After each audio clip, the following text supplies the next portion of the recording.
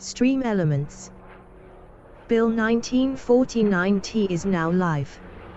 Streaming DCS World, My Flight Simming, DCS.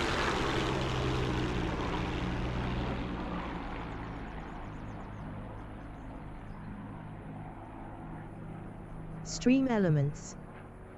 Bill 1949T is now live.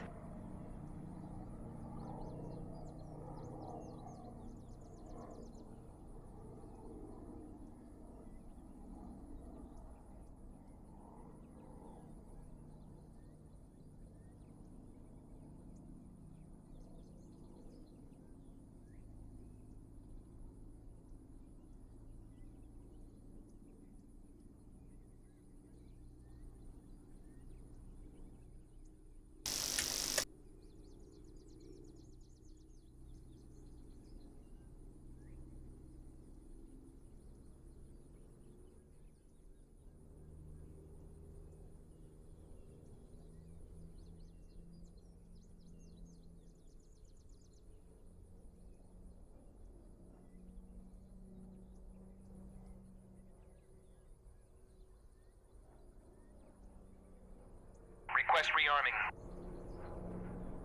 Copy.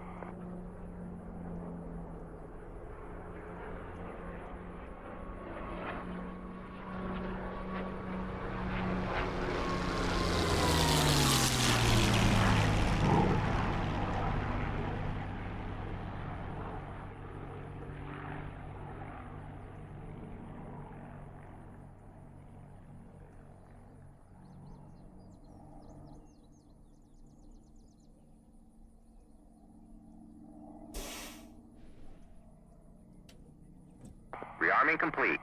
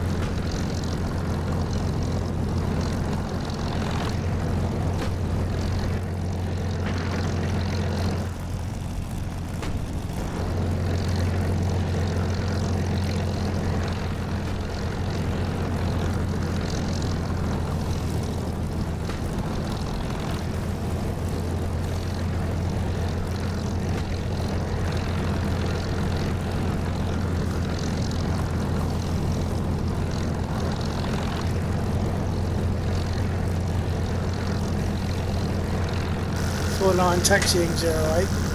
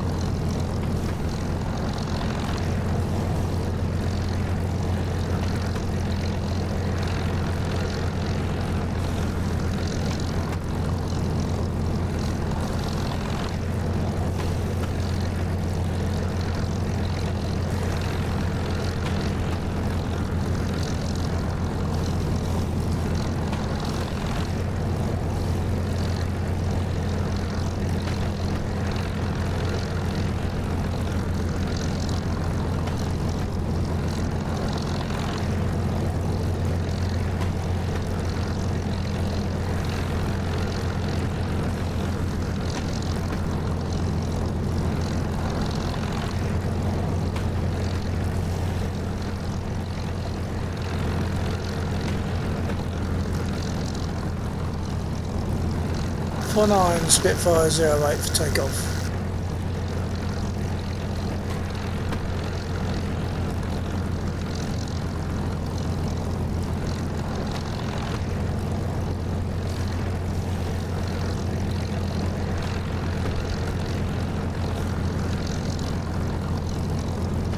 There's one shell crater just there.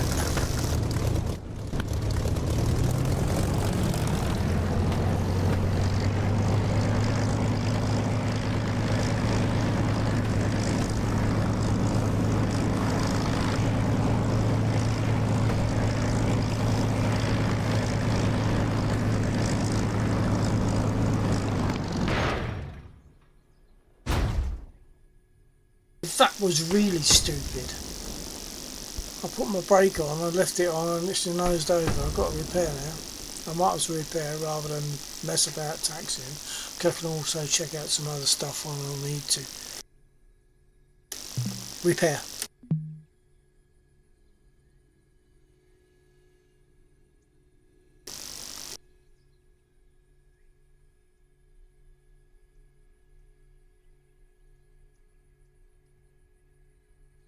Request repair.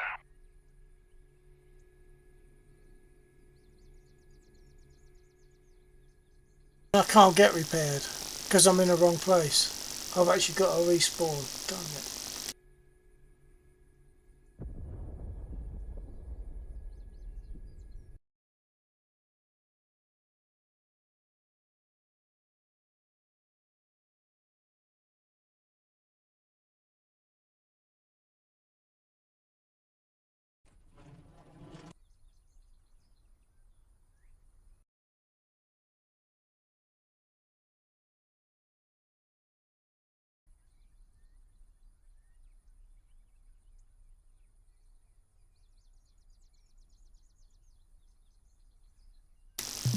Bullets. Oh no, voice attack's not playing. Bullets.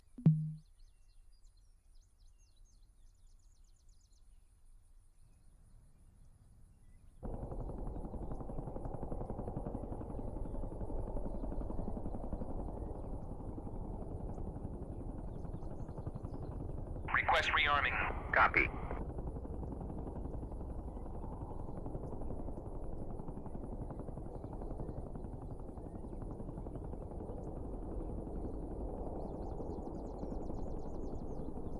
Didn't get the screen.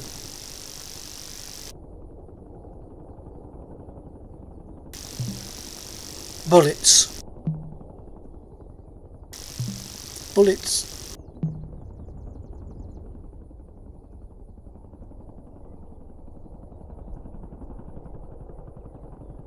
Rearming complete.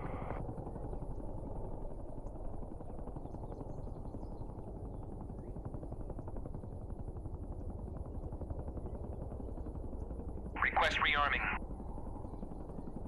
Copy.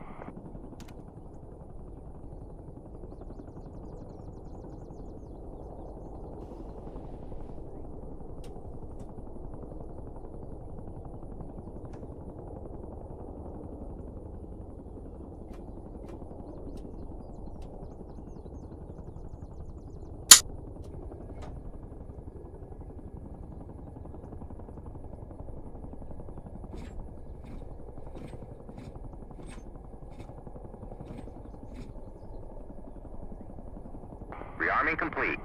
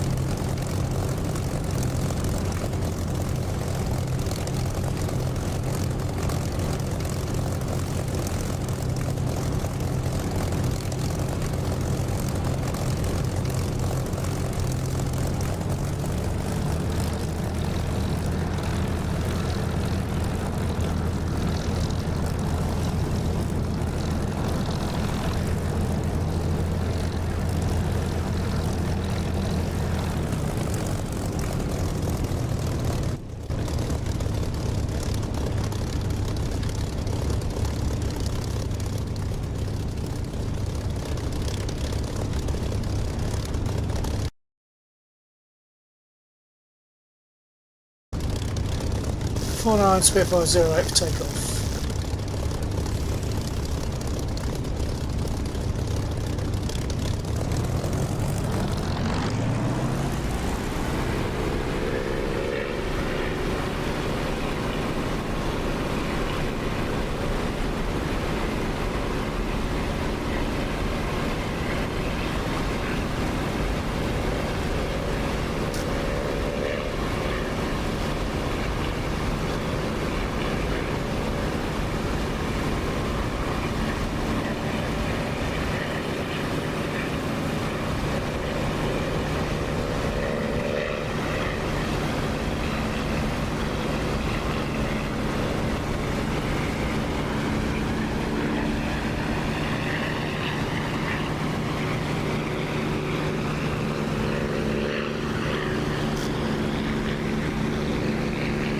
Project.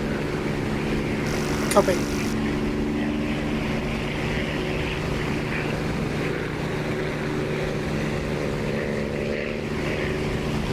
Just taking a very minor.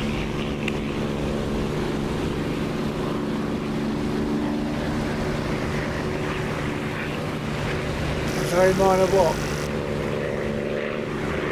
Detour.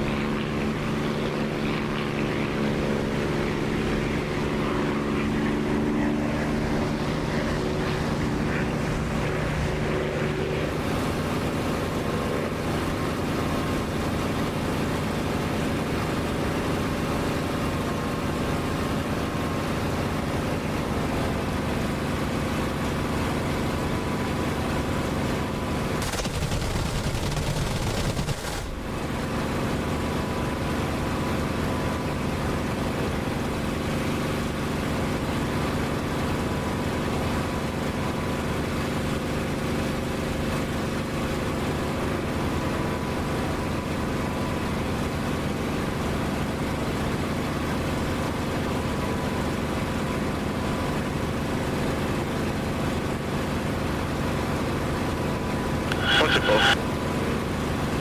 T4 check. No, T4 check. One dot.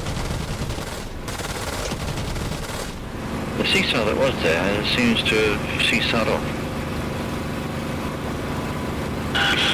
I wonder if he died in the explosion up behind.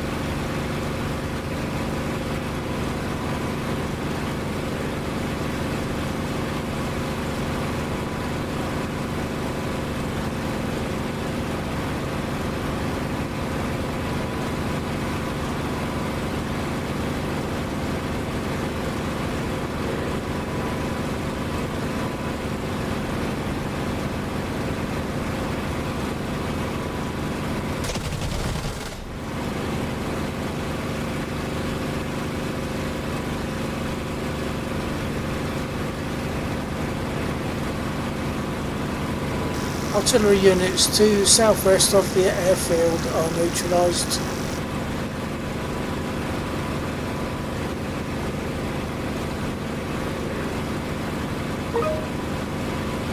Oh, that's on a DCS crash, okay.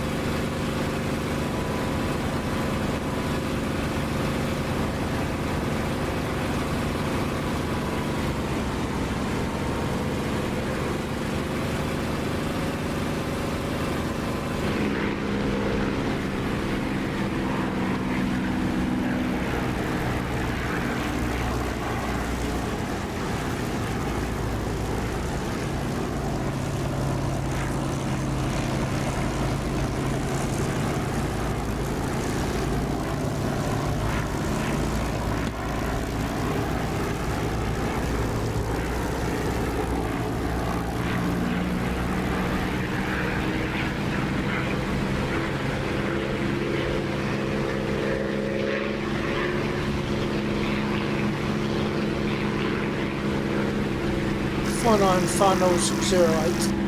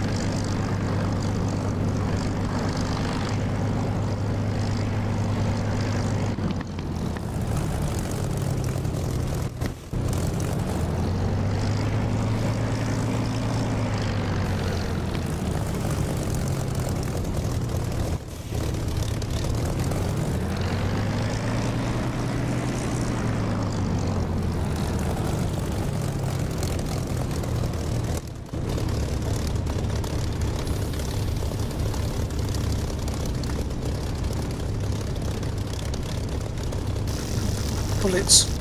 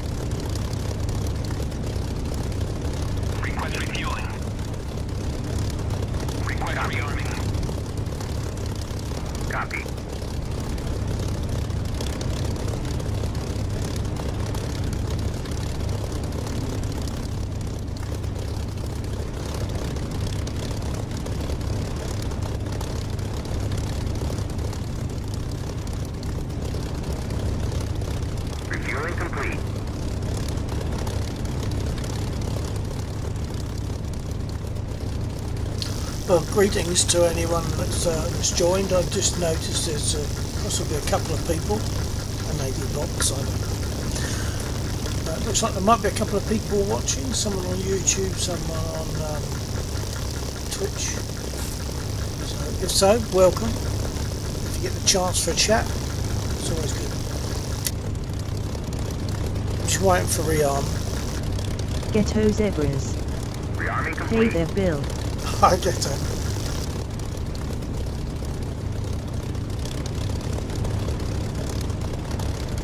Okay, I've been rearmed, so I can make another move and take out some more. We're destroying ground units at the moment in readiness for other things.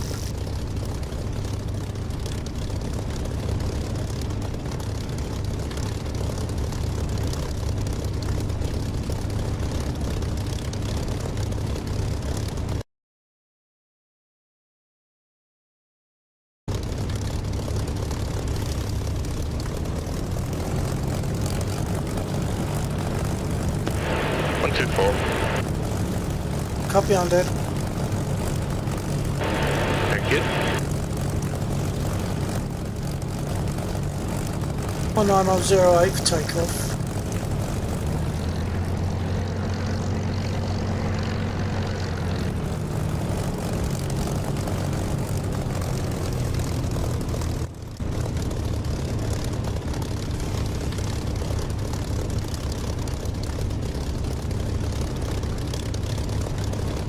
After I've set my trims, nearly forgot.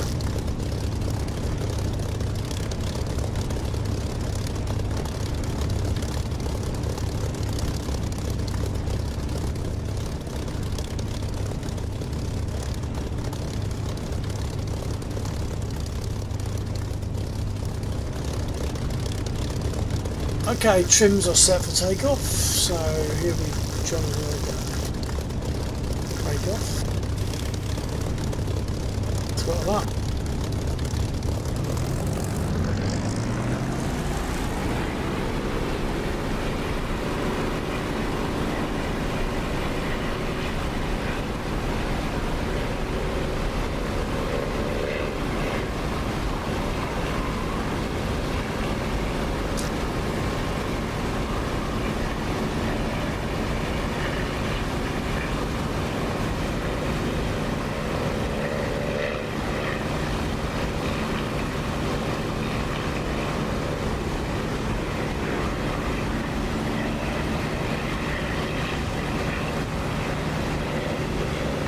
Okay, I'm going for the BTRs over to the east of the airfield.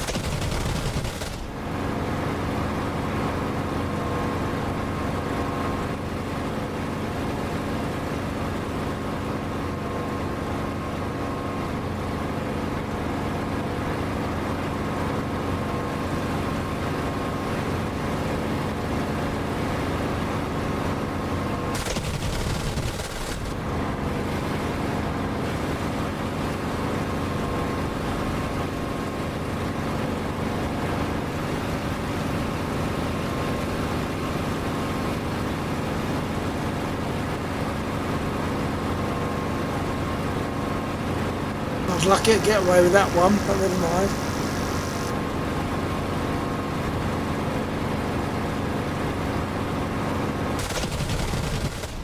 I think that's all of them.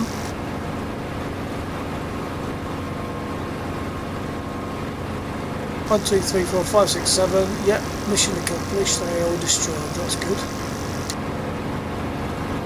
ETRs to the east of the airfield are all neutralised. Okay, nice.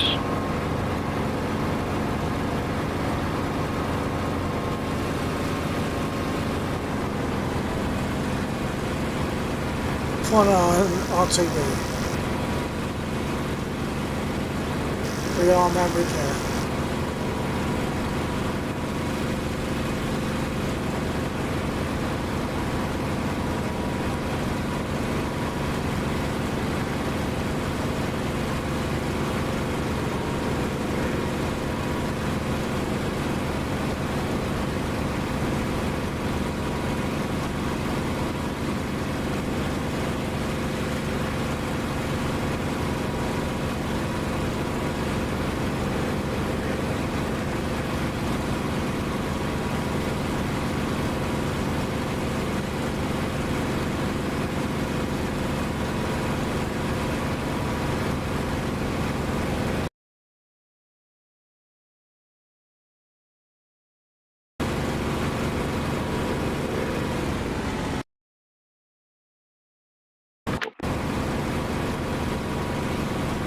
Right, I think it's my the wrong key earlier on. Think what? I think I used my the wrong key to respond to your radio call. Oh, okay.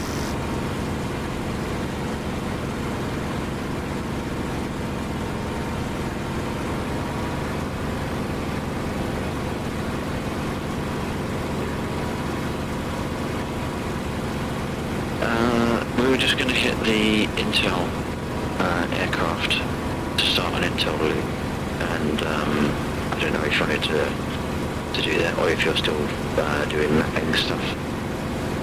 Copy. No, I've got rid of the artillery to the southwest. Got rid of the 7 BTRs to the east, so I'm happy with that. I'll get rearmed and repaired and join.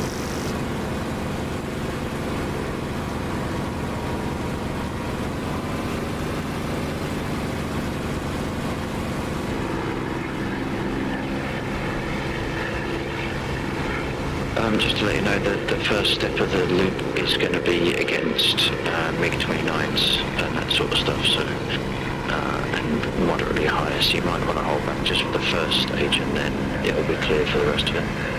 Copy, thanks for heads up. 49 on finals, 08.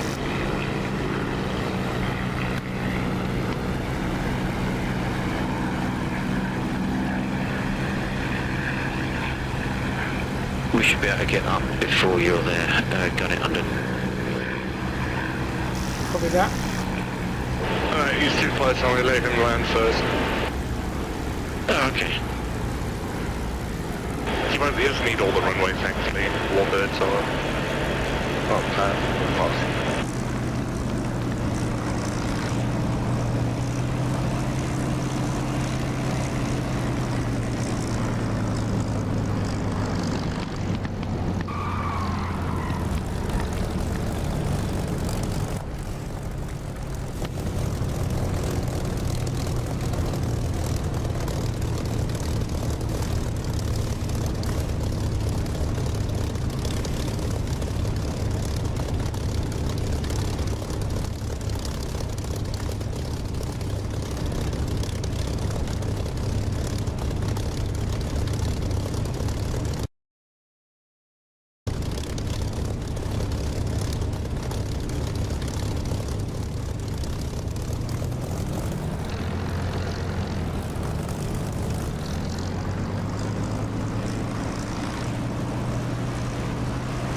Alright, you relax.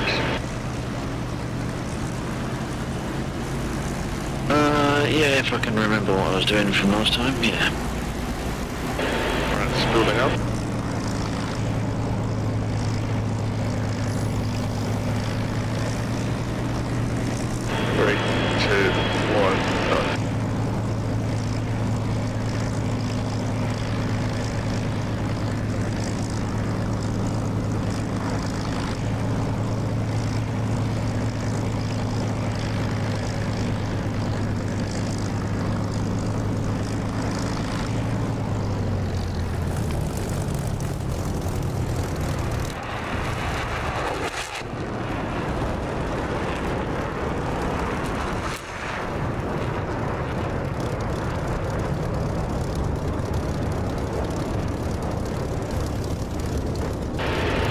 master arm.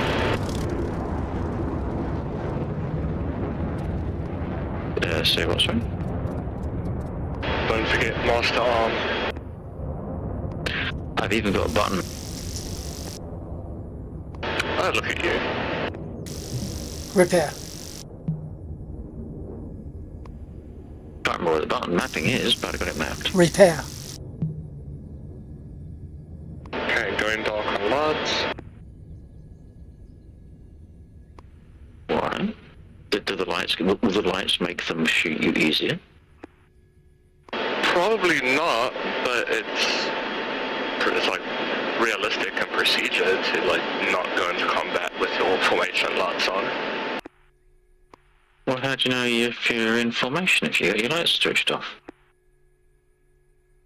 I'm gonna warm up an AIM-120 on you. Repair.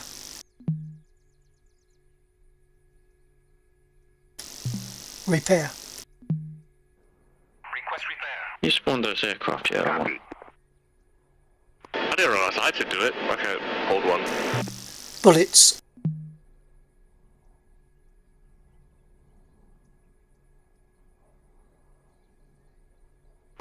Well, it's going to take me the next 20 minutes to find where you are. Request rearming. Copy. I'll form up on you quickly.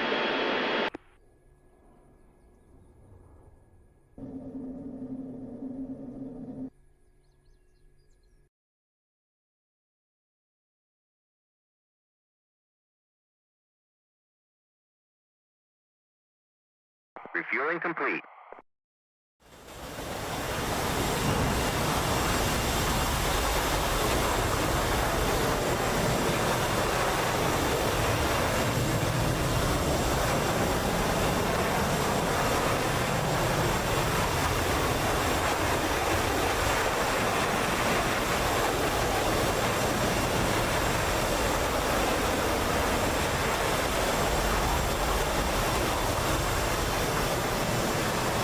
Okay, centre screen is a moving pixel. That is undead.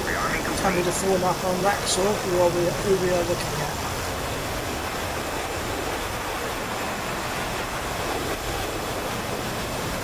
Okay, targets are inbound. I am behind you. They'll be Chav 6.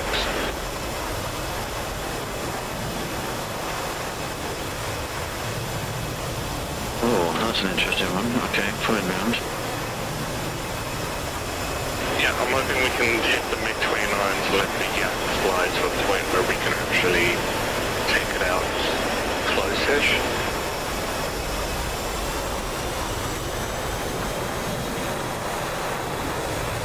I've lost undead for a minute, but he's still there somewhere. Oh, this is Laxor. They will be going to shoot down a plane, which will then release an item, or an item will fall off it, and that item contains intel which needs to be recovered. That is the next stage of the operation once they've done that.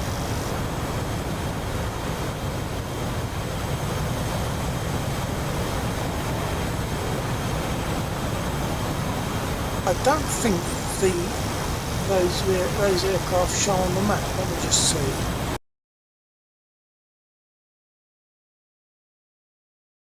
No, those aircraft don't show on the map. So you got Laxor, and you Yeah, I got think possibly I Undead. do as well. Got 2 showing up on AWACS, 1 showing up as radar contact.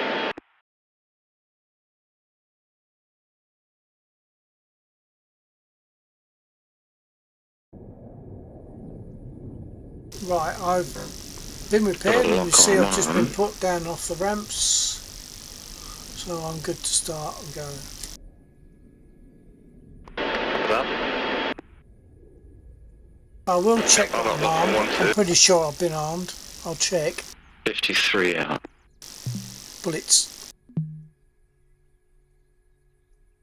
Yep, I'm armed and I've got fuel. I might top that fuel right up just in case. Request rearming. Copy.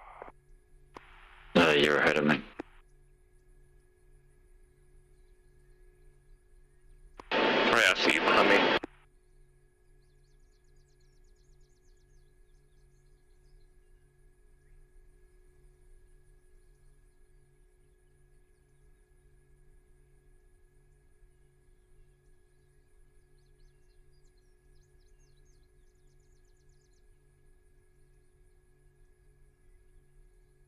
See, I asked for refuel and he came back and Rearming complete.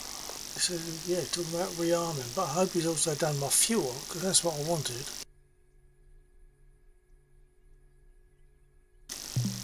Bullets.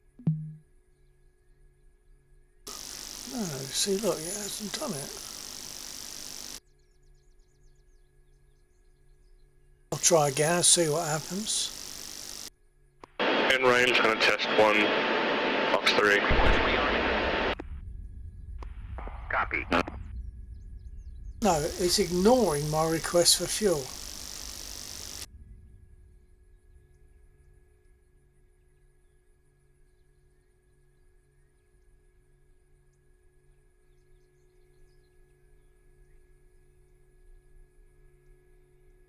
It's only 1%, but I'd rather have it.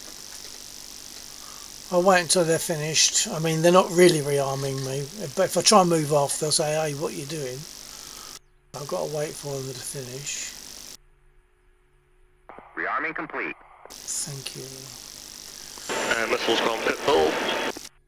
Okay, I'll head out in a moment to join Lexor and Undead, but they will be engaging stuff at high altitude, which is a bit too dangerous for a Spitfire to be near, so I will have to hold back and just support once they've done that.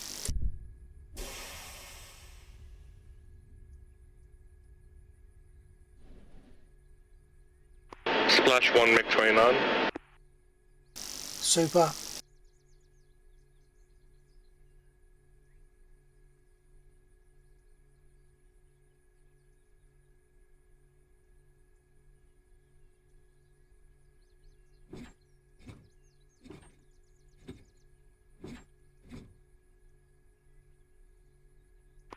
Missile launched in the air.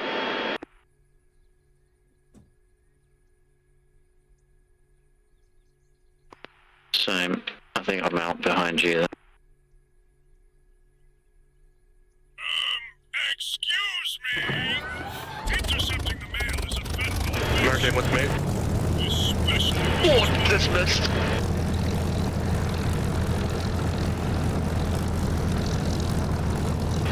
Fox 2. Nice, I think you got him. Have a quick look at what they're doing before I'll finish our trims Are they all first. down? Yep, that's 2 MiGs and a Yak 140 down. Nice. Maybe one day I'll work out what I just did. Dude, I've got such a funny video of me like going nose down and this missile probably like inches from my face and somehow missed. Oh, well, So this we're way is to the Undead. east of the airship. Yeah, I thought I was going to leave the Yak 40 to get closer. But I mean, at least he's dead. I couldn't tell what I was targeting, to be fair. So we didn't see the takedown of the aircraft, but these are the aircraft that are doing it. So on your This is radar Undead. on your left, the middle top button says norm underneath. If you push norm, And you there's get Lexor. like an expanded view. So it'll like zoom in on your marker. And you can usually tell there's 2 markers flying side to side and 1 keeping course. So you normally the one Okay, keeping I'm course going is to the take off. F40. Right, gotcha. Alright, I'm on your 6. That works out perfectly.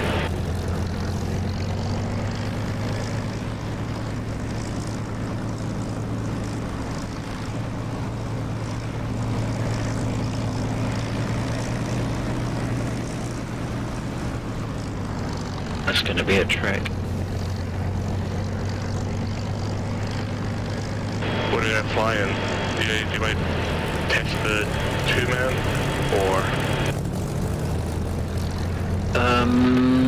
I don't know. It depends if Bill fancies having a ride in a helicopter or not. If he does, we'll take the Huey, and then... I mean, there's not going to be... Yet, there isn't going to be any need for cover. I didn't quite have time to put that in this evening. So yeah, it depends what he wants to do. Really. If he wants to have a go at the radio operating, then we can do the Huey because that's the helicopter that he's got. Or if he's not fussed, then we can do the MI8, I suppose. Well, End up doing Huey, I'll still fly Apache cover just because. Okay.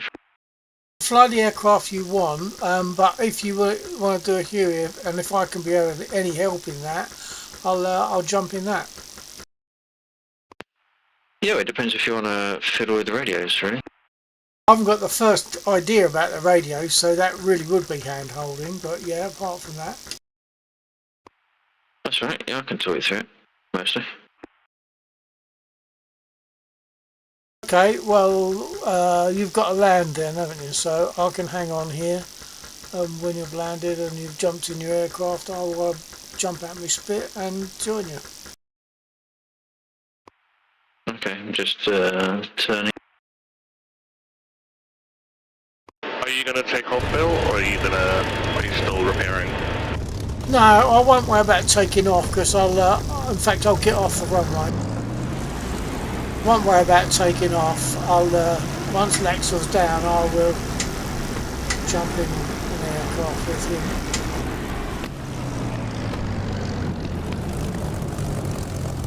Runway clear. Copy that, sir.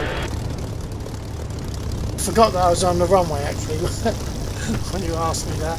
Yeah, so yeah, runway clear, and I'll jump in our helicopter when ready.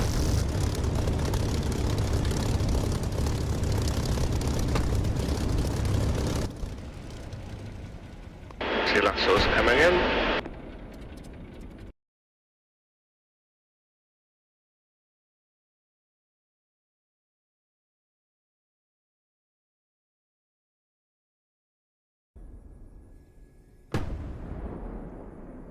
I might actually do a go around because I've totally messed up this. I was, well, maybe I haven't. Is there anything as such as a too fast landing?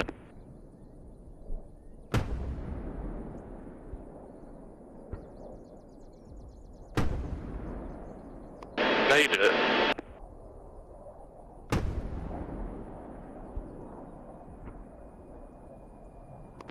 Close enough. Alright, I'm up to 10 on final. Okay, so Laxor has just 0-8. landed in his F-16, and he'll jump out of that and get into a helicopter for the next phase of what they're doing, and I will join him in that helicopter as radio operator, although he's going to have to talk me through that because I've got no idea about the radios in there.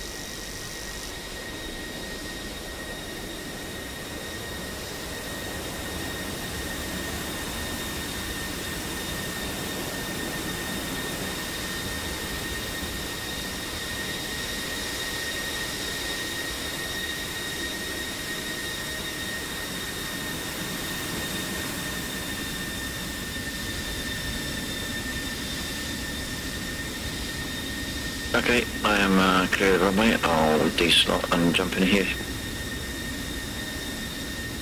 Copy that, we'll follow.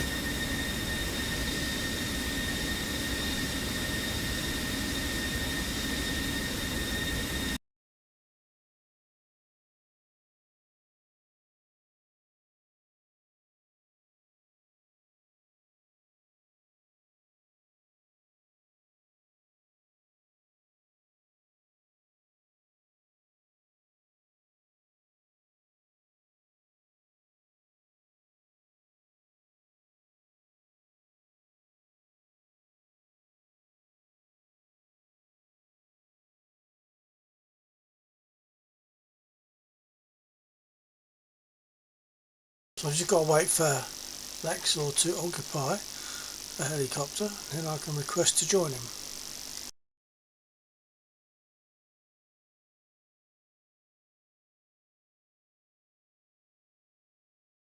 Just making sure he's not in a Huey somewhere unexpected.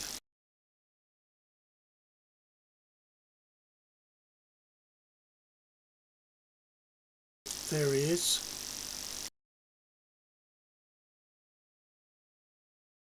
I've just requested to join him.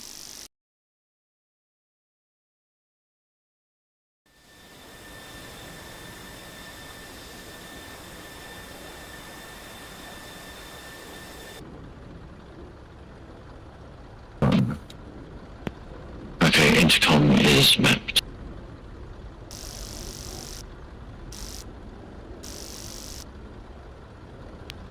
I appreciate you might not have a mapping for it if you just change all your sticks, so I'll let you get a mapping in your own time, no rush.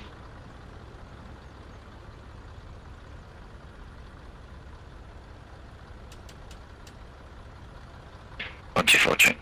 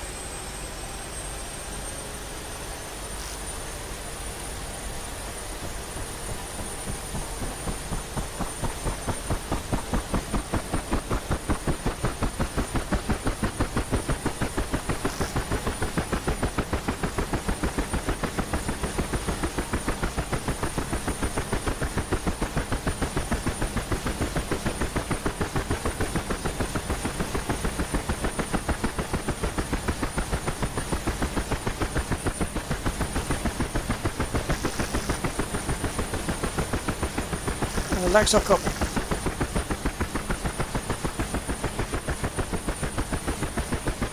Yep. Okay, I can't separately map IPTT. Bear me a second. I think it's on the co-pilot setting, not the pilots. Of course. Yep, okay, stand by.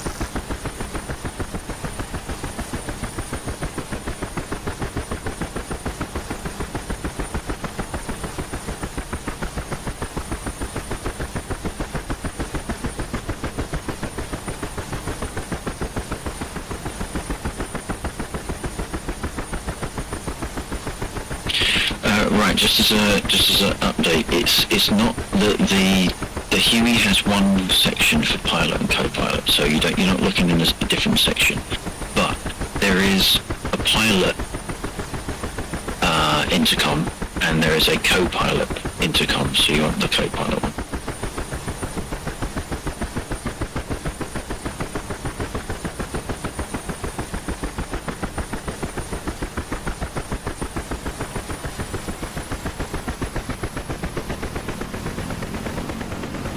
Yeah, I can't see that. Where is it?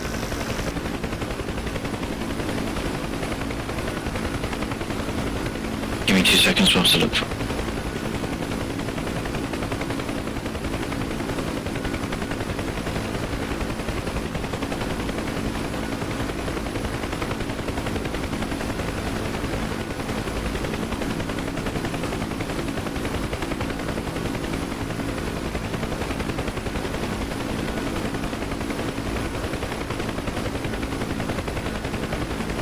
Okay, I take it back. It's not on the Huey controls, it's on the voice chat controls, and you want the very first mapping. I can't remember what it's called. Or I can't remember what it's called.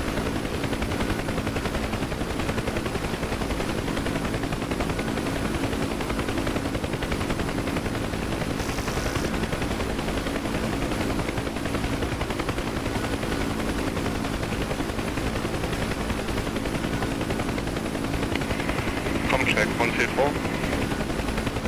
2 foot.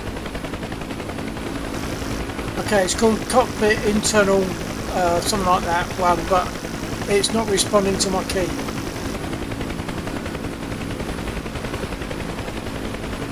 Okay, don't worry, I'll look at it at that time.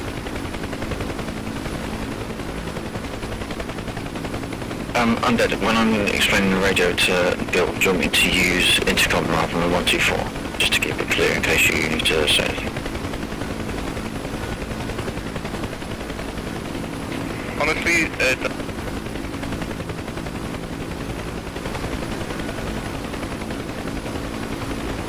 Honestly, and then cut yourself off.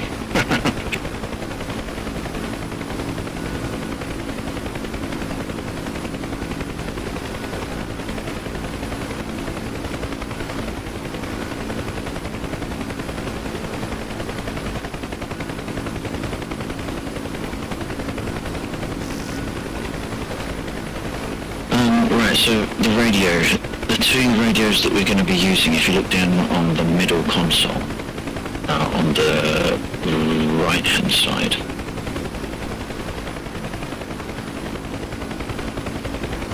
Hold on. Oh, I've got no zoom. Oh. So I'm not going to be able to see properly. I'm going to have to map a zoom. Hold on.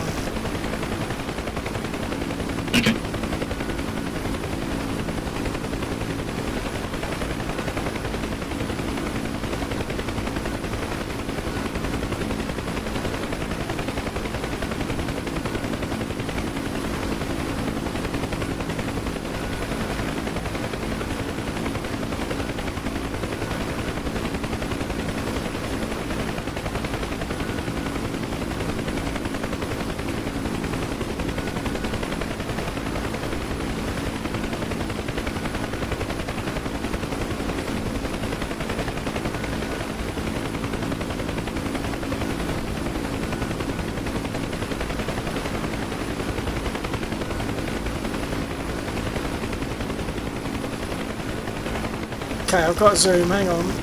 And I've got zoom normal. Right, so that's map two things there.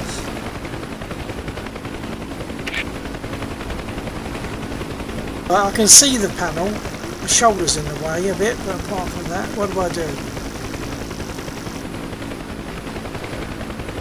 Well, at the moment you won't need to do anything. That only comes in as like the last stage of the search. But you've got two radios that you're looking at. One is below the section with the yellow fuel control. So that's the FM radio with the four numerical selectors. Copy. And then the one underneath that is your AM radio. And that's the one that we use well, we can use both of those for automatic direction finding. But the AM one is, if you look on the dial on the, if you look at the dial on the right side, it's one that's marked tune. It's a double dial. The one on the top is the tuner, and the one underneath is the frequency selection, and you've got 3 bands that you can choose from. So when we find the intel item, the code knows that we're in a Huey, and it knows that we've got 2 radios. So it will randomize which radio it will choose, and then if it uses the AM radio, it will randomize what band we're going to use. So we just have to keep an eye out for the text prompts that tell us what bands are in use. Then, with the band known, if it's the AM radio, it's just a slow scroll through the frequency range to see if we can hear Dave. With the FM radio, it's a case of tuning to a particular frequency. I think I can't remember how that one works. I haven't done the Huey very much, so we'll have to see how that turns out. Okay, yeah, you've got 4 dials to set a frequency. That I believe that's what we're talking about. Yeah, so it's in the megahertz range. It's like, I think it goes up to 59. 59. Well, I've got 4 dials. One's the 3, and the other 3 are marked as are at 0. Yeah, so at the moment that's set to 30 megahertz. Oh, okay, alright, so it just doesn't show the decimal. Yeah, yeah. Okay. Now, potentially we don't need an armament on here, but I'll put them on just in case, because there is a seesaw out there as well. We could always do that on the way back. Copy. Don't forget, if you don't want to wait, I've got guns.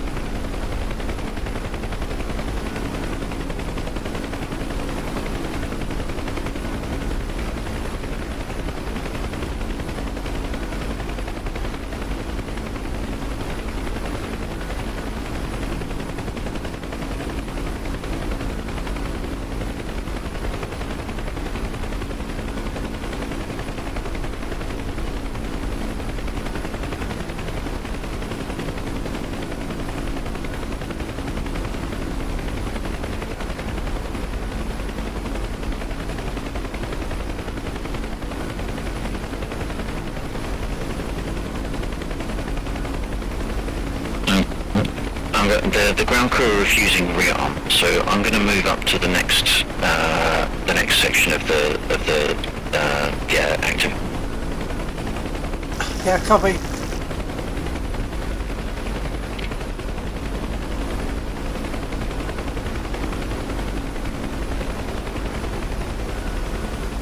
Okay, so last time that we did this, all that we did was we flew out to where the mark was and we hover in the right place and wait for the timers to count and all that sort of thing. But that's because that's all there was to do, is to locate the beacon. But now we have to do something with it when we find it, when we get there. So if we need to do something with it, we need people to do something with it with. So we're going to go and pick up an engineer team. That sounds good. Yeah.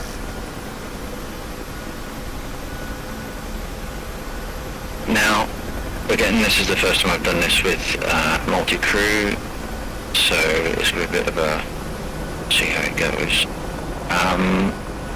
The radio menu system, because although this is multi-crew and you're in it, I'm in it, it's my helicopter, so it's built in the context of me. So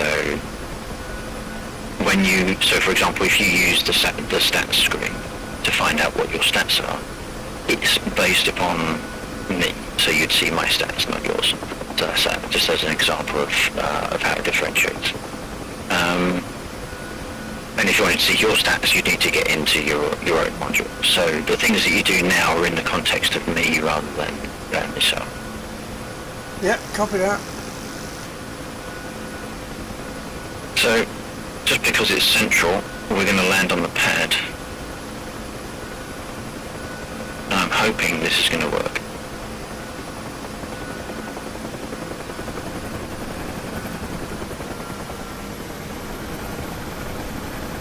I'm also hoping not to crash.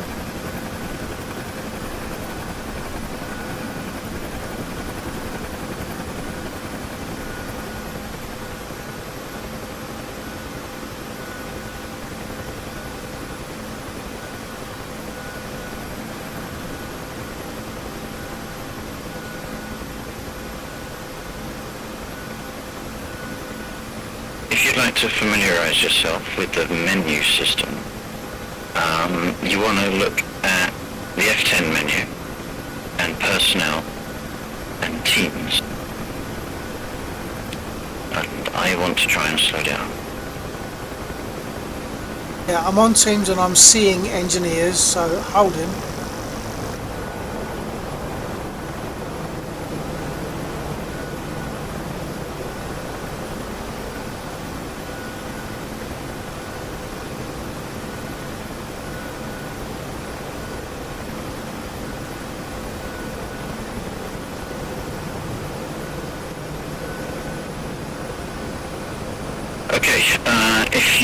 select engineers, and I think it will be request engineer. There will then be a squad that spawns at random positions somewhere in the vicinity of this landing pad, and they will work their way over to it. Roger, requesting.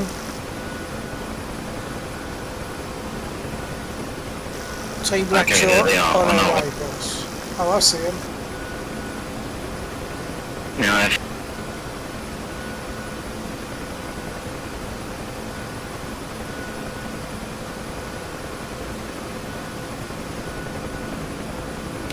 Okay, now I think if it's worked correctly, they are set to embark on us, which means I can actually no. If you do it, if you go into the open up the comms menu and do F7. Embark. Yeah.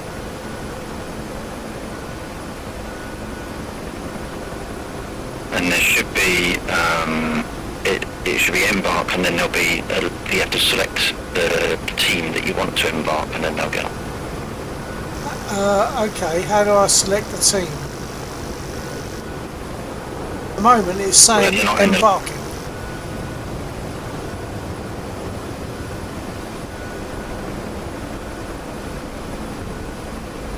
So I've got a team standing ready beside the landing pad, and it's saying embarking. Do I have to hit embarking again? Was it F1 or something? Yes.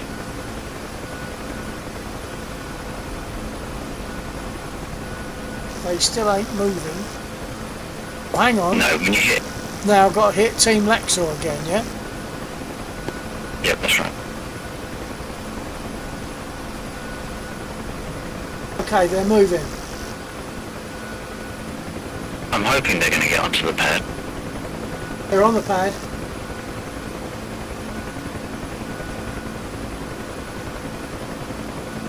One more, I think. Okay, I believe they're all on. Yeah, there's one on the ground still, but I'll just get close to.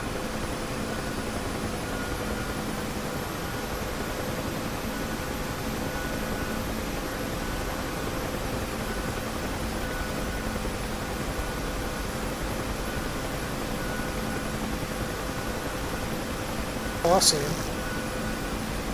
If you go through the menu system again and just do that embarking, and that same team will still be there, and hopefully that'll pull that one over. Okay, stand by.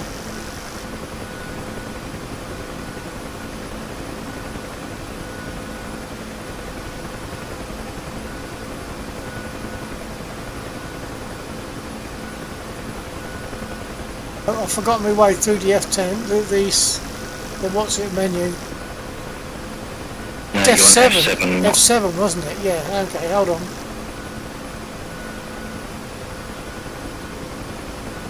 Oh, hang on, I haven't got them. F7, stand by. Now I've got it.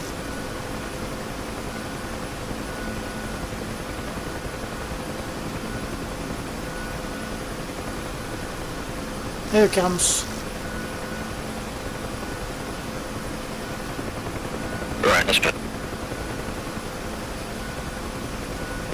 Okay, so now we have our team on board. Not that you can see them because DCS doesn't physicalize the people on board, but they are on board. Yeah, there's seats there for them. I'll just pretend. So the next thing is we've got to fly now for quite a distance. Copy.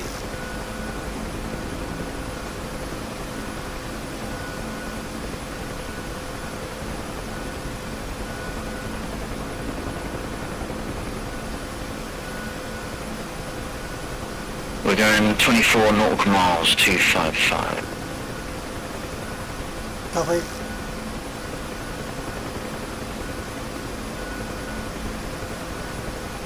I just measured it. It's about the same runs we were doing for practice, so it's actually not too bad.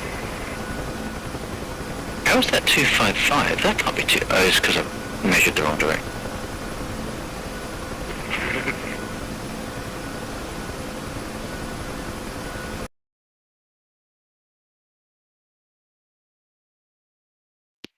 7.5, that's more like it.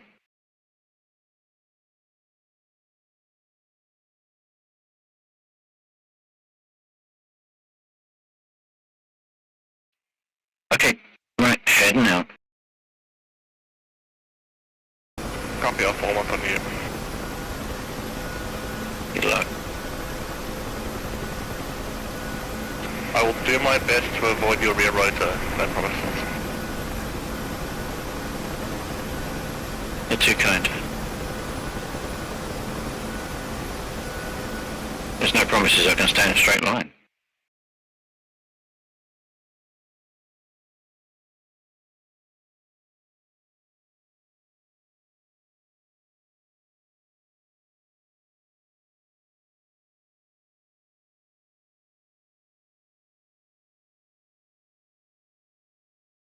What was our bearing? 7.5. Oh, that, yeah, okay, that makes sense. It's a shame there's not a Doppler navigation on this.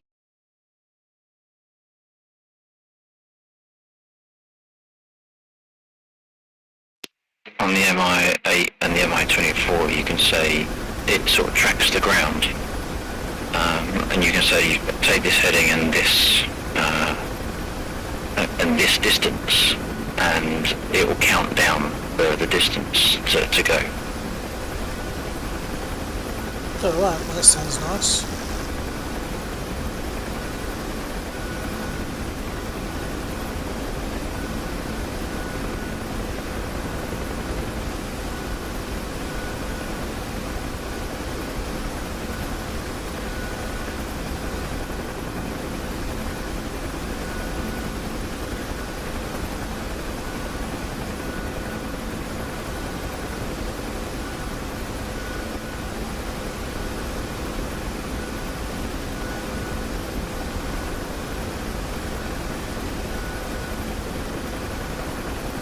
So we're heading out now to find a waypoint, and then we have to, I believe, lock onto it the radio, which I will probably have to do.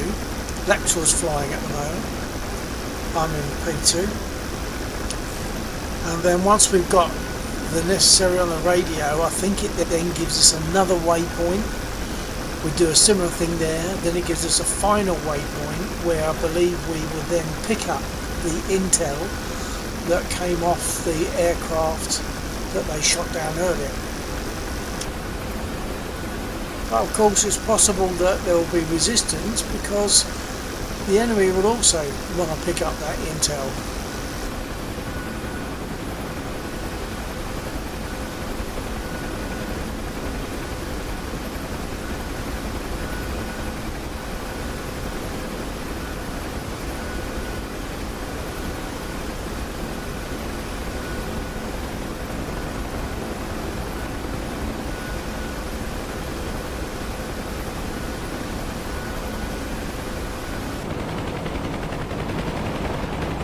That's us.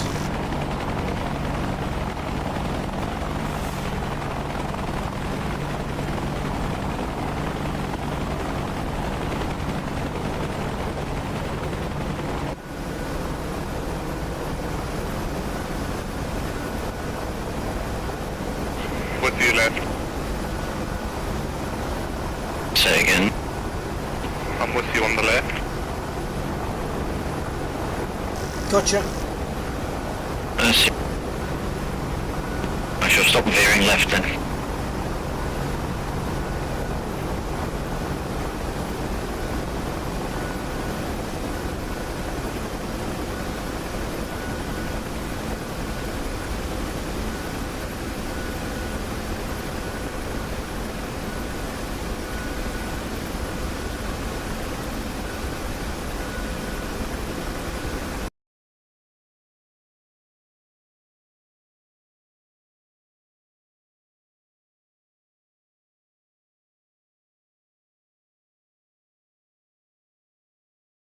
So we don't get an orange circle for this? There is an orange circle, you just might have to zoom out a bit. Oh, yeah, okay, I got it.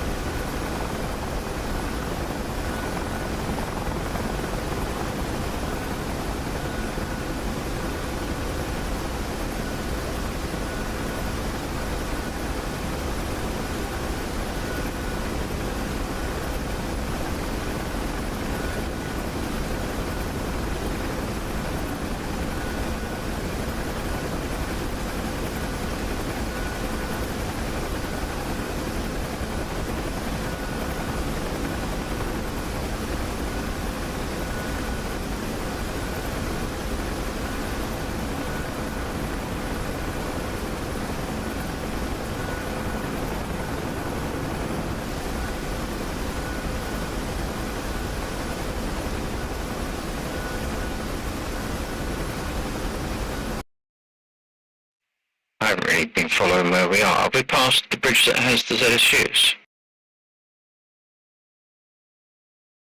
Yep. Good, we didn't get shot. Awesome. Didn't you clear them? There was 2 left, I think. Oh, okay.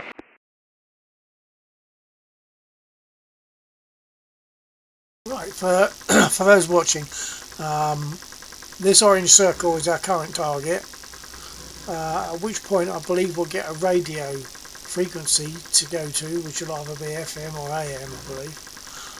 And then when that'll be a random selection, we won't know that yet. And then I think we'll get another waypoint to go to, like another orange circle, and do a similar thing, which is then point us to the final one, I think. I'm not sure even how this works. I think it then points us to the final one where we collect the intel that came off the aircraft that they shot down earlier.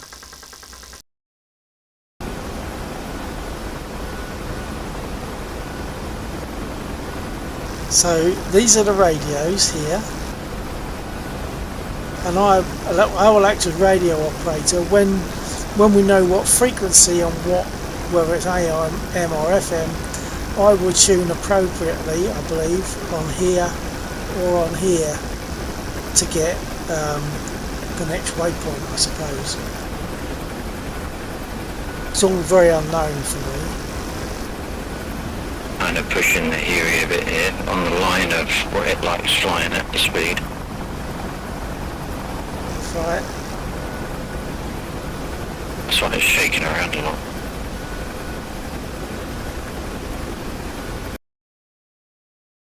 Am I going to see bolts flying off? No, just the rotor blades. You might want to duck.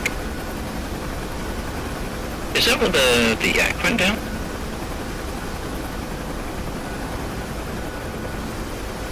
Potentially.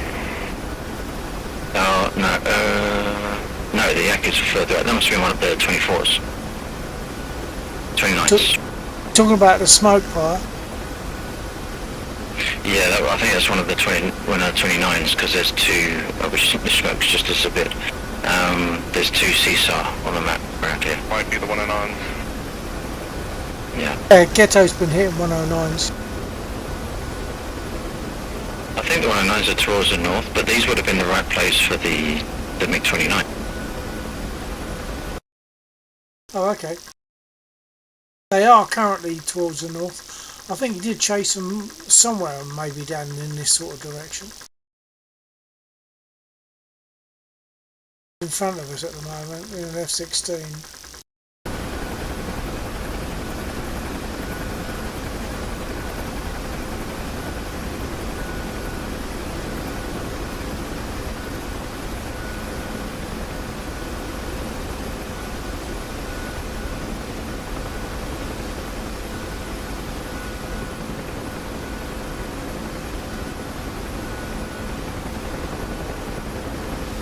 And although they're not visible, there's a bunch of guys sitting in those seats who will be, I guess they're the guys that will get out and collect the intel once we've reached it.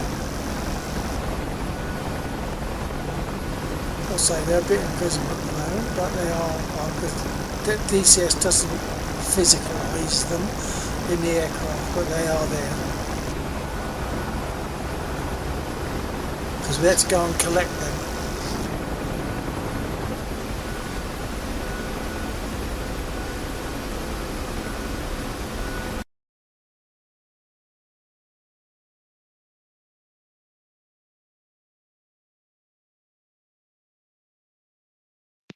I don't think you can make heading adjustments, can you? Like, you can't adjust the heading indicator.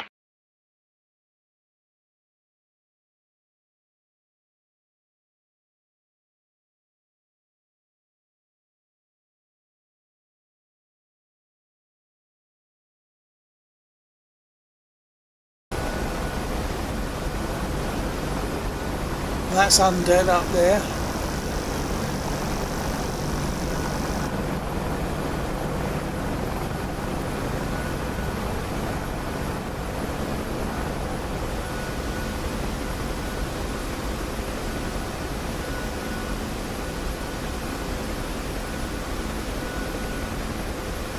Laxor is piloting, I'm radio operator and co-pilot, and lost him now, but Undead is up there accompanying us. And we did have Ghetto with us a little while ago, but I imagine he'll get back to us. Super.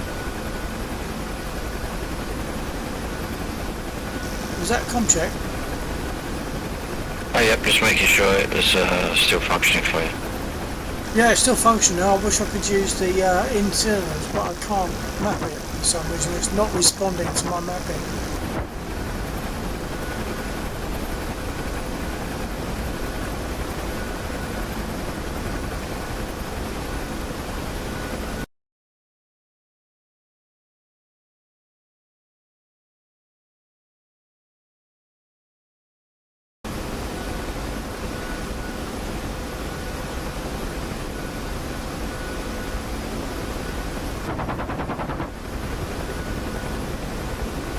I imagine that's Undead firing his guns, but I'm not sure what Let's take a look.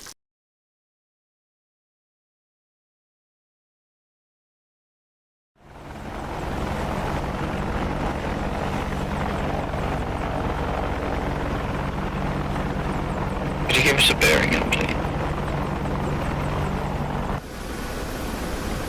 How do I do that?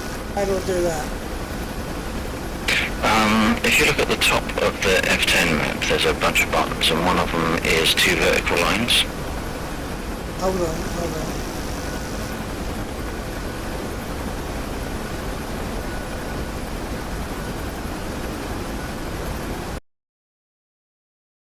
Two vertical lines of arrows. And then if you left click where we are, and then move the mouse, you'll start drawing a line, and it's a ruler.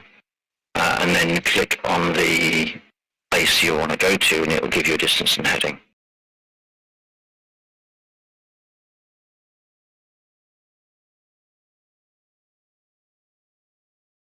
I believe it's right click, not left click. I always get it wrong. Okay, got it. 28 degrees, 2.4 nautical miles. Well, that's what it was when I did it. I'll do it again.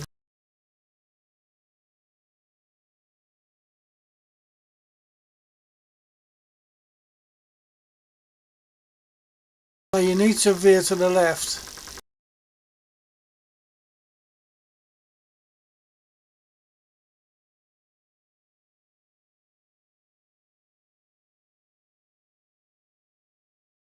So you want a bearing of 20 degrees. We've currently got about 40 or 50. I've been using the wrong button. You've got to swing left. You've got a bearing of about 80 degrees. We want a bearing of, hold on.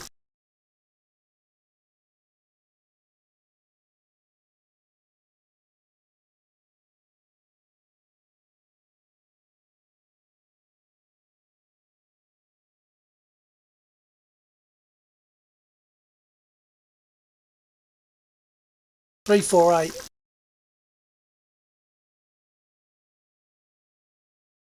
Come more north. Just west of north now you want to go. Of course we're moving, so every time I give you something it changes.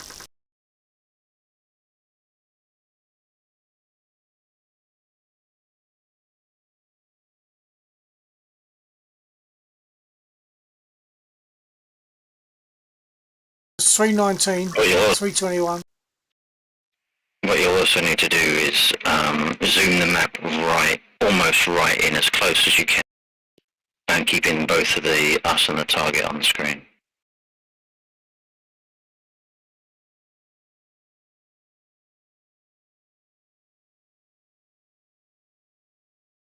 Three 313.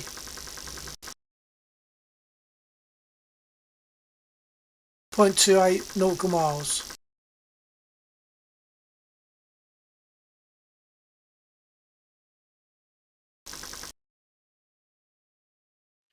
And if you switch your map to satellite mode, The trees are slightly more accurately placed, so you can use them as a bit of a guide. 305 degrees.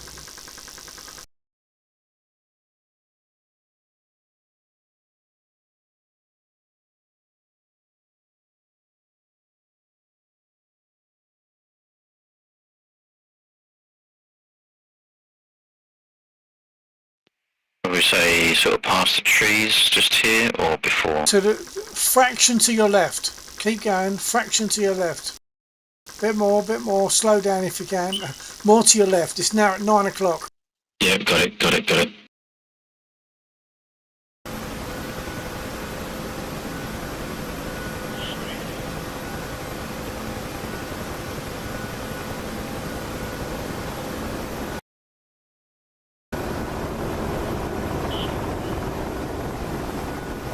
So what are you seeing visually then?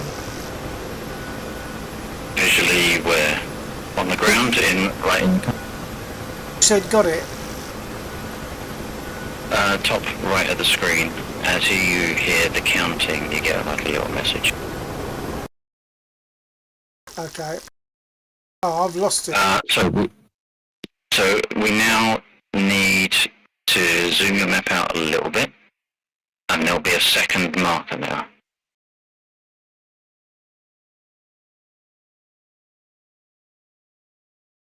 Yeah, go to the west. I'll get a better bearing. Hold on.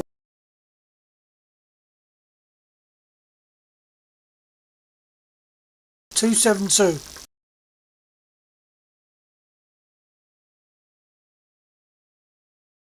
About 272 for 0.7 nautical miles.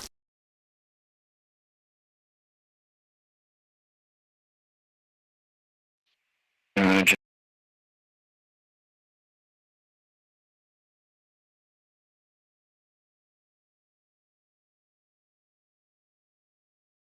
270.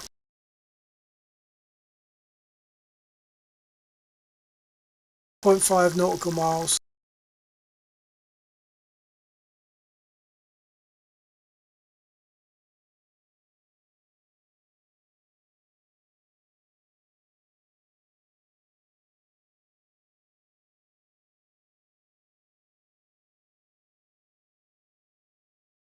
Two 0.4 nautical miles.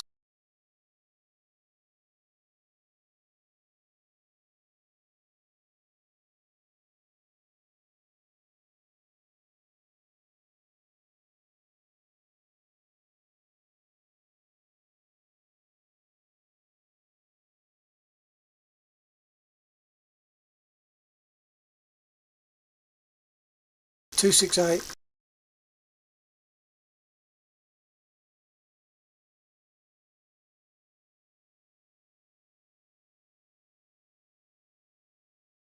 Can I not lock the beginning of that line that gives me the bearing? Can I not lock that onto you? no, only the map. Okay. Still 268.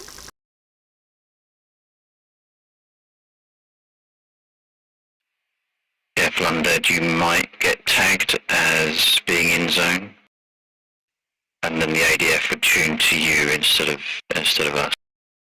Which isn't a problem. We just follow you, but you'd need someone doing it. You'd need to set up your ADF.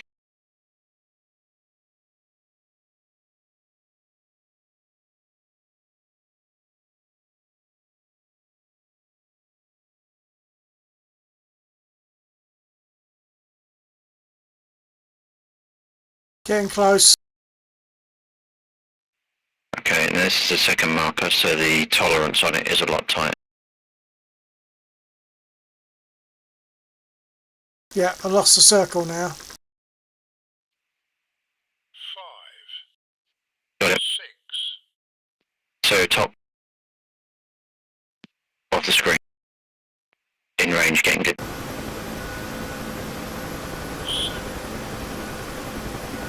7, Range, nearly got it, yeah.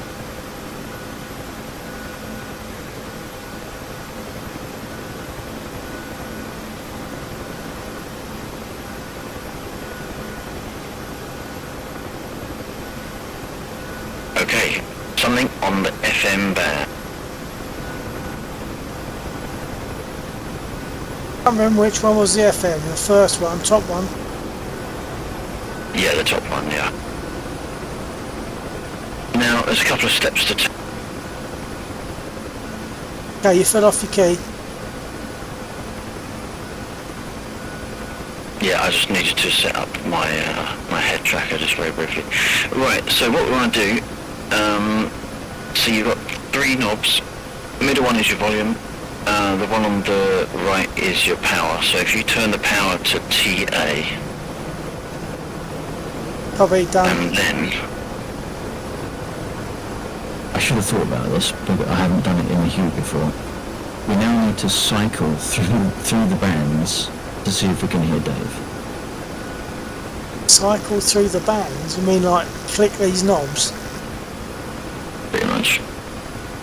So what I would do is I I would wouldn't worry about the rightmost 2. I would only stick on the 3 and the next one over. No, I'd stay in the 3s, but increment the next one. Yeah.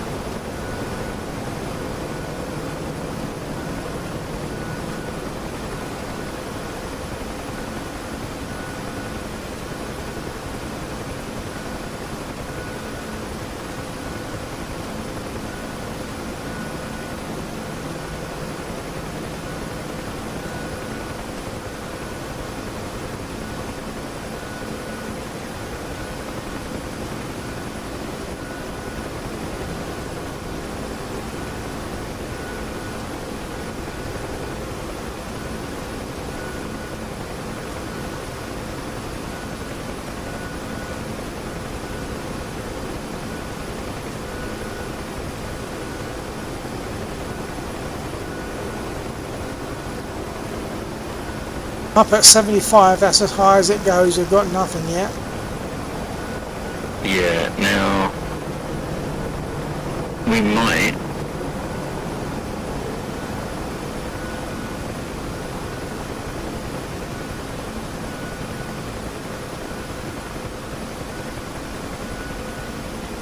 I don't know if you fell off your key or you're thinking. a little bit of both, sorry. So what we might want to do is we might need to take more time, because if it's in the pause section between transmissions, then it might we might miss between the stop and the start. Copy. Right, 3-0. If we end up not being able to find it, I can check. I can do a query on the server. Okay. How long should we give it on each frequency? Just a second or two, because I think that's as much as there is a gap between the transmissions.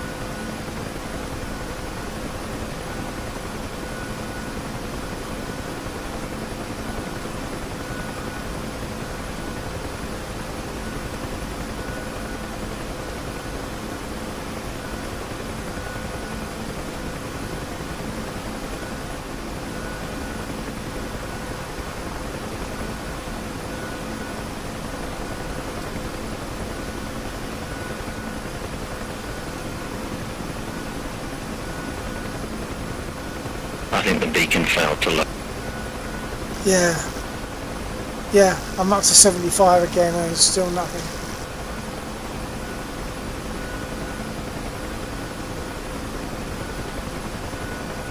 Can you get the frequency elsewhere then? I think the TACAN is there. I don't think it's broadcasting the ADF. We don't necessarily need the ADF in order to find it. If we manage to get a visual ID on it, then we can simply land next to it and we can carry on.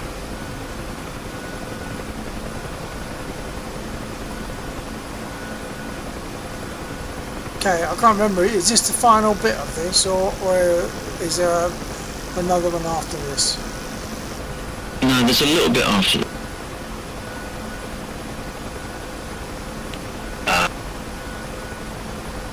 I think if it was 3 orange circles, but I don't know how many we've done. I've lost track. No, we've got all the circles. That's done. The next bit is following the radio signal, which didn't attach properly. So the item that we're looking for is still on the ground. The signal is separate too. But it's a case of finding it. It's a small unit. I don't know if you've seen it on the stream or you've been looking around before now, on the previous weeks. I'm not sure if there's something behind us actually. I'm going to have a quick...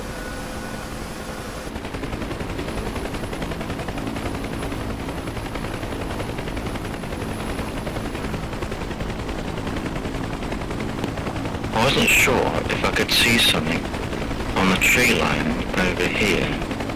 Because at the moment it's not very far. The distances are enough to make it not obvious, but not too far. When the process is 100%, then maybe the distances between each marker might be a little bit more to make it more of a... You know, you can't necessarily find it by chance. You can actually have to work for it every step of the way. Yeah, copy that. I'm not seeing anything. No, it will be... It's fairly small, which is why I chose it. But What sort of shape are we looking for? And what colour? greenish, it's a unit on a tripod. Peter's greenish. Greenish, it's a unit that is on a tripod with a second unit attached by a cable on a second tripod. It's not very big at all.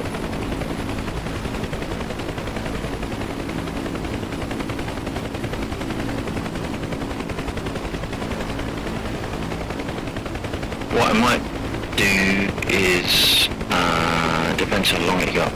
I mean, we can skim around like this. It should be somewhere in like a couple of kilometers diameter. But of course that is a couple of kilometers diameter.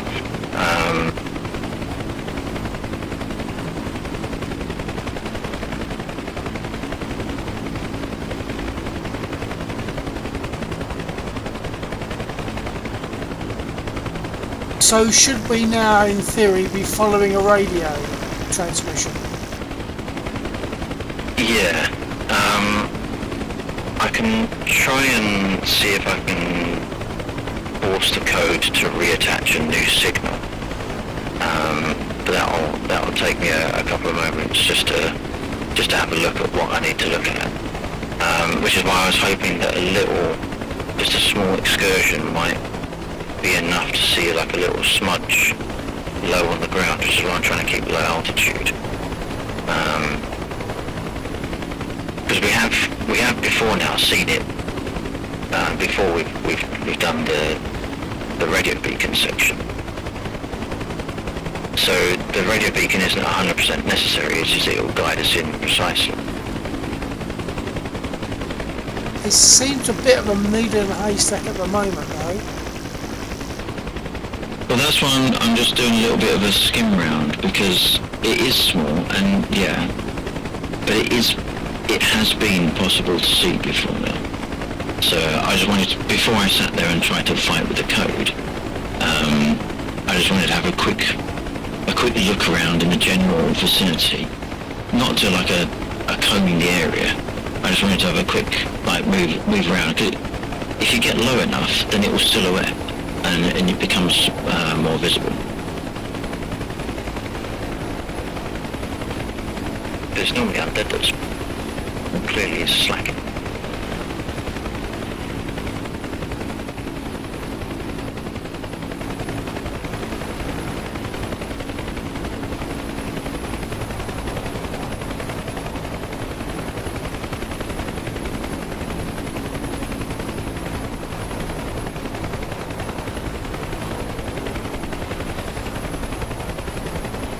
If we do locate it, I suppose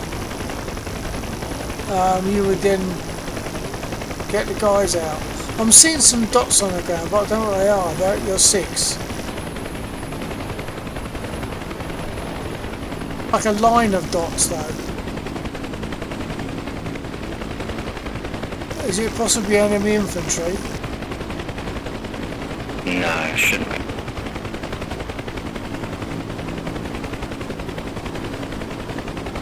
How close? There's a tree at your 11 o'clock. Beyond that.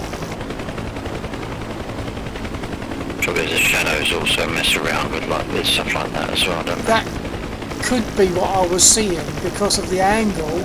It could have been showing a shadow as a dotted line. Yeah. Okay. I'll land and just see if I can get it to regenerate the signal. Yeah, copy that.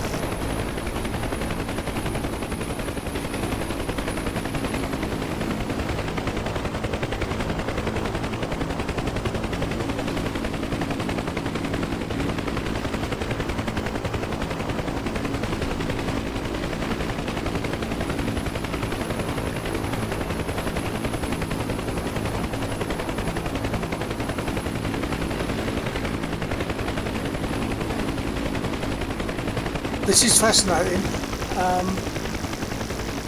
Hopefully Laptop can get it to regenerate the signal and then I can lock onto that signal, hopefully. Because it seemed that part seems not to have worked on the first instance. If we can get it, then we can just home in on it.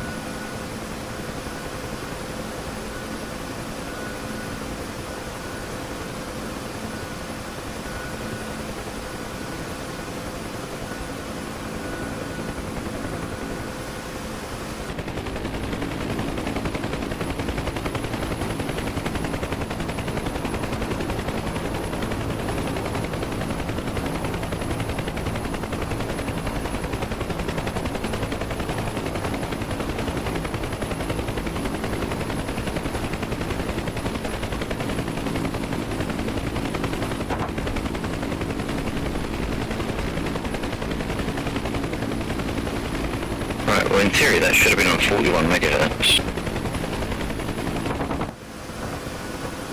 41. Shall I try again? Wait a minute. Hang on a second.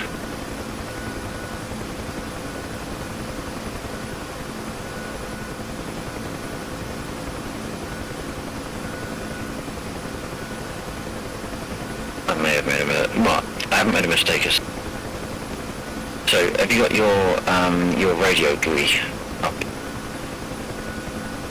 Radio what? Your radio window. Radio window? No, I'm looking down at the radio in the centre panel.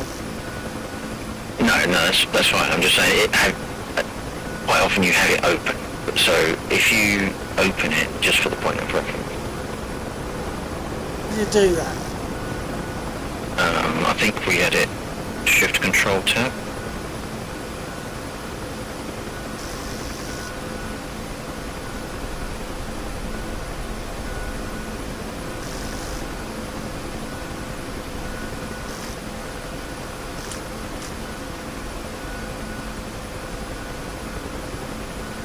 Hang on, the shift control tab. You're talking about the ordinary aircraft radio.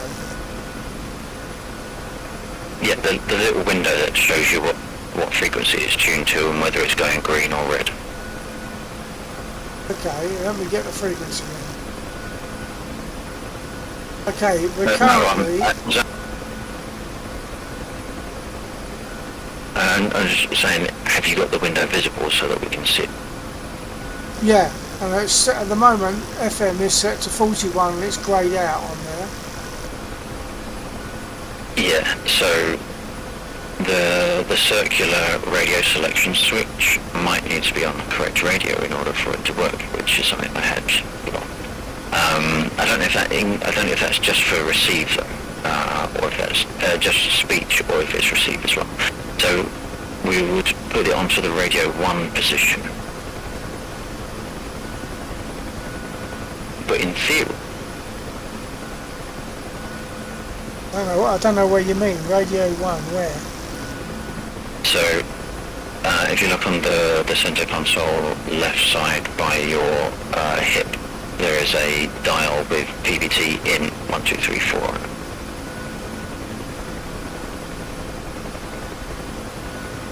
Right. That's manual selection of what radio the helicopter is using when we do use our push to talk. So you're adjusting the volume there. That's the volume for all radios.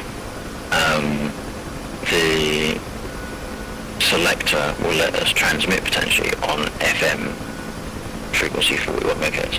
Now, in theory, there should be something playing already because 41 megahertz is the right frequency. But it was 41. Let me just check the numbers again because I keep forgetting.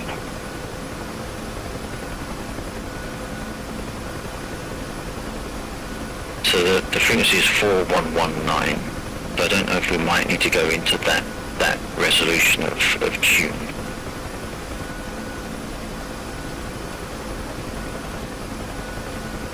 Doesn't go to 19. Okay.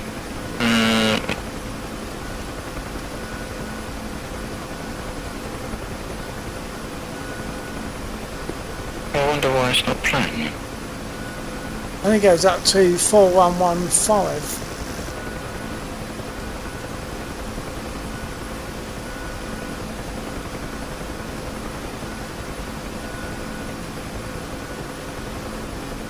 Do I have to exit the normal comms menu for this? Just notice that it's up. No, you shouldn't need to. Because it's an audio file that should be playing.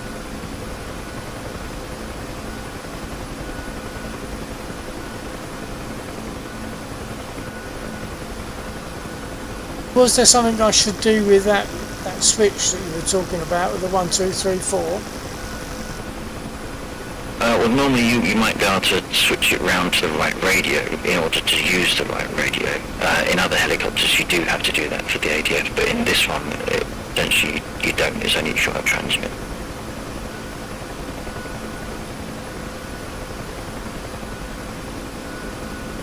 Let me see if I can make it redo the signal.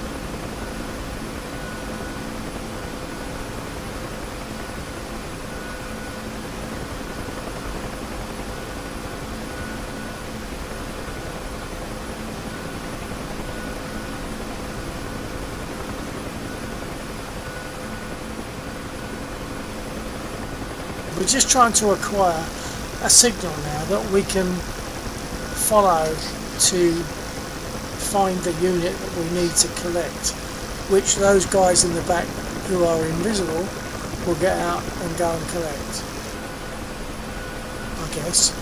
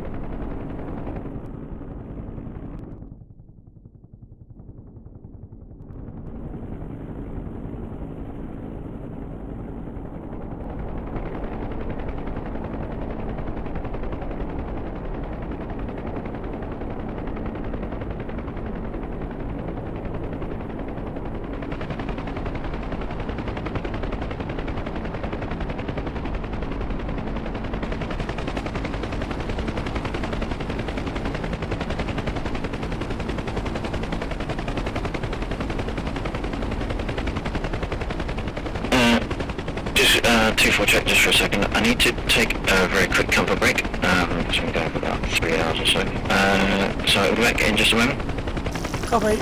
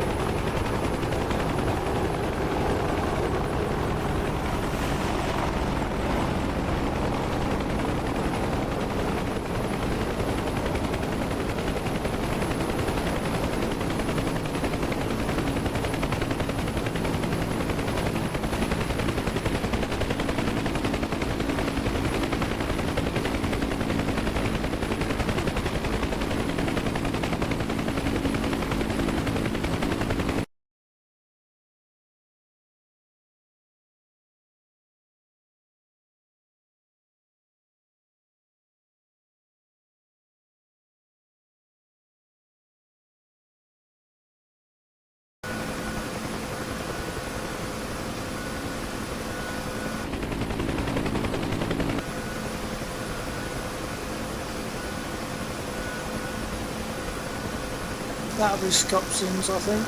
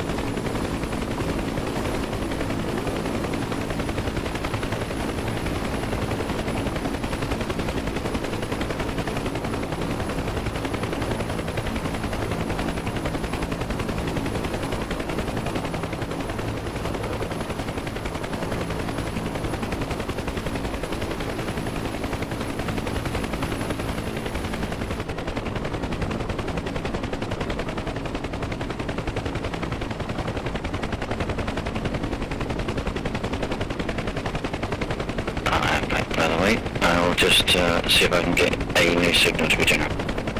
Copy that. Break, don't do anything yet, don't do anything yet. Roger. Might have found something, I'm going in to have a look. Nice.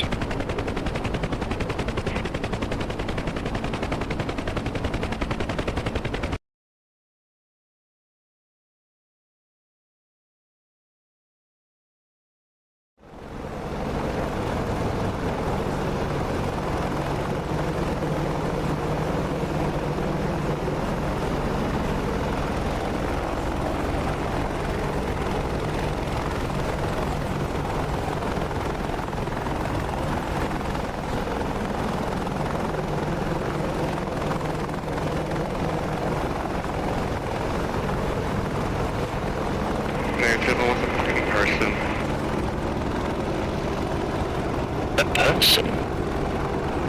Yeah, there was some dude just standing there.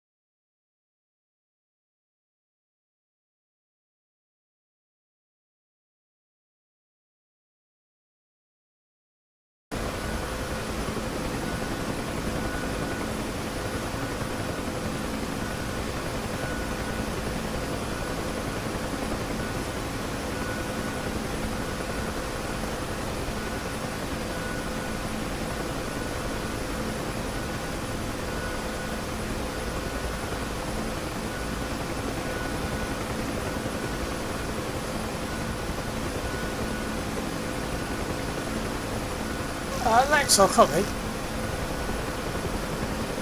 Yep. As you were saying, 4119, but this only goes up to 4115. Is it simply possible that the system chose a frequency that's just out of range? It hasn't done previously. That said, try going to 4112.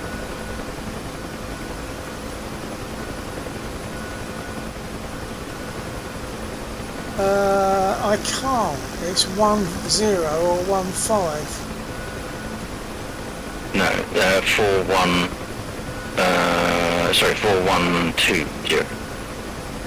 4120.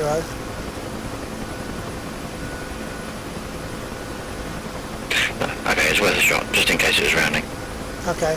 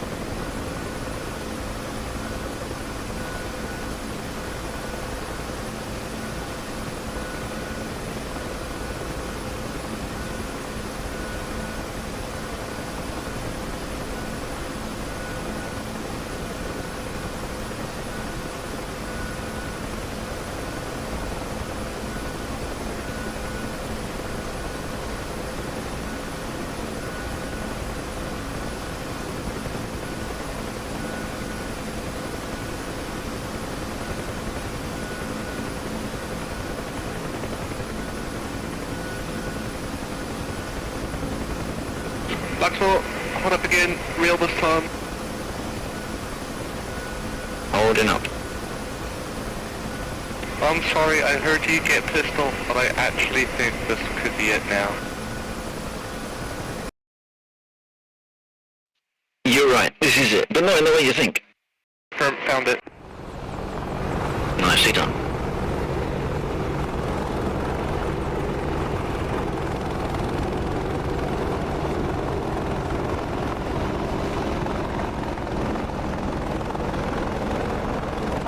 Ah, yes, I see it.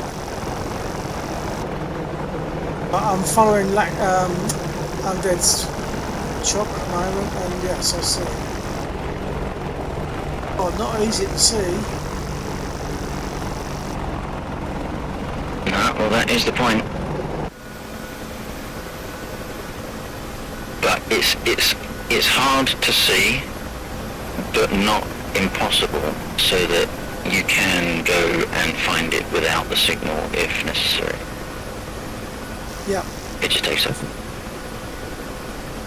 Well done, and then man of the bench goes to you, I think. Whatever that means.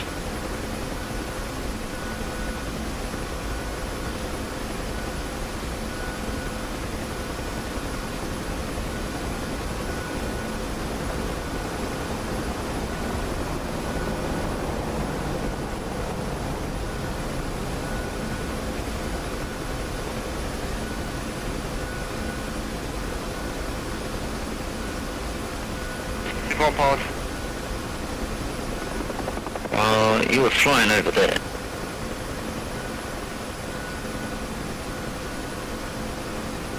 Just or massive?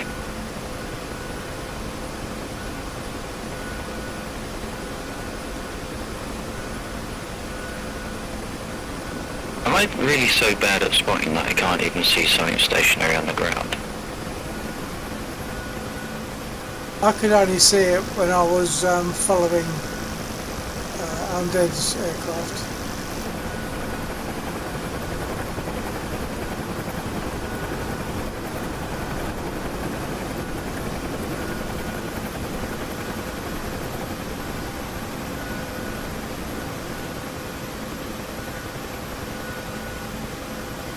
It's behind you now.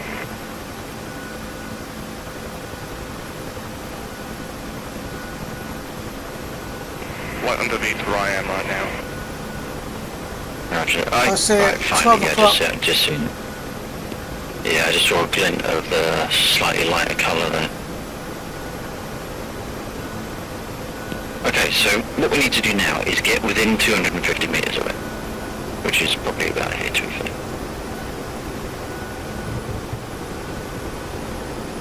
Okay, finally, what you can now do is open up the comms menu, go to F7 and do disembark and disembarking, maybe, or just disembark, but then you get the team name again, and it'll give you the option to disembark, like for engineer team. Done.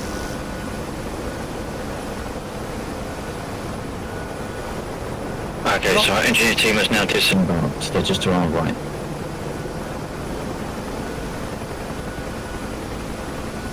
Okay, I'm not seeing them, but fair enough. If you go on F2, you'll be able to see them. They're just on the right side of the helicopter.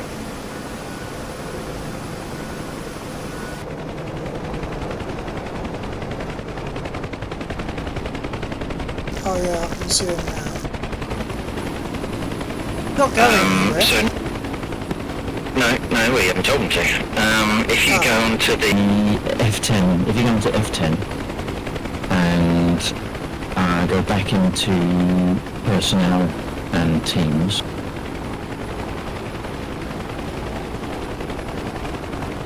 Engineers. Capture items. yep, and then catalogue. Okay, there they go.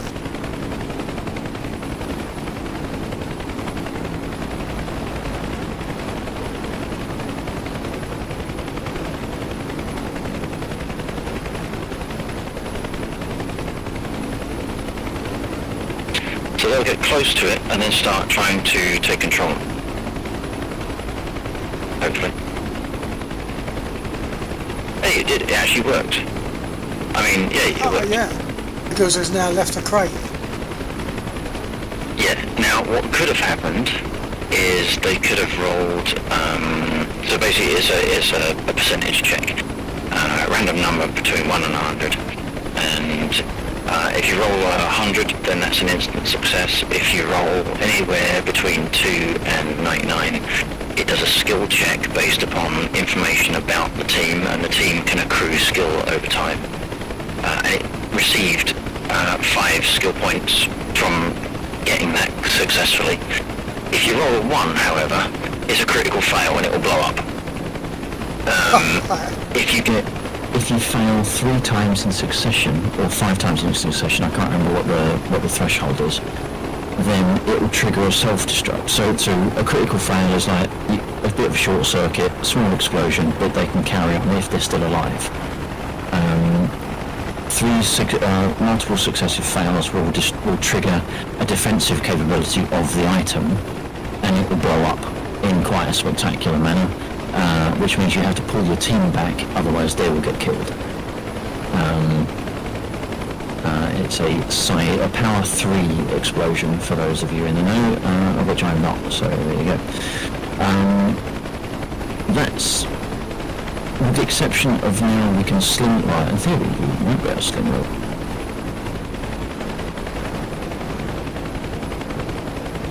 So Apparently, it's not. We'll let us sling load. so the item that's there, that is that block, that case, is that the thing that's got to be retrieved? Yeah, for the time being. It was as good an analogue as any. In theory, we should be able to sling load that all the way back to base and then process it into something. But unfortunately, it's not appearing on the F6 menu because the F6 menu isn't there at all. So that's the closure of this next phase of the thing. I think, with the exception of the signal not transmitting properly, although I think that's one of the first times I've ever had an FM signal in the Huey. Every other time I've done it, it's auto-rolled to AM. So that's just something I can look into. Yep, all good then. Yeah, mostly. It's just a little bit yeah, mostly it's just a little bit annoying that it's not getting tagged as a sling loadable item, which is odd because it's the same code that I use to generate the loot items. So unless it gets hidden because it's hidden on the map, perhaps it doesn't allow it to be added to the the F6 menu. I don't know, perhaps there's an oddity of the F6 menu that I just didn't know about. But yeah, we'll see. Okay. That's good though. Yeah, it's a shame it wasn't quite as successful as I planned or had seen every time I've done it up until now. But yeah, as tests go, it could have gone a lot worse. Yeah, that's very different.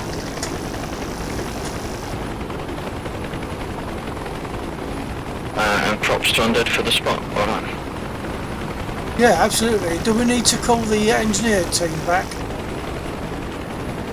Yeah, so for correctly converting the TACAN signal thing to a box, they get 10 experience points, 5 of which are attributed immediately, and 5 are banked in a cache.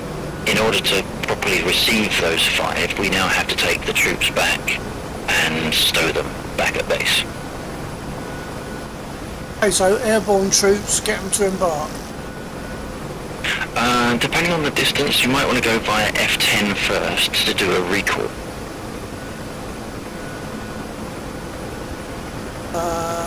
Because Airborne troops recall or something. yeah, I don't think I had that option. Hold on. F7 airborne troops. no.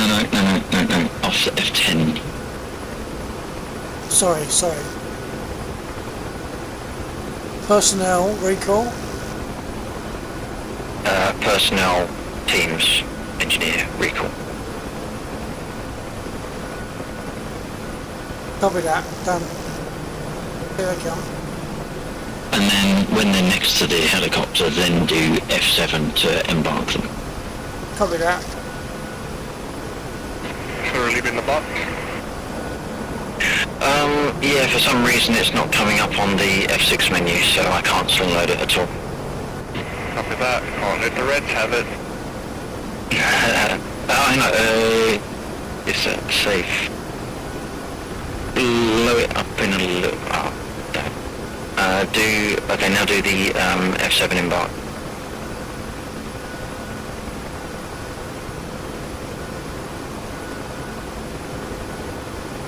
Embarking. Hang on, it said I can't start embarking. Why? No, it's okay, it did it. They're coming in. I don't quite know why there's so many messages. Perhaps it's because there's two of us in here, it's duplicating them up. But,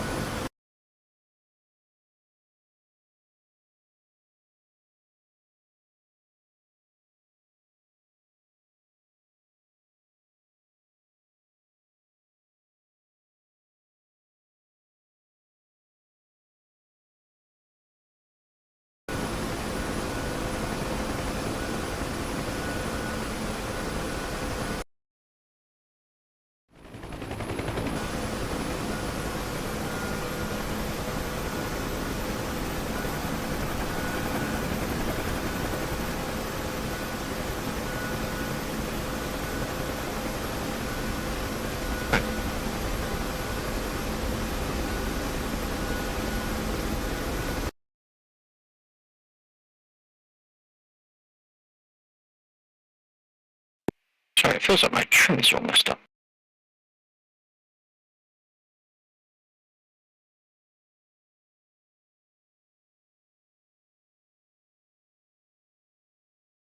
About 250 degrees, 23 nautical miles.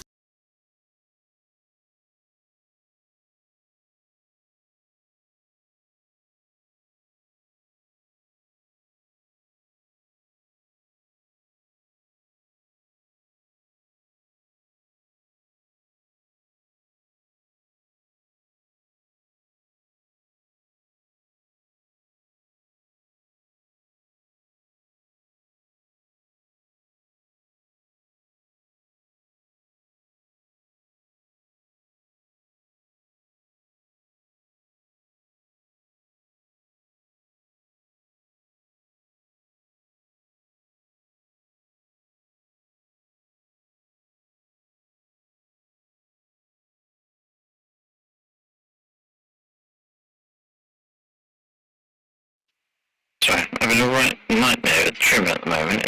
It's like my controls are off center.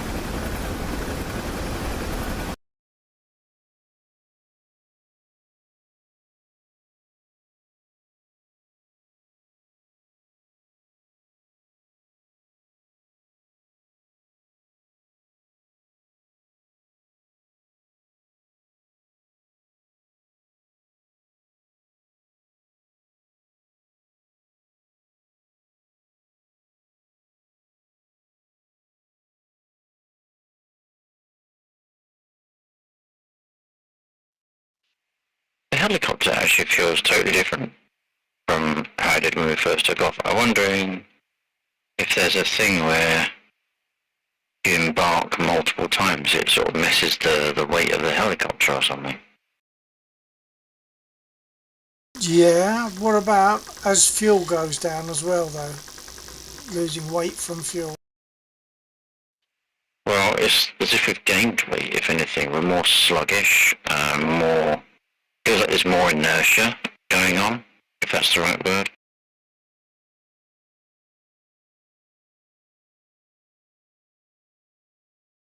So, feeling a bit like loss of control surfaces to some degree, as if it was in a plane. Yeah, dampened.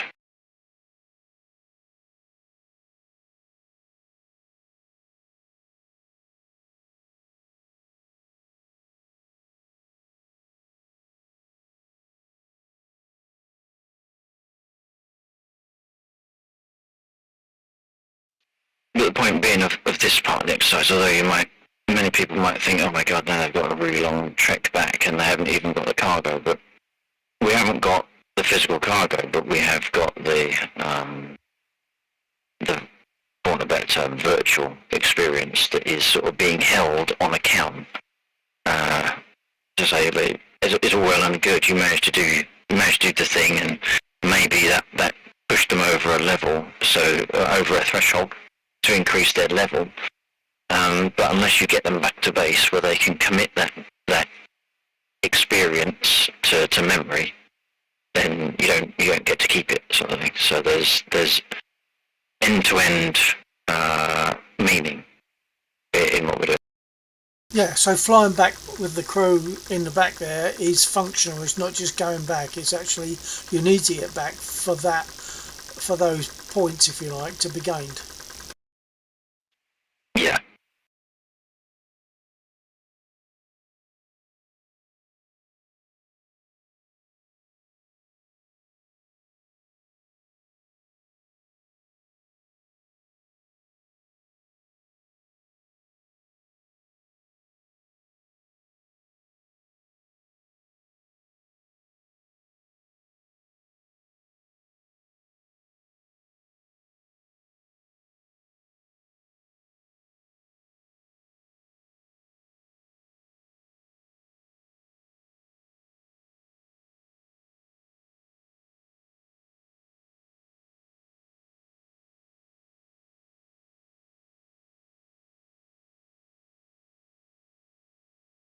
You've drifted off course, I don't know if you realise. Hold on.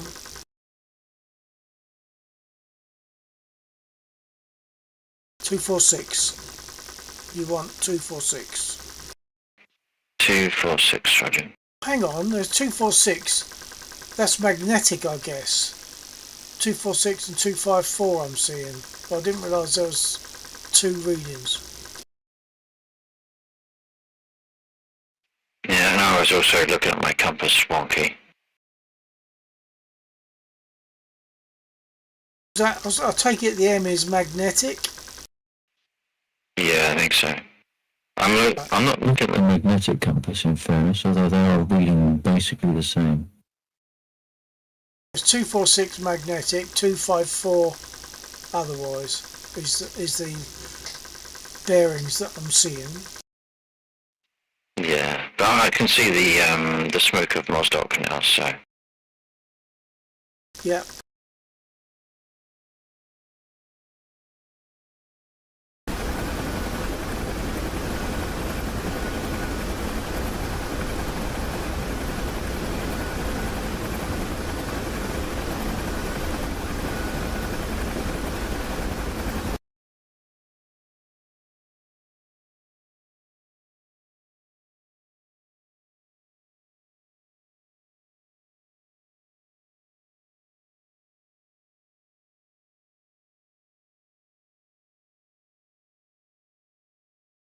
As long as there's no stray enemy ground units that are not marked. I don't think there are. The main thing is steering clear of the tracks.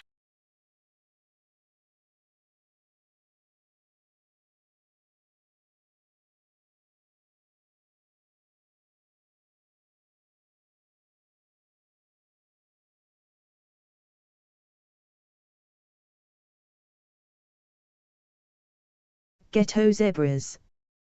Sorry Bill, I had to step away.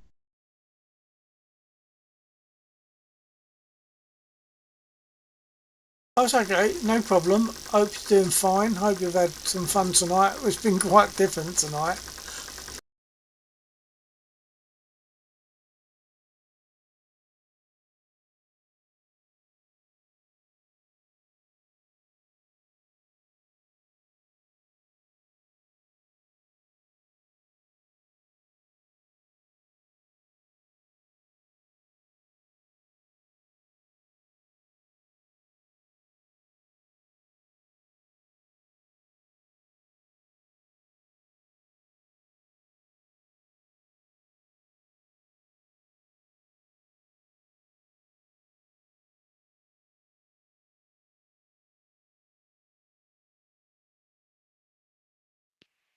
There I can see the chimneys actually, just off our 12.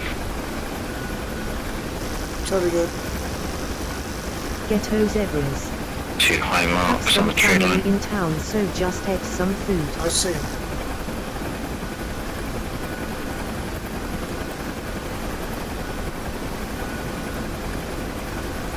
Oh, I see. Nice. Just going to make me feel hungry now, though, isn't it? Ghetto zebras. Still looking for that pork pie. Oh, you didn't find it yet?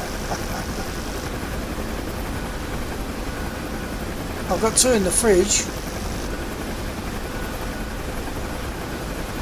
Ghetto zebras. Even checked Amazon. Crikey, are they that difficult to find over there?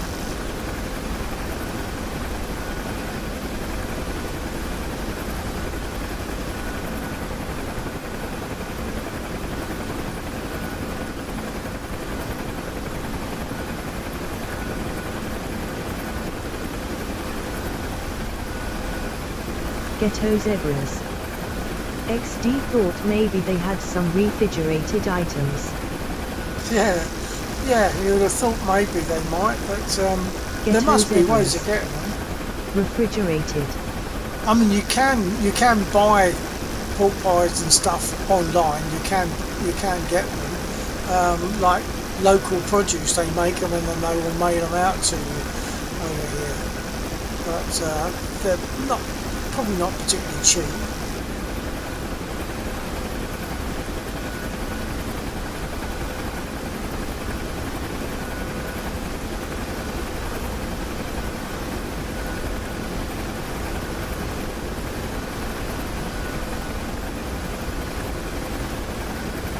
So pork pies are very definitely not a very American thing then.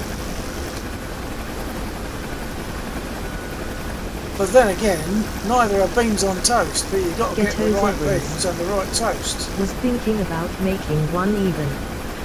But that solidified gelatin. Does it go in as a gravy?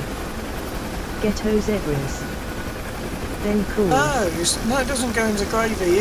It's literally like, if you cook a chicken in the oven, you end up, if you take it out of the oven and just leave it on the side to go cold, you will end Okay, up right, with a we're jelly. coming in. So the crew Ghetto will not zebras. stow, as it is on the menu, until we are within 500 metres of the point of origin, which would have been around these helipads. So I'll land back on the helipads just to keep Ghetto them happy. zebras. Are they? Tuna layer in. Ghetto zebras. Night jam. No, what happens is as the pork is cooked, it will produce a gravy of its own, if you like, a clear gravy, which then solidifies as gel as it cools down. So it's not something you add; it's just something that comes from the pork as it cooks.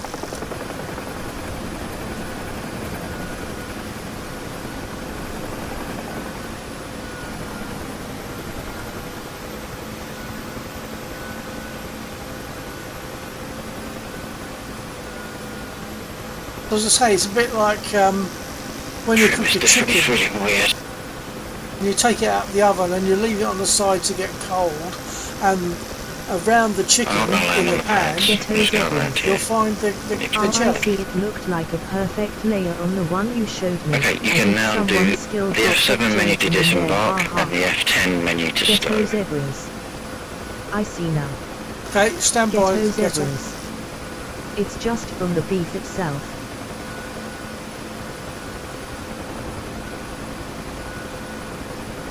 From the pork, you mean?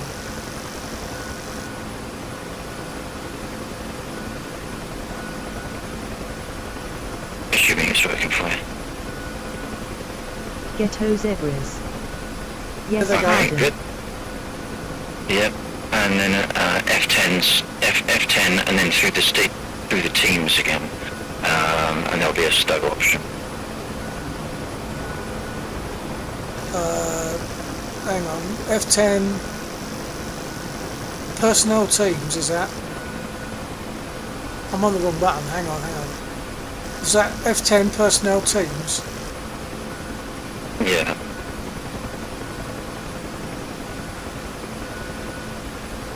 Capturable items. No. Was it stone?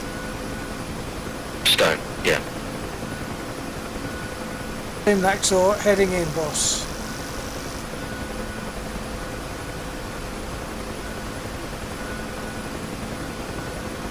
There they go.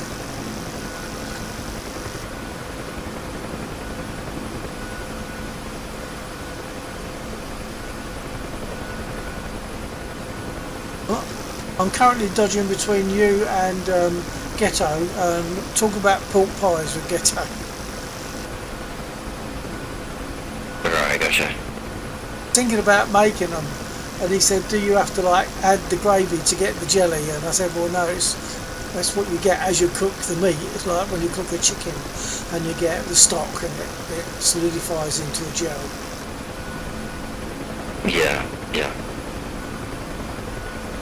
Because I showed him, I had one here, and I cut it in front, like I put it on my stick can in that position, and I cut it so that he could see the inside, and like on the inside you got this like layer of the jelly.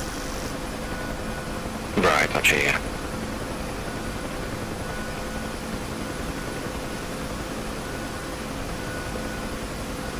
Okay, well that was that section. 99%, 98%, alright. Yeah, and very good fun and quite different. Well, this is the very basic part. I forgot the seesaw. Oh well. Well, that would have been another element, because in theory you should have gotten... if you jump into your own module, you should, when you do the F3 stats, so the stats, you should get... maybe get... I can't remember something. Hang on a second, my brain's starting to fail. Are you saying I should now jump into a Huey?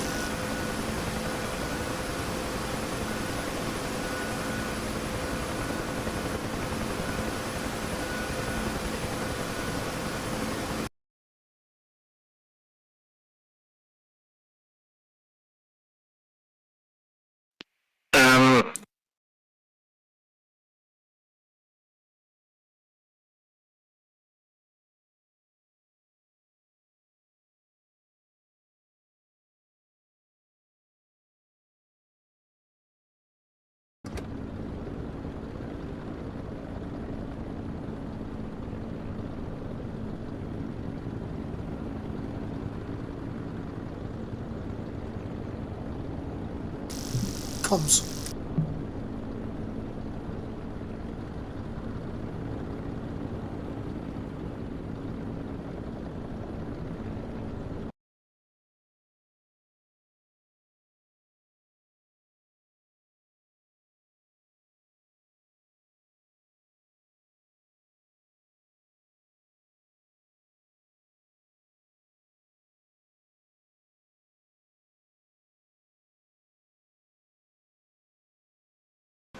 I might have to grab a pork pie now.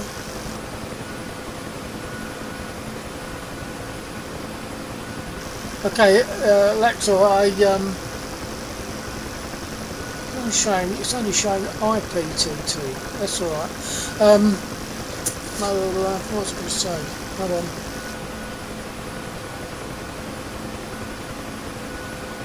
Yeah, I was trying to. I think I got into my own Huey module and went for stats on from F10. Was it from F10? I went and I for some reason it wasn't having it. At all, or so you had no options past that point? I actually can't remember what I did now. I've been swapping between this and talking to Ghetto on about pork pies. Yeah. Which apparently are quite rare over there. You can't get them. You even tried on Amazon, can't get them.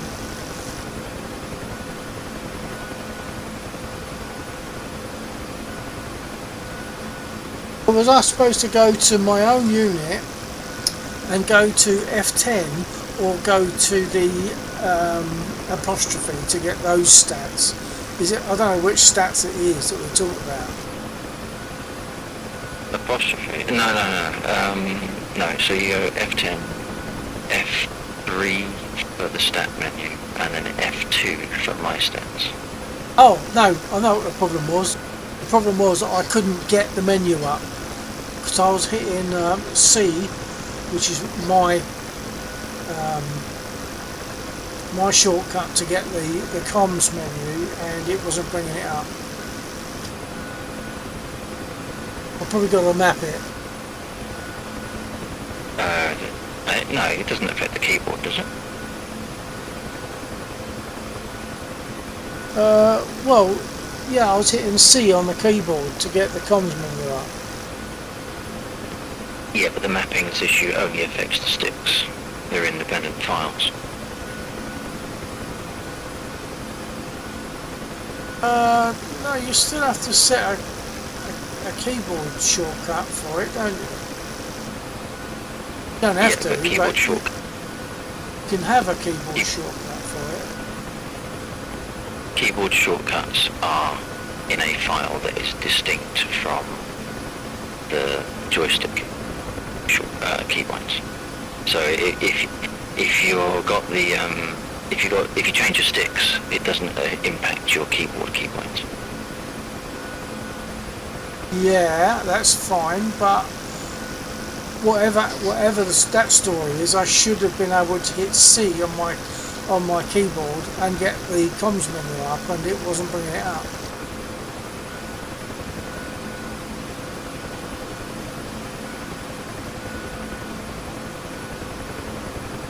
Maybe jump back in and check the mapping then, but again, changing the changing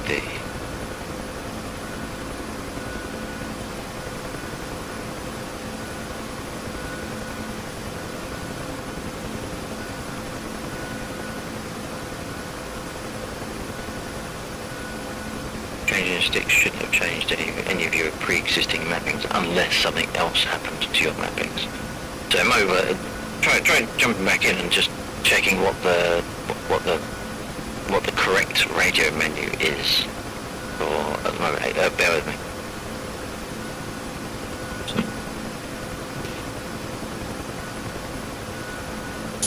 Once I get into my aircraft, I can't then speak to you.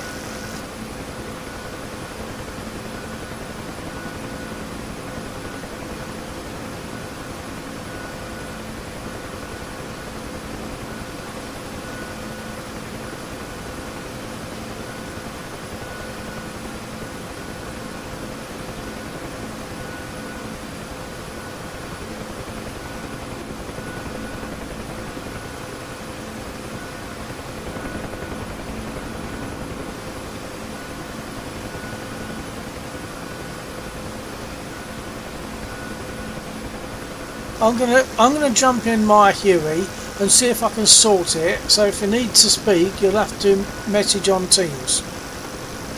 Yeah, sorry, I was trying to speak, but depending on what screen you got up, it blocks it, doesn't it?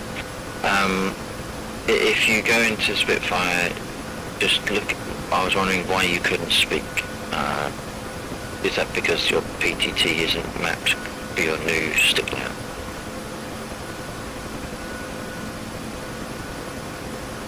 Hang on, I missed some of that because I couldn't. I thought my key was locked. I'll just go into Huey, and if we need to communicate, it can, for a moment, it'll be from Teams, but I won't stay in the Huey for too long. Yeah, I was just wondering why you couldn't speak in Spitfire. Is that because the mapping's changed? No, not in the Spit. I could speak. I'd be able to speak in the Spit. It's when I was in the Huey, because I'd have to turn the radio on to speak to you. Yeah, so just jump in the Spitfire then. See, the stats menu is not helicopter dependent. You can access the stat menu from any module. Okay, stand by.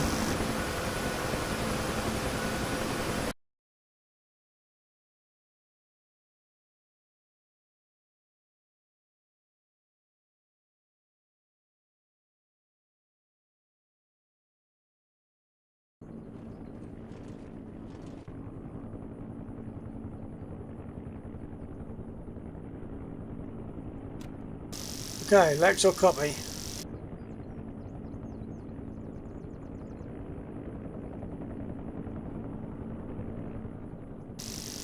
Lex or copy?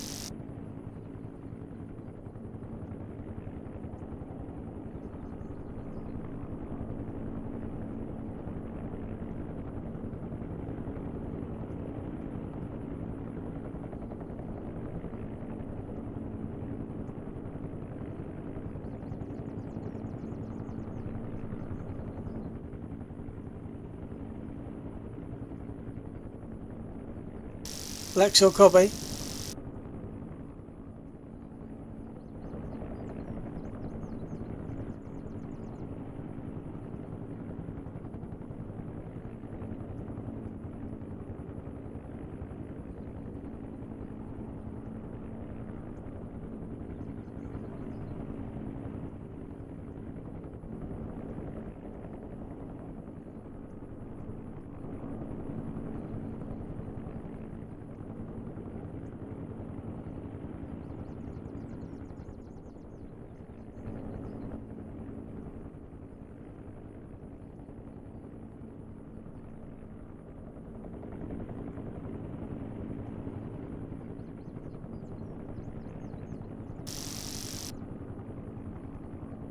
Lex or copy?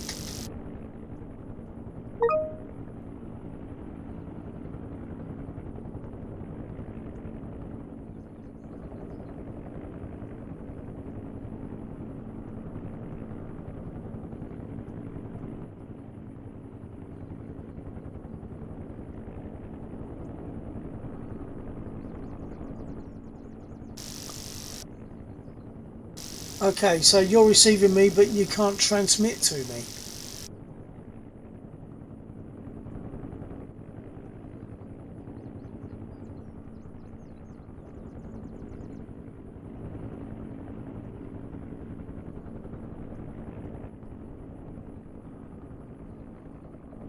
But we were okay before, weren't we?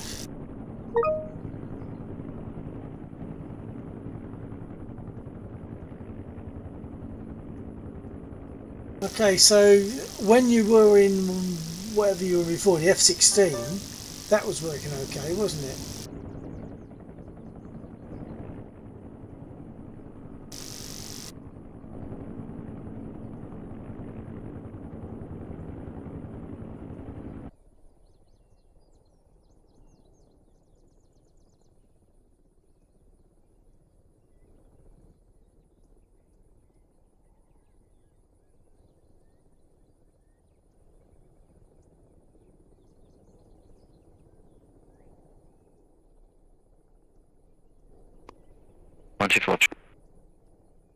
Yeah, copy now.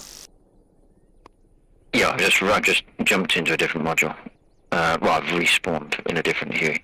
I think it was all working fine up until the point where the multi-crew person jumped out. And that might be a multi-crew bug. Ah, right, okay. So I did my stats from here and it just showed one retrieved item, whatever it was. Yeah, that sounds about right, because you were in the helicopter when we used the squad to convert the TAC end to the box. Yeah, let's just have a look. Yeah, CSAR 0, loot 0, intel shot 0, intel track 0, intel claimed 1. Yeah, that's fine.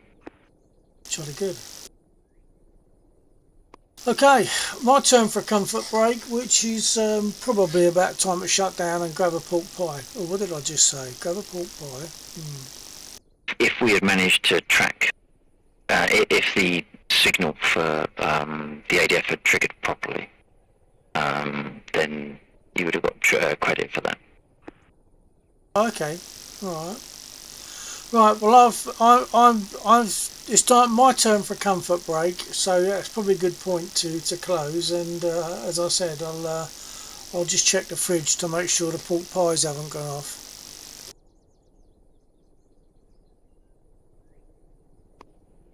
Yeah, that's fair enough. Okay, well done for all that.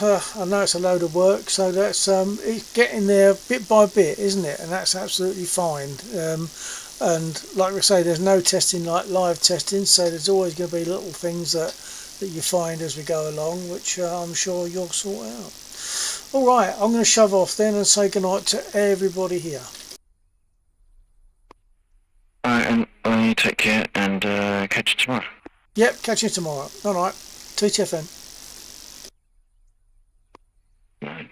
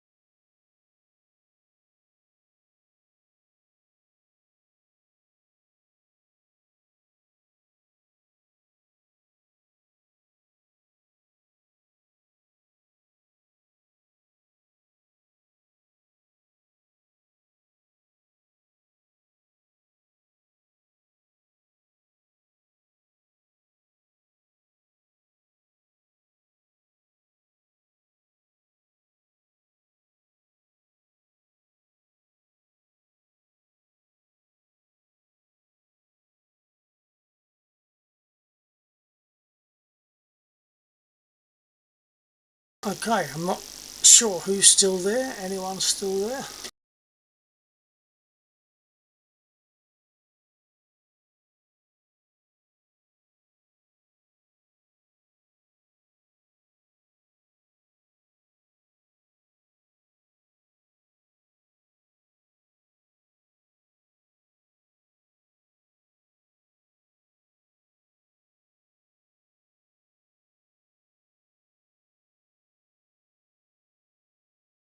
Ghetto zebras. Nice flights tonight. I was watching you guys from my camera pod in the F-16. Oh, very nice too. Yeah, it was. It was good fun. It was different, and it's testing out Lexor's coding that he's doing, testing it, proving its work gradually. I mean, it's not complete, so it's bit by bit. And there's a couple of things that, or one thing I think, as he said, it's about 98% successful tonight. Just one little thing that didn't quite go. So he puts a lot of work into it, and it's nice when it pays off like that. So should be flying again tomorrow night. I've got to decide now whether I'm going to allow myself to have a pork pie or not.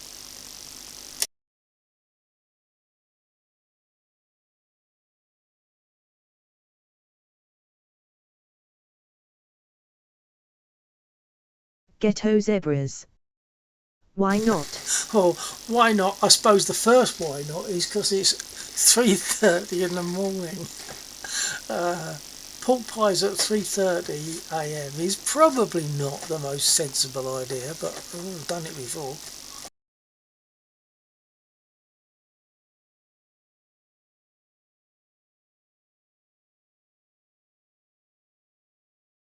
It's either that or something called a mug shot, which is like you put the things in a cup, you pour boiling water on it, and this is like noodles and sweet and sour sauce. So it's well, sweet and sour noodles. It's quite nice. I put a drop of cayenne pepper in it as well, just to spice it up a little bit.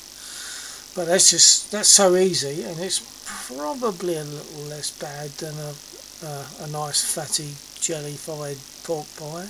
I don't know.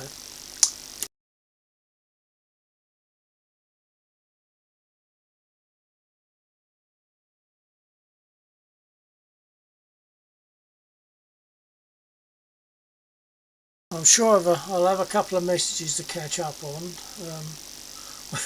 with my chats to flat earthers. I'm sure I'll have a couple of messages there or comments there that I'll need to look at and perhaps talk about.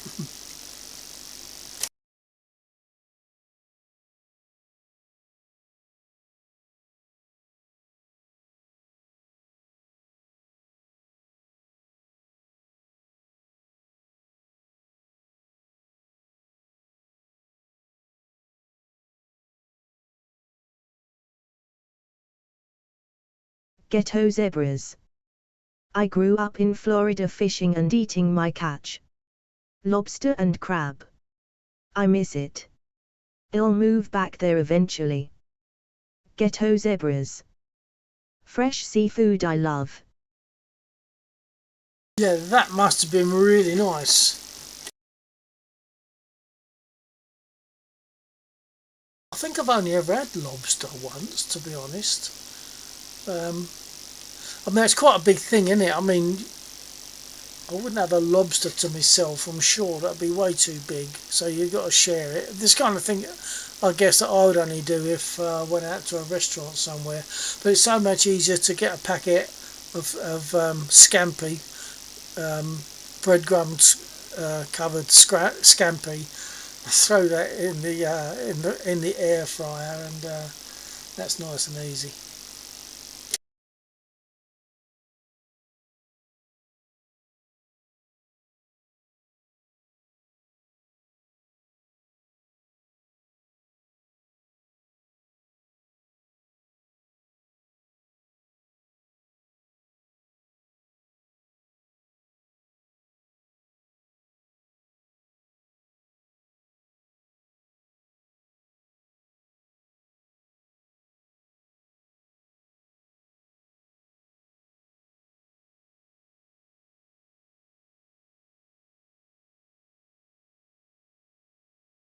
I'm still undecided as to whether it's going to be a pork pie or a mug shot of sweet and sour noodles. In reality, I don't need either. It's only a case of what you actually end up wanting because you've been thinking about it, isn't it?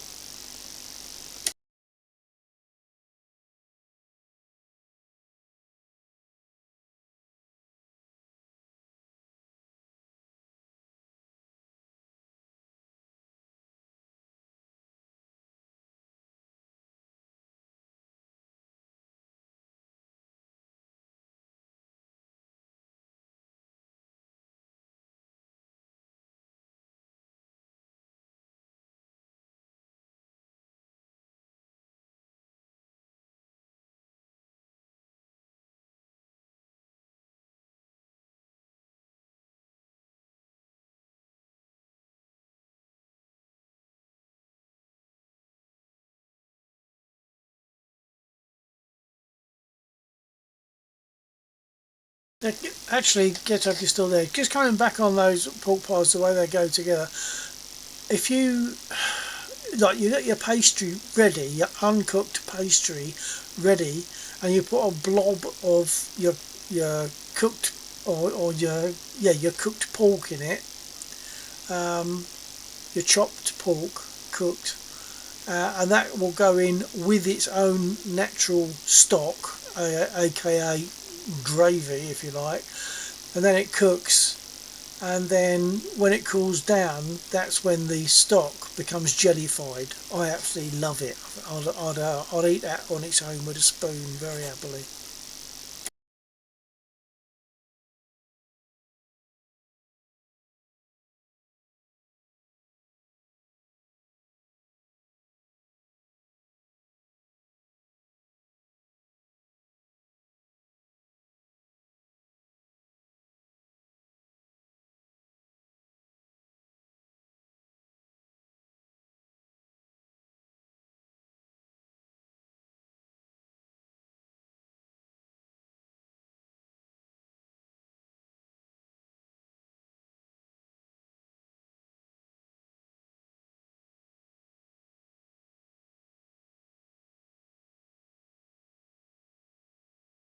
Ghetto zebras. Flavor. Oh yeah, absolutely full of flavour. Reasonably salty, absolutely full of flavour. It's beautiful. Actually, what I have done in the past as well is the jelly solidifies. It's not totally solid. It's not hard, but it becomes like a proper gel.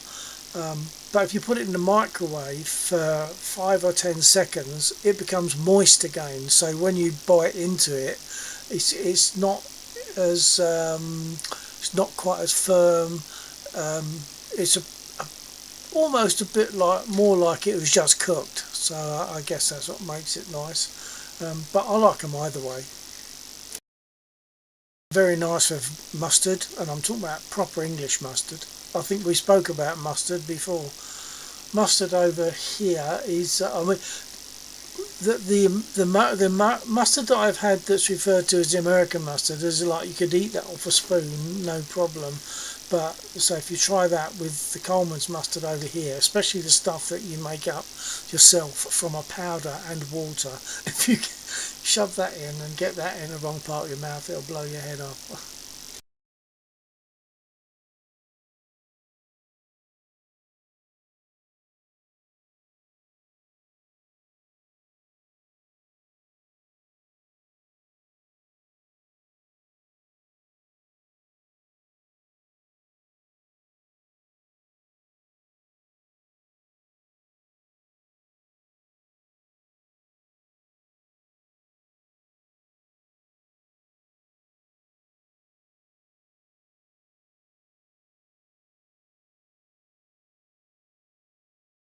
Ghetto zebras. I enjoy using coarse Dijon mustard on burgers etc.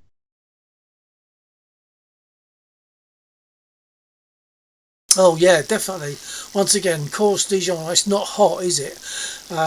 I demolished most of a jar of that with one decent sized packet of crisps, chips I guess you'd call them. potato chips, but crisps is what we call them. I demolished most of one jar of that grain, coarse grain mustard with one bag of crisps. It's really nice.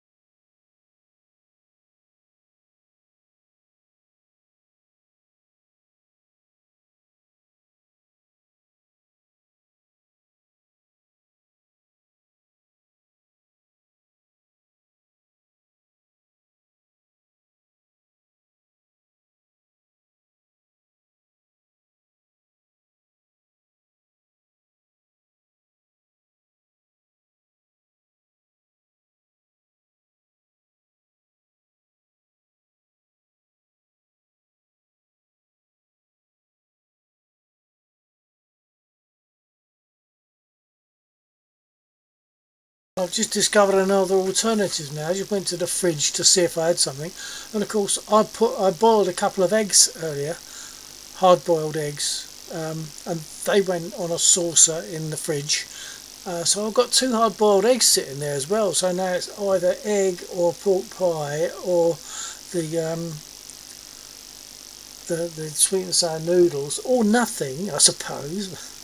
They are the options at the moment.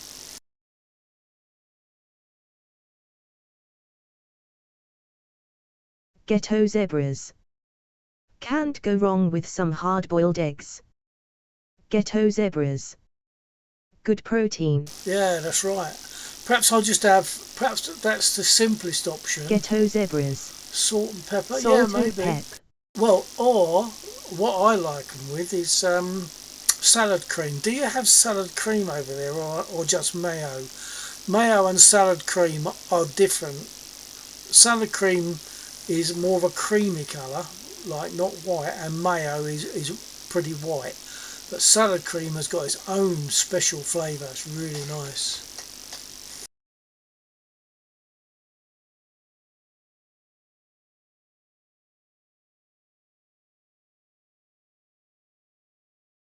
So, do you have salad cream as such over there? It's something like, is it? You have stuff that's called salad cream. Heinz it is over there. I'll get the bottle in a minute. I'll show you. Ghetto zebras.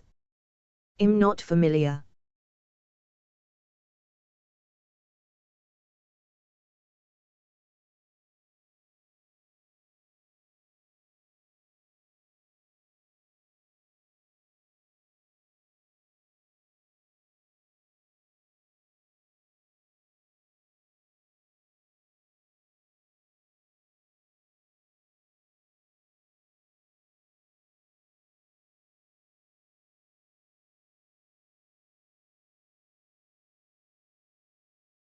Right, so I'm assuming you can see that. So that's a salad cream. As you see, it's a creamy colour, whereas mayo is more like the colour of the white cap that's on this. But this is a creamy colour, and it's really, oh, it's lovely. Once again, I'll eat this with a spoon, no problem.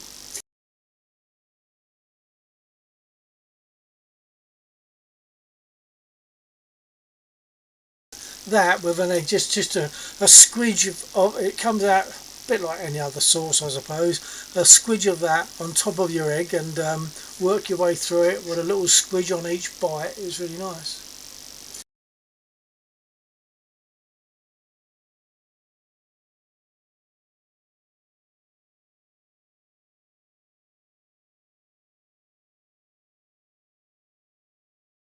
Ghetto zebras.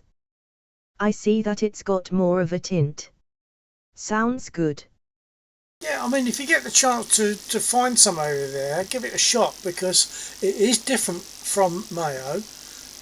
They are 2 different animals, but they're both really, once again, I'll eat either mayo, mind you, I'll probably eat almost anything with a spoon, to be honest, because I'm really that easily pleased. But yeah, if you get a chance for some, and I'd recommend Heinz because it's the one I know. If you get a chance to try that, but I know it can be different over there. I saw someone, I think I said before, I saw someone on YouTube, there's an American young lady, and she had a can of beans and she put them on toast, but I don't know what bread she had for the toast, but it wasn't like, I think the bread is probably sweeter normally over there, but the beans that she had were, they weren't anything like the kind of beans that they should be. It should be Heinz baked beans in a light orange, like tomato sauce. That's the way it should be. And that with some HP sauce is another one. That's a brown sauce. That with that on Ghettos it, and everywhere. or some Worcester sauce. Yes, a lot of sugar in most typical bread here. Yeah, I think there's more sugar there than here. I mean, that wouldn't bother me. So it's probably almost a bit more like brioche bread that they have in France, maybe.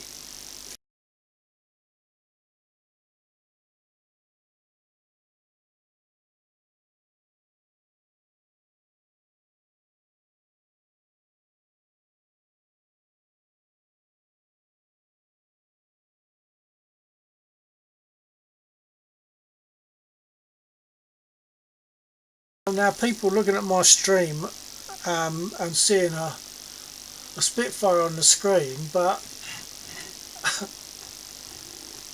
a squidgy of salad cream in place of my flight stick. You're probably wondering what's going on.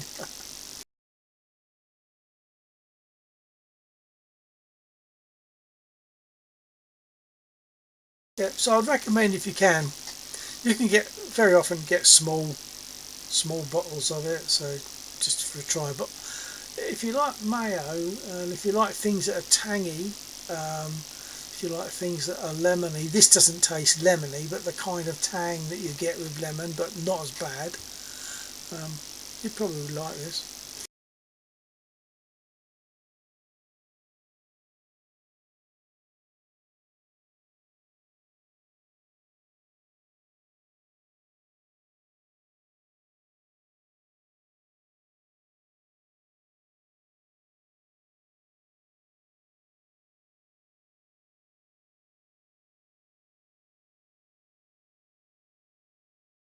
I think I've now got to go and get an egg and have it with this salad cream. I'll be back.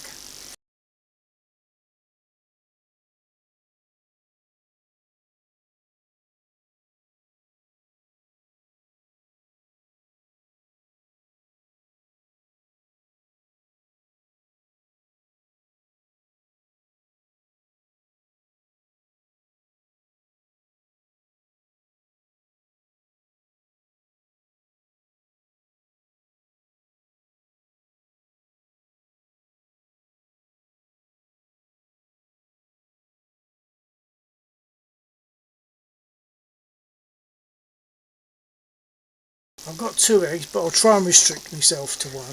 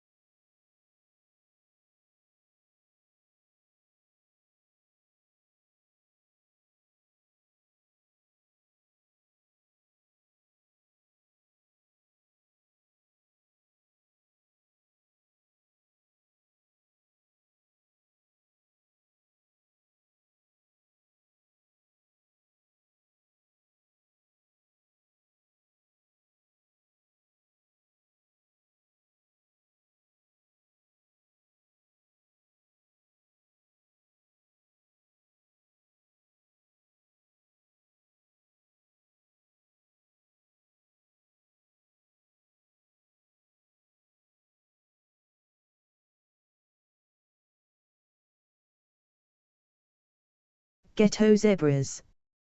Do you prefer a soft or hard boil? Yes. I suppose I like a dippy yolk. So in the mornings, if I have eggs for breakfast, I'd have what we call dippy eggs, where I just, the yolk would be runny, and I would make a slice of toast, And on that toast I would spread Bovril. Do you have Bovril over there? I can't remember. Ghetto zebras. No, sir.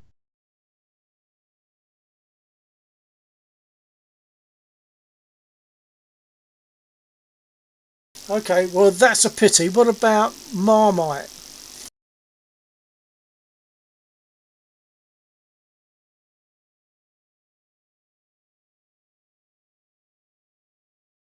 Ghetto zebras. No, sir, but I've heard of it.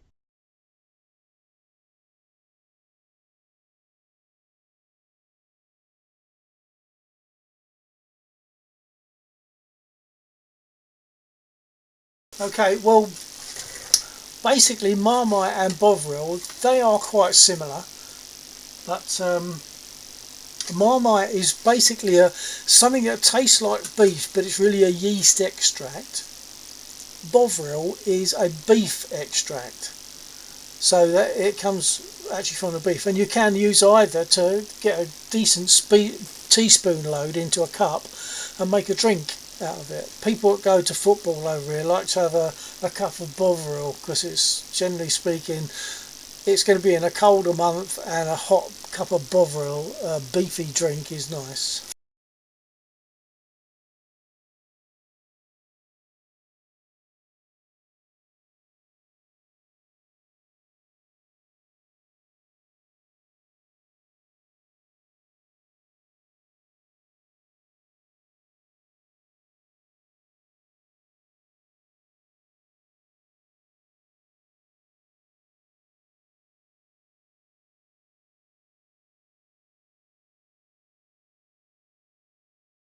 That's really nice.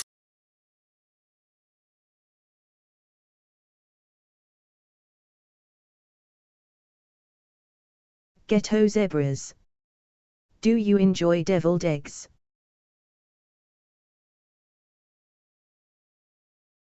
I'm not dead sure Ghetto I've had them, but zebras. I'm sure I'd like them. I can kill a whole tray. What are they?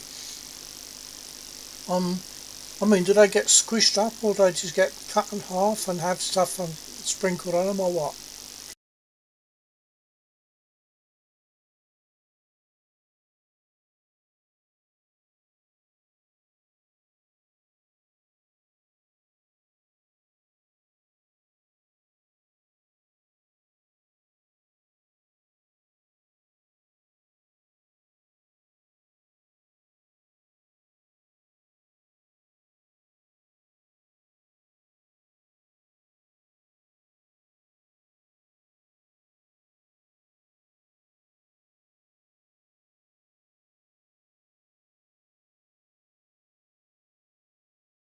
And you might have been able to see there that I don't mess about with the salad cream, it goes on.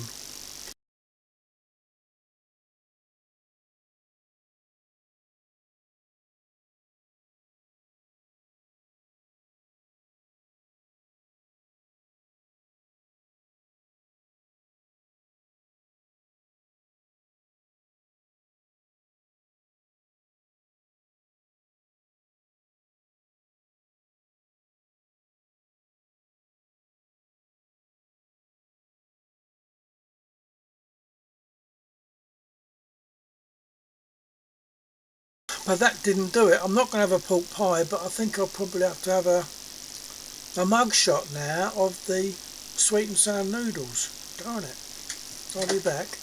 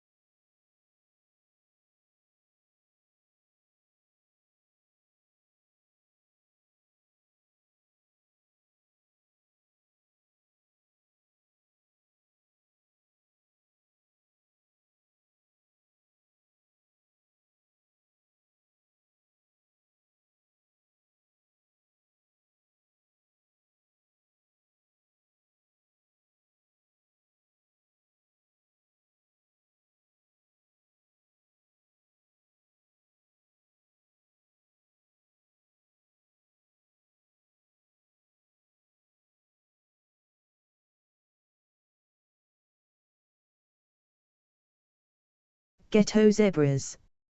Hard-boiled eggs, but you cut them in half, remove the yolks. Then smash the yolks all up in a bowl with mayo and your choice of mustard. Not much, till creamy, and add seasonings. You then spoon it back into the empty halved egg whites and serve on a plate with a bit of paprika on top.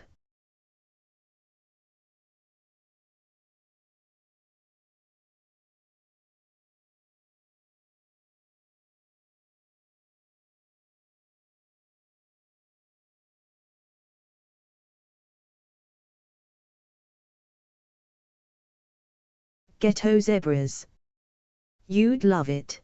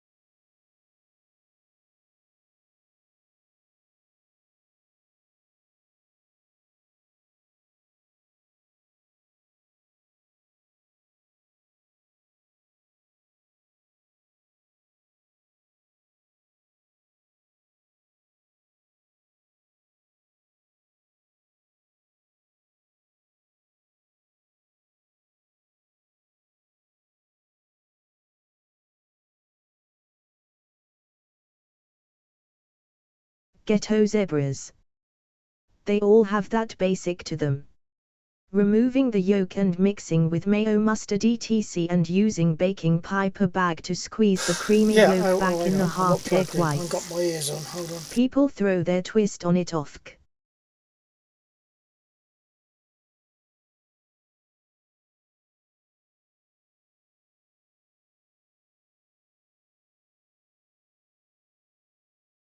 Right, so yeah, just reading that you wrote there. Yes, I would like those, definitely. But then again, one of my favourite phrases is, "You show me food I don't like, and I'll give you money," because you'll be hard pressed to find something.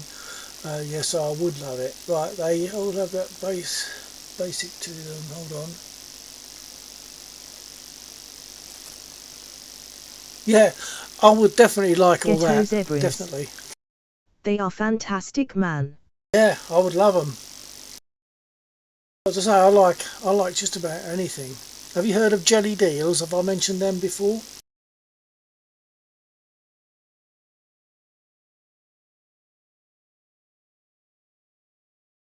Ghetto zebras. I don't believe. Okay. Well, I think it's probably a London thing, because in the Thames there used to be probably a fair abundance of eels. So the eels would swim around and they'd get caught, and then they'd get chopped up and put in a pot and boiled. I'm not sure if anything else goes in. I don't think it does. And of course, when you cook something, very often you get a stock, and that is what jelly deals are. You put the right amount of water to boil them, I guess. I've never done it myself. Put the right amount so that when it all cools down, the stock from the eels goes into the water, and that forms once again a jelly. And that's really nice, like jello, I suppose you'd call that. And that's really nice, but I don't have them on their own. I always want tons of white pepper and tons of vinegar, but I'll drink vinegar out of the bottle anyway, so that's just me. I'm a heathen. But yeah, jellied eels is really nice. There's a knack to eating them because you get, if you imagine a section of eel that's about, I don't know, an inch long, it's got a backbone down it, so you can't bite into it. You have to, it goes really tender when it's cooked. So you pop it in your mouth and you gently use your tongue against the roof of your mouth and your teeth, and you gently move the meat off of the bone, and then you take the bone out in one piece, just one piece of backbone, and you take that out. They're really nice, but I imagine no one over there will have even heard of them, let alone many of them, anyone that's tried them. You'd have to be over here to try them, I think.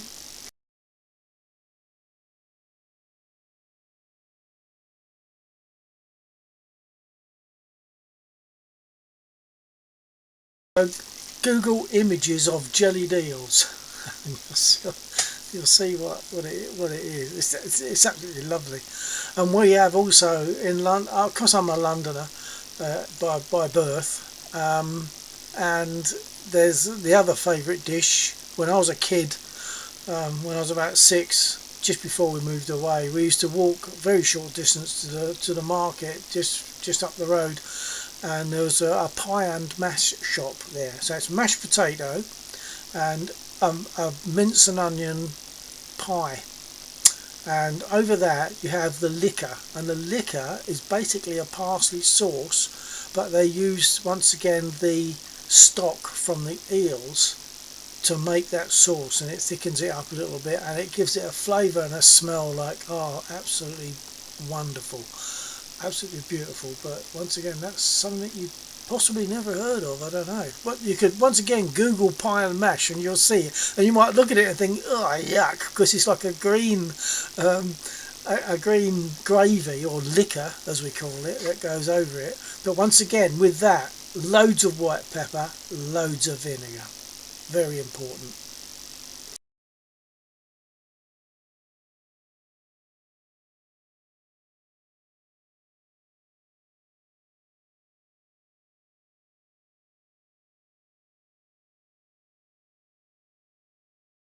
I just realised I set the timer because I've just put some noodles and put some hot water. Ghetto zebras. They may have beeped. And Now I'm hungry. Yeah, bad, isn't it? We shouldn't be talking about this stuff. Hold on, I'm just going to see if my noodles are ready.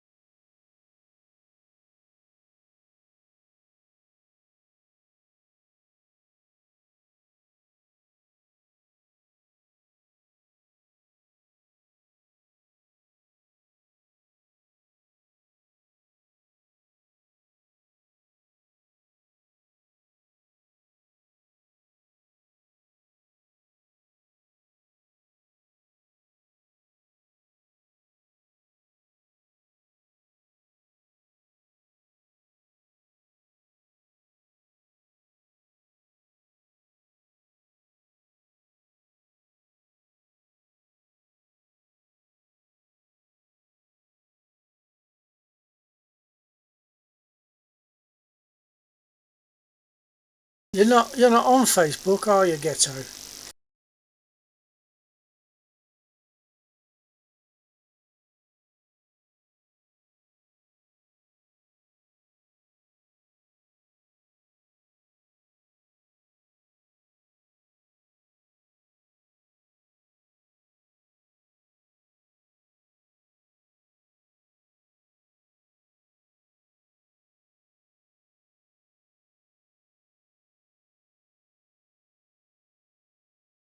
Ghetto zebras. No, I've been off it for a long time. All social medias really. Getting off them is not a bad idea because there is so much absolute junk. There's absolute rubbish that people speak as if they know, and they don't. It's a load of garbage. And there's also so many lies, because of AI, people produce stuff and they make it like it's real, and of course it's not. And it's only when you look at certain things you realise that it's AI, but they're not admitting to it. They just put it up as clickbait. They want just people to look at it.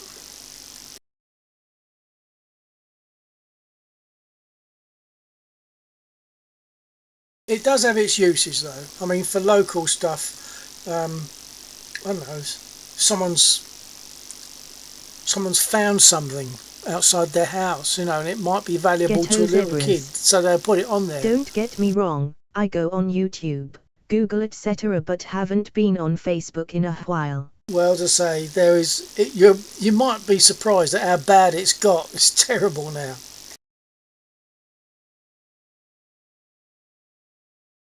But to say, not without its uses. That's where I get caught up an awful lot talking to people about flat Earth. I'm not a flat earther, it's the other way round.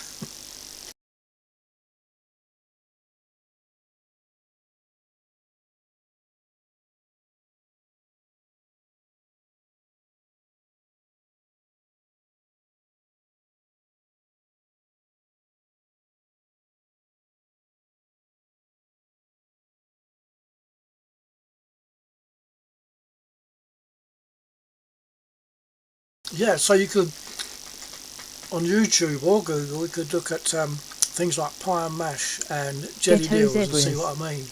I can't comprehend even how people could think the Earth is flat. Well, I know, because when you first come across it, you think, this is a joke, isn't it? But a lot of them are not joking, they're serious. There are a few categories. There's a lot of people on there that sort of pretend they're flat earthers because they want to post anything that's going to get them clicks and engagement. And to be honest, it's the fact that if you post garbage, you're going to get clicks and engagement. There's another lot which are genuine flat earthers. They actually believe the earth is flat, and they've got all sorts of reasons and magic that cause them to believe that. And a lot of them, and this is going to sound biased, but a lot of them genuinely, in the years that I've been talking to them, the majority are fanatically religious from USA, and of course the USA does have its fair share of religious sects, etc. So the vast majority of flat earthers are it comes from religion, because they believe the Bible says it's flat. But of course other people that know the Bible and are not flat, they're not flat earthers, they say no, they're reading that wrong and they're just interpreting it incorrectly. But yeah, it's fascinating and keeps me way too busy talking to them.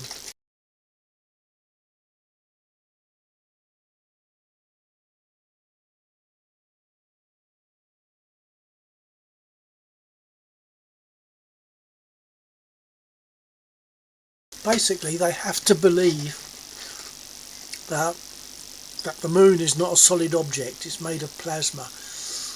And that means that they also get involved in the moon landing denier conversation. So they deny the moon landings because you can't land on the moon because it's not solid, it's made of plasma, because that fits their flat earth thing. So a few things tied together.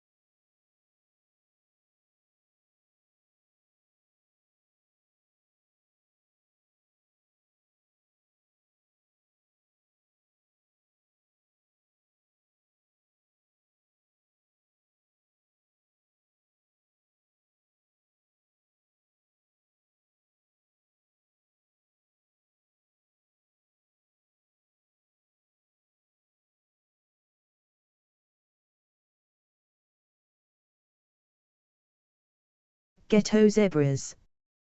Tell you what, if I could go to space I would. Yeah, I used to be like that, but I think I'm now more realistic from my own point of view. It's a bit like the old story of if aliens in a flying saucer landed over in that field over there, would you go over and talk to them? And whatever your answer is in the cold light of day, just talking about it, it could be totally different if it actually happened. Your mind would go into multiple overdrive, wouldn't it? So it's a similar thing with that, I think. If I were given the option to go into space in some way, I'd like the idea, but I'm not too sure. Well, it depends on how long it's Ghetto for, of course, zebras. because it's not a very pleasant You thing. aren't wrong, sir. LOL. Yeah, but it's not a pleasant thing. I mean, all your dignity has to go. I mean, those people that are in the ISS and even more so in Artemis 2 recently, they lose their dignity completely, or as far as it's possible to lose it, they lose it, because you got 4 people travelling 500,000 miles round trip and 1 bathroom. That's just one example, but there are various other things, and things like when you're in space you can't burp properly. They refer to wet burps. I don't know if you've heard of all this, but there's all sorts of things that because of gravity you can't swallow in the same way as you would on Earth. So there's all sorts of things that could make your trip up there actually quite unpleasant. Well, unpleasant in a physical sense, fantastic in a sense of looking back at the Earth, but certain other ways not very nice at all.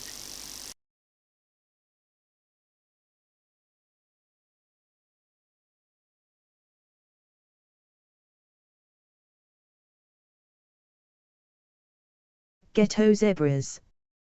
I always thought if it would be difficult to swallow food. Ghetto zebras. There.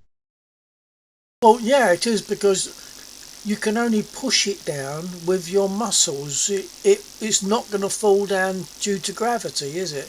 It'll be a bit similar, but not the same, as trying to hang from your feet and have a meal upside down. You'll be trying to swallow upwards. Well, it's not quite as bad as that in space, but there's no assistance, there's no gravity assist to get the food down into your tummy.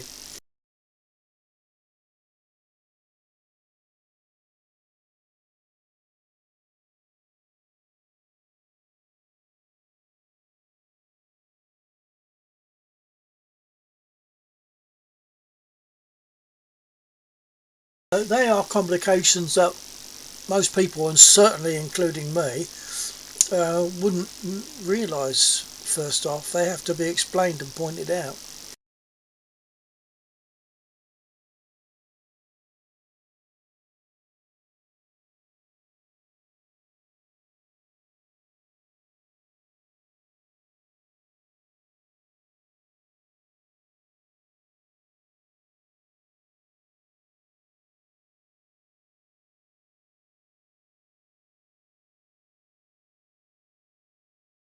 And likewise, if you have a drink, very often you're swallowing air, so that's going to form a burp, but the burp is sitting underneath the drink that's still not actually got down into your stomach yet, because it's still floating up and down in your food pipe. So that's why they talk about these astronauts getting what they called wet burps.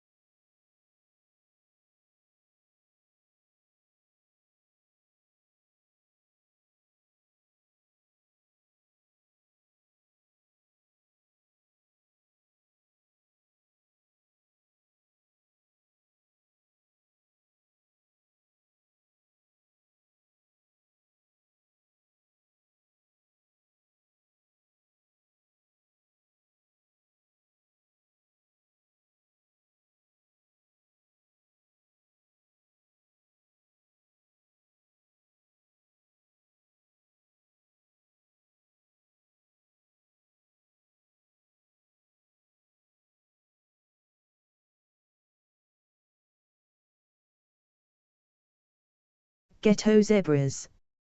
I just had a lot more chicken and fries than I should have during that conversation. Ghetto zebras. Chips. Yeah, I can well imagine that, because for you, it's, you're more in a proper eating time. Oh no, you're coming up to midnight now, really, aren't you? Which is still easily eating time.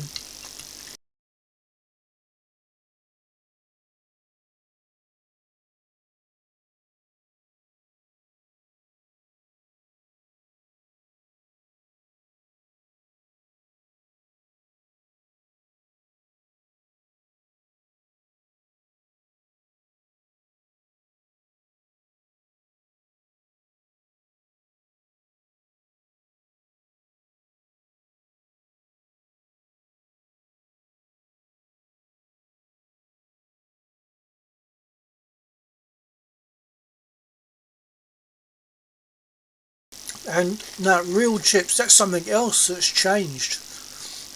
When I was a lad,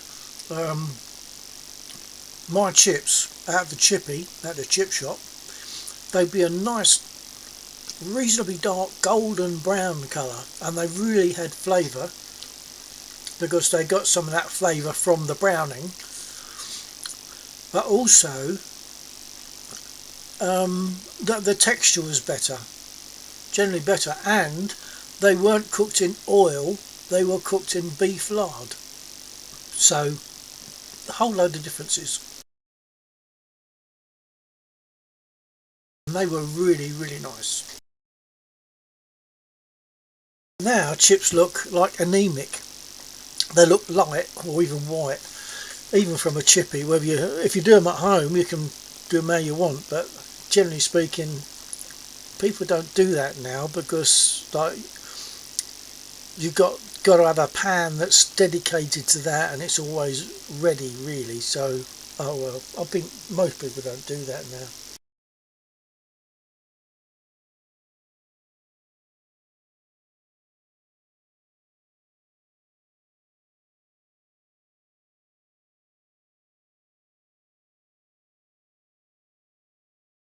And what they're cooked in makes a difference.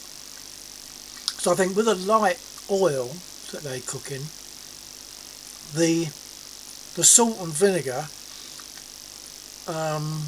the salt probably doesn't stick properly, and the vinegar will go through the skin because it hasn't got that cooked brown protective layer, if you like. So the vinegar will go through the skin into the inside of the chip and make it soggy with vinegar.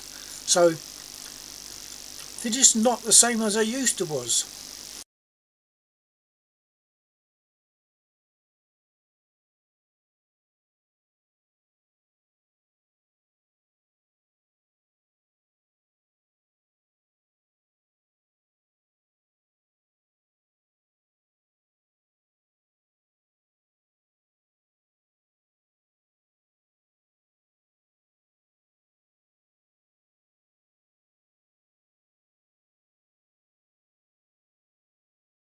Ghetto zebras.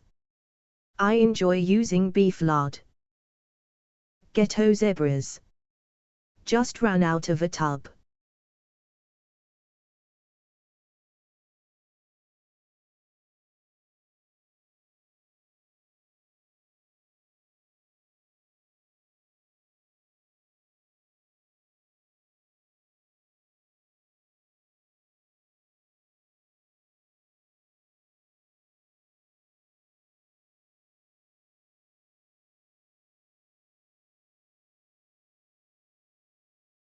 Yeah. Oh, hang on, I'm not plugged in again. Hold on. Yeah, beef lard is a whole different ball game. It makes things change in various ways for the better.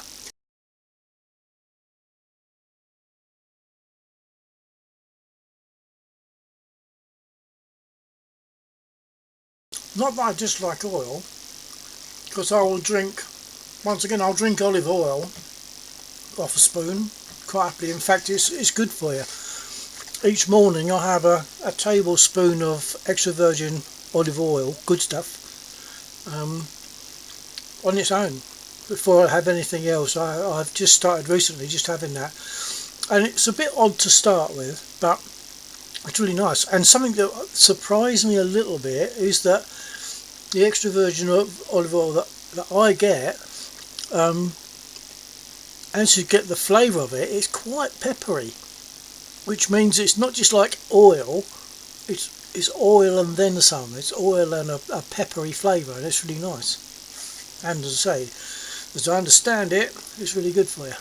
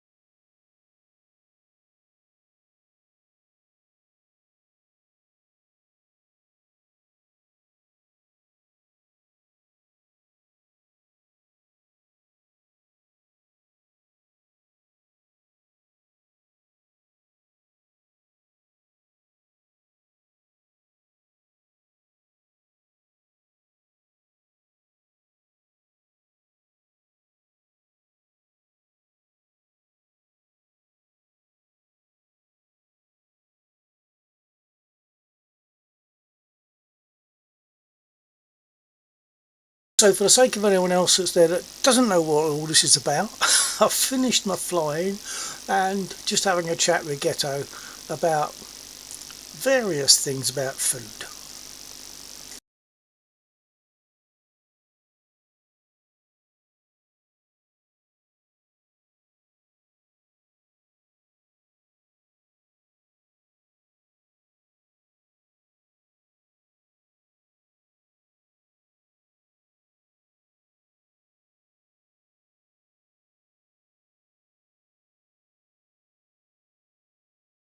Ghetto zebras.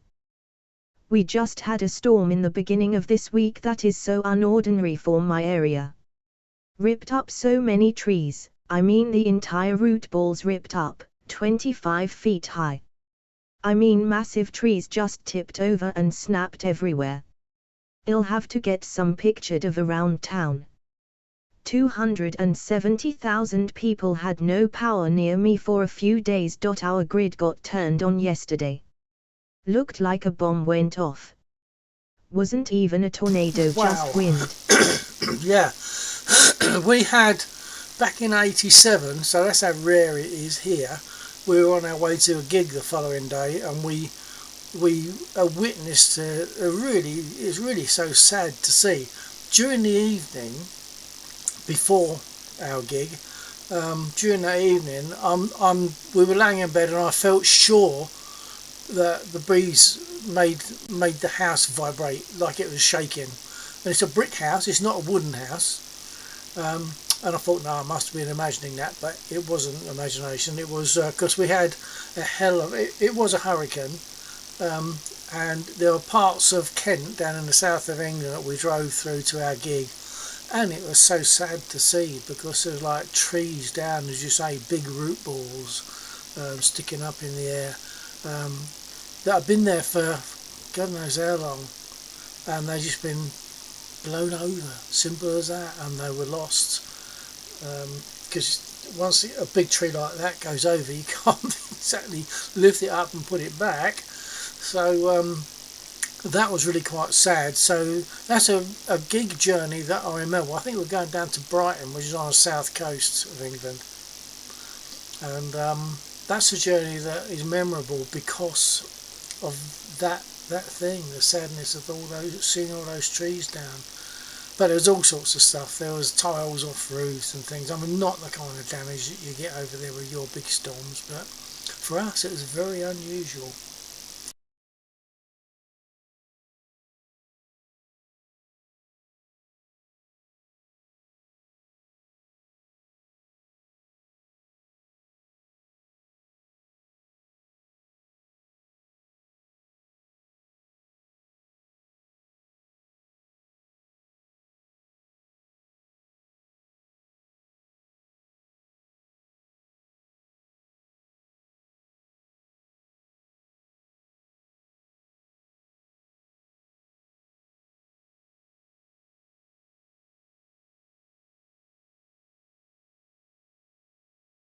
Triff_1.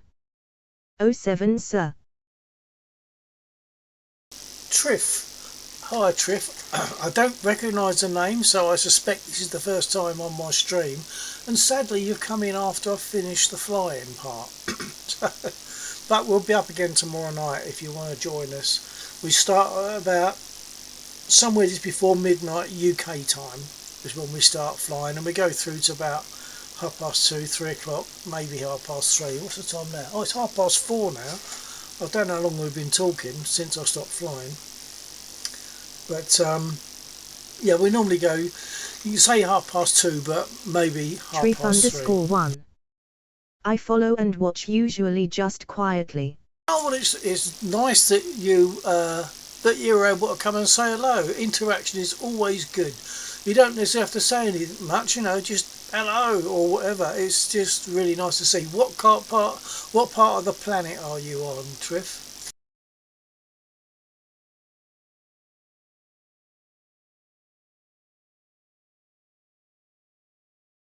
Triff_1. U.S. Yeah, I'm not surprised, and this is one of the reasons why we fly so late, because various people that fly with us are from USA. So when they're just sort of turning on their computers after having their evening meal, it's 12 o'clock for us. So we're starting as they're turning their computers on. And if they fly for a couple of hours and we fly with them, then you're talking at least 2:30 in the morning for us, but very often it's a lot later than that.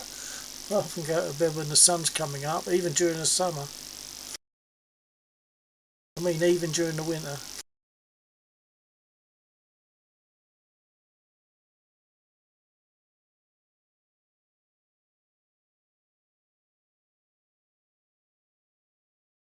Triff_1.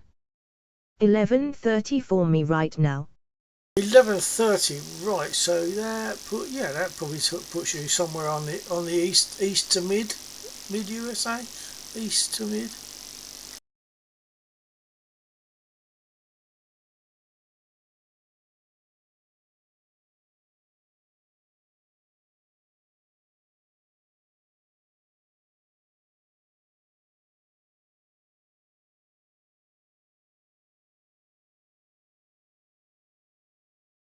Triff_1. Yeah, technically Midwest. West. Oh right, that sounds a lot further across. I mean, by the sound of it, Midwest sounds a lot further across than I would have imagined. But okay. And what's your weather currently doing? Ghetto was just saying they just had some bad weather. What's yours like? Ghetto Zebras. Typically when you and Laxa start streaming it is around 5:30 to 6 p.m. here. Oh, really? I thought it was about 7. Okay. Okay, so you're a bit further behind than I realised. Where, roughly, where are you then, Ghetto? I can't remember. That's got me at a loss Ghetto now. zebras. It varies a bit for some people. Trif_1. Been raining was supposed to today but didn't. Ghetto zebras. Well, sometimes no rain is Central good, time. sometimes it's bad. Ghetto zebras. Midwest. Midwest. Oh, okay. So actually, that's Ghetto basically zebras. where Trip is saying. Well it's north. from. Well north. Okay. Oh, okay. So you are further across than I imagined. I kind of put you closer to the East Coast mentally. Ghetto zebras. Indiana. Okay, now I'm going to confess that I'd have to look on a map to see where that is because I'm not good with all where Trif_1. states are. Ohio. Okay, and likewise, I'd have to look on the map to see exactly where that is, and then I'd probably forget because I have little reason to remember it.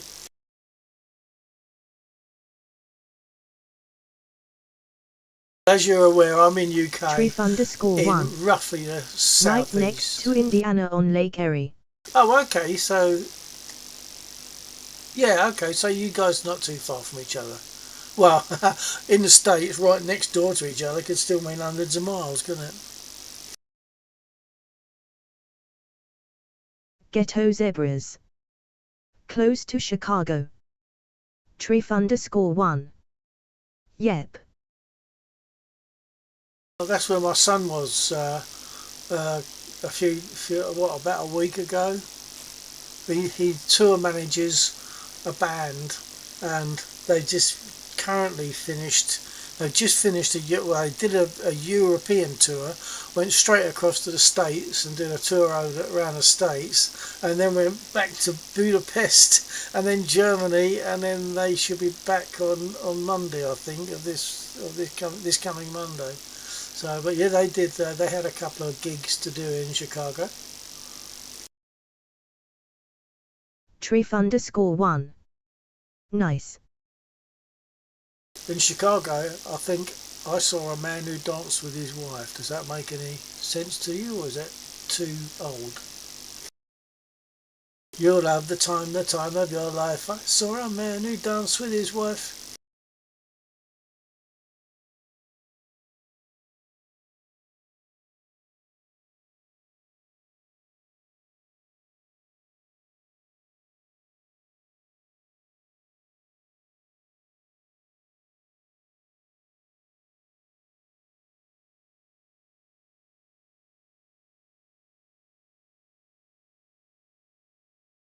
Oh, blimey, my rum's going down a bit quick as well. Look, I might have to get another one.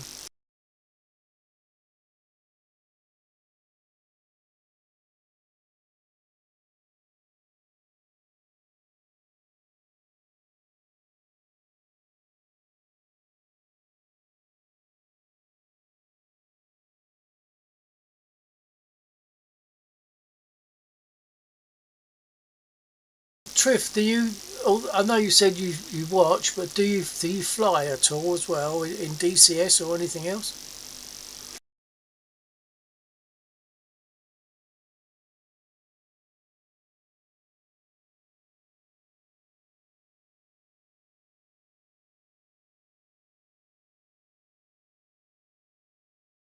Trif_1. I follow because I respect the warbirds, but I only have the Mustang module at the moment, which I flew one sortie in. Oh well, that's good. We talk about DCS. You flew it in DCS, did you? Yeah.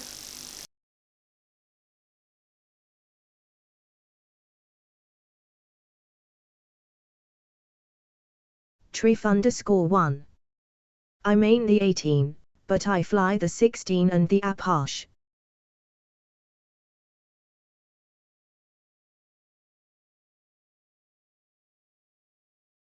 Okay, so Trif_1. F-18, F-16 and Apache. Yeah, only DCS. Well, why not come and join us in our server sometime? And You can fly. We're very easygoing. We're not terribly serious about it. We're there to enjoy ourselves, enjoy flying. There are various things to do, and those things are increasing because Laxor, who created the mission that we fly in, he's always doing things to increase the things that we can do within it.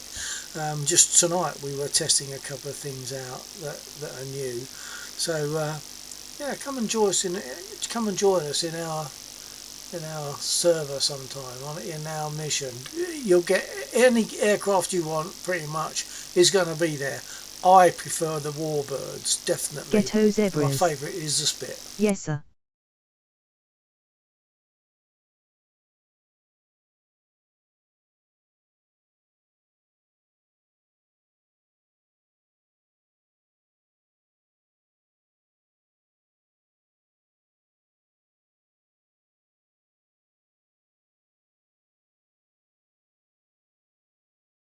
I'm not sure what your yes sir refers to there, Ghetto. I've lost the plot a little bit. But yeah, Triff, if you join us, Ghetto we're also Zebras. very happy to help One people rule. out. Must own Spitfire. Triff_1. Yeah. Eventually, but I only started flying in March, so I have a lot to learn. Well, our server is Ghetto the place to Zebras. come, and we'll help you. Winking smiley. Yeah. We love to help people. I think Ghetto might confirm that we got him flying in a Spitfire more quickly than he might otherwise have done without the help. Is that right, Ghetto? Ghetto Zebras. Kidding around off. Ghetto Zebras. Yes, sir. So there you are, Triff. If you wanted to join us in our server, what you could do is in this chat, just type !DCS and it will return the necessary details for you to be able to get into Ghetto our server Zebras. and join us. Great fun flying and learning the Warbird and using ordnance. Triff_1. Spitfire, Corsair, and the 47 are on my list. Good choices. Ghetto Zebras. Hello missions as well. Yeah, Hellies, yeah, that's right, yeah. But yeah, they're all great. I love the Warbirds. As I say, the Spitfire can be tricky, but there are little things to know that take that trickiness away, as Ghetto knows, and a couple of other people that have helped to get flying in the Spitfire. She can be a bit... You have to remember one thing about the Spitfire, and that is a famous phrase: she's a lady in the air, but she's a bitch on the ground. That's pretty true. It's easy to mess up on the ground in a Spitfire. Once you're taken off, it's almost like think where you want to go. Beautiful airplane. My all-time favourite.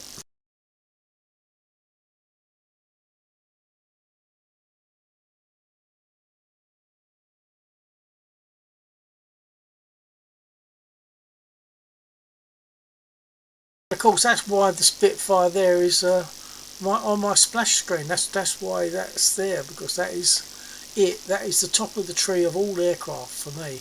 It's the top, to me. It's the top of the tree for Spitfires, and yet there were marks that followed the Mark 9, but the Mark 9 to me is the best. Learned that in the Mustang. Did 360s on the tarmac before I figured out why. Yeah, Ghetto Zebras. that's right. Ever though about building a model? Not sure what you're referring to there. What and who? Ghetto Zebras. Airplane. Oh, you build a model airplane to fly. I did that actually years ago. I never actually got as far as flying it. It was on a control line, so you hold the controller and it's like 25 yards or whatever away from you, and you fly it in a circle basically, and you can dip it and you can climb it. But I never actually got as far as that, because on the day that I was going to try it, the engine gave me a lot of trouble starting it, and I think that I needed a new glow plug. And after that, like the moment had gone, so I didn't end up flying it. I ended up selling it, but it was Trif enjoyable to _1. build.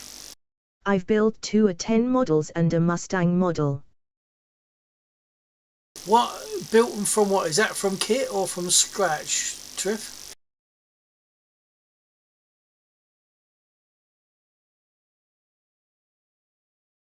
Ghetto zebras. Very cool. Trif _1.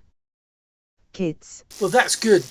What my 4-foot wingspan model that I made for control line flying, that wasn't a kit. It was just literally a piece of paper. It was a plan, and you had to get all the wood yourself, all the balsa, etc. Trif _1. And make it according Italy to the and plan. Tamaya.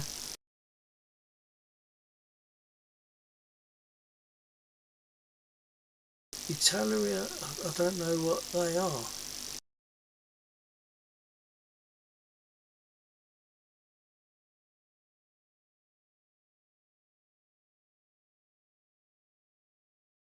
Trif _1. Model kits. Oh, okay. Is that the make of it, or is it they Trif just aircraft that I _1. don't know of? Some of the better one.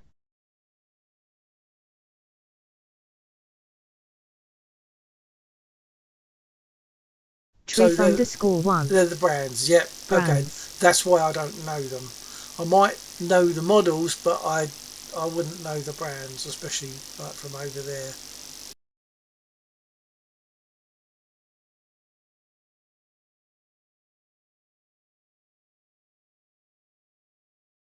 Can I have another rum?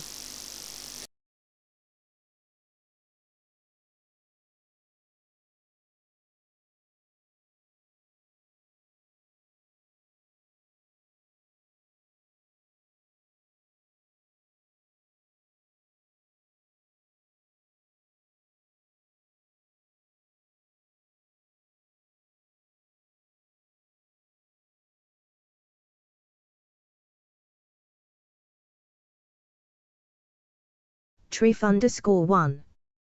Tamia is Japanese and I believe Italy is Italian. Yeah, Italy certainly sounds Italian. And yeah, once again, Tamiya. Yeah, that sounds pretty Japanese, doesn't it? Yeah.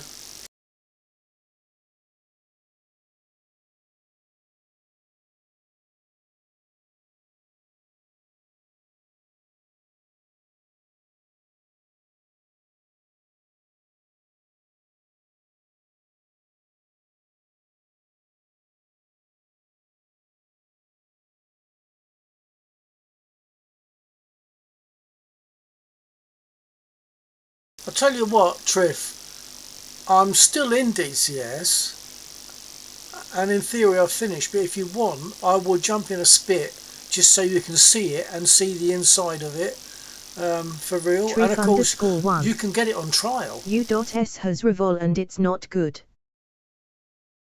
Yeah, I think I've heard of Revol actually. That sounds familiar. I think my brother, yonks ago, maybe longer, had a Revol or something like that kit to make.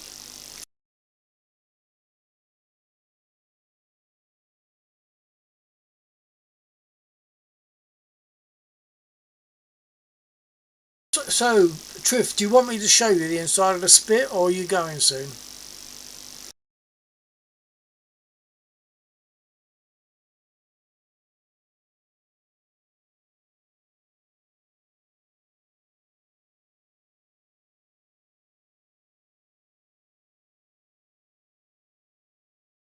Trif _1. I'm actually at work watching. I would love lessons though. Okay, well if you're at work watching, does that mean that I could jump in a spit and you'll still be okay to sit and watch?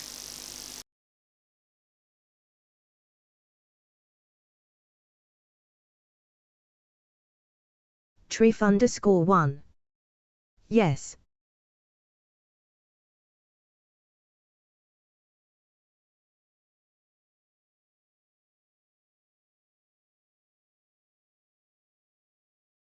Okay, I don't take much arm bending, do I? I'll jump back into our server. Laxor might still be there. He's still online, but whether he's actually in DCS, I don't know. Let's have a little. Let's go in and take a look. This is. I'll go to our server so you can see. So there it is. It's Bill Lagland 2.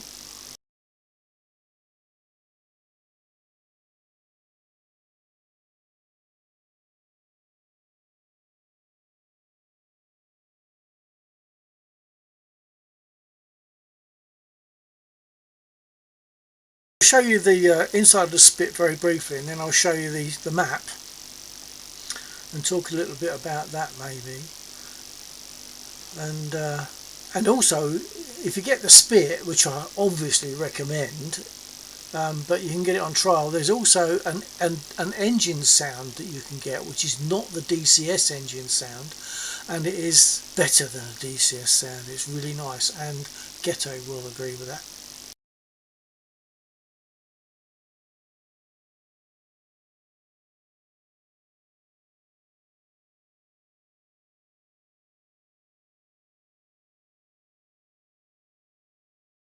Right, now you'll see that there's one there marked Bill 1949. Indeed.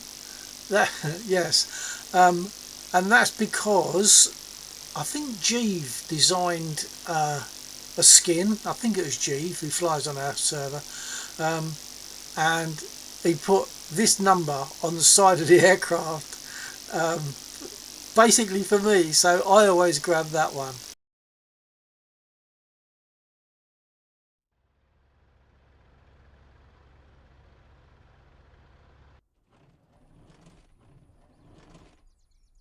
Oh, I've got to put my track IR on. Hold on.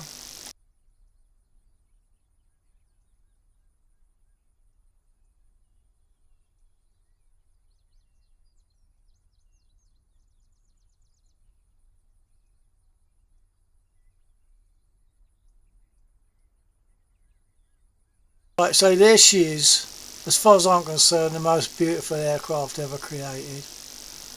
Absolutely gorgeous. As I say, lady in the air, but of course a bitch on the ground. But we get over that. Most of the time we're not going to be on the ground. That's not a problem. So jumping in, all the gauges work, of course, and there's certain things to remember pre-startup, and then there's various things to know about taxiing and things like that, which we'll go into. But let's look on the map.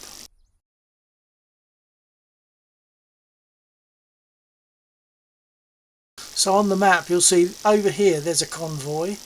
Dangerous. They would often shoot me down if I go and hit them, but I'll still go in and have a go. Other red units that have been put there, and there are various red units that are not showing yet. You can actually find a red unit which is not marked on the map and then do things to mark it so that it then appears on the map. More red units down there. And down here you've got some A-20s. Laxor had to use A-20s as the enemy bomber, which is a bit of a pity, but that's the best that he had to work with. So he uses A-20s as the enemy bomber, and obviously got 109s, so you got 4 A-20s. Hang on, 1, 2, 3, 4, yeah, and a couple of 109s, although I'm only seeing one, so it looks as though one's been shot down already. But you'll get 2 109s. We can engage them. Once they get shot down, another 2 will spawn somewhere up there and come in. There are some more 109s over here which are not aggressive.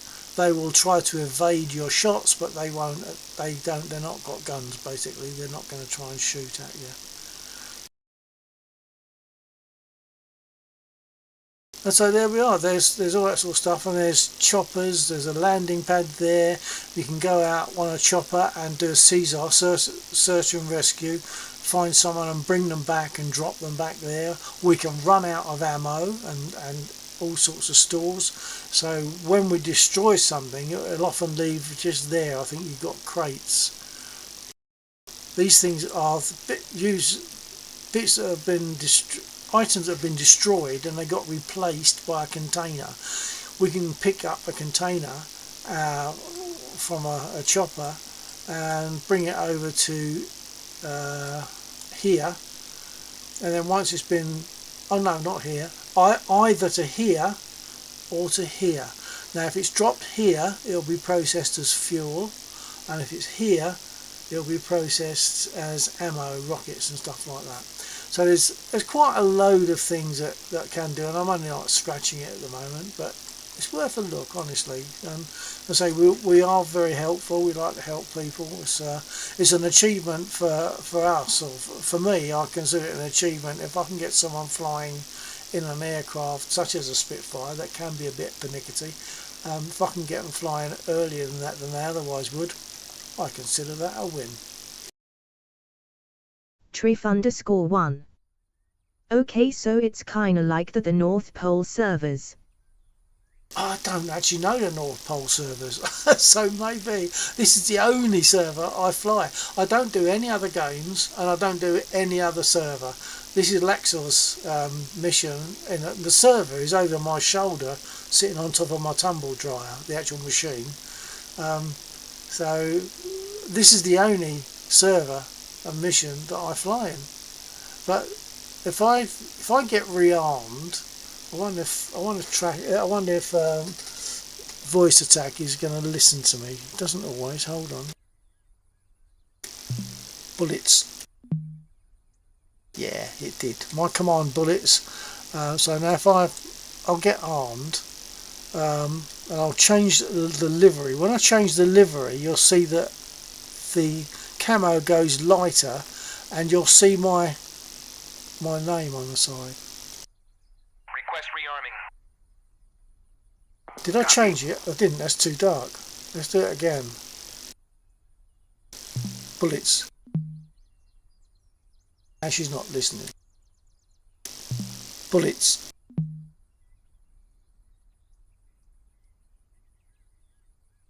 But yeah, I didn't change it.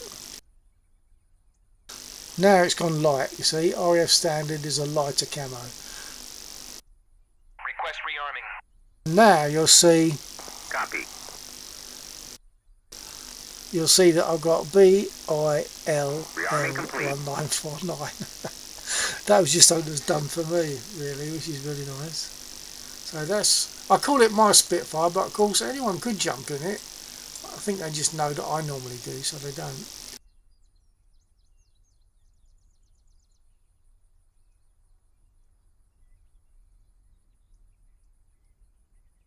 And in theory, although I'm not going to fly, would you like me to start taxi and take off?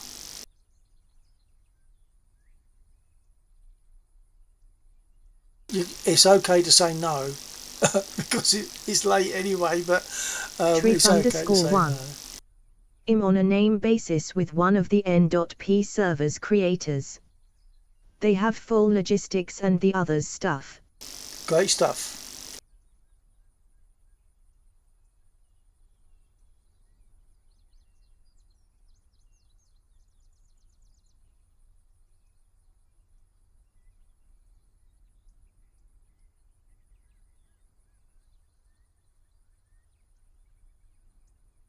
Triff_1. I always learn full start before I take flight. Yes, absolutely, and that's what I do. I don't do the instant start, what they call it. I don't even auto start. I don't do that. So hang on, let's just center track IR a bit. Makes it easier to see. I'll start her up. Why not?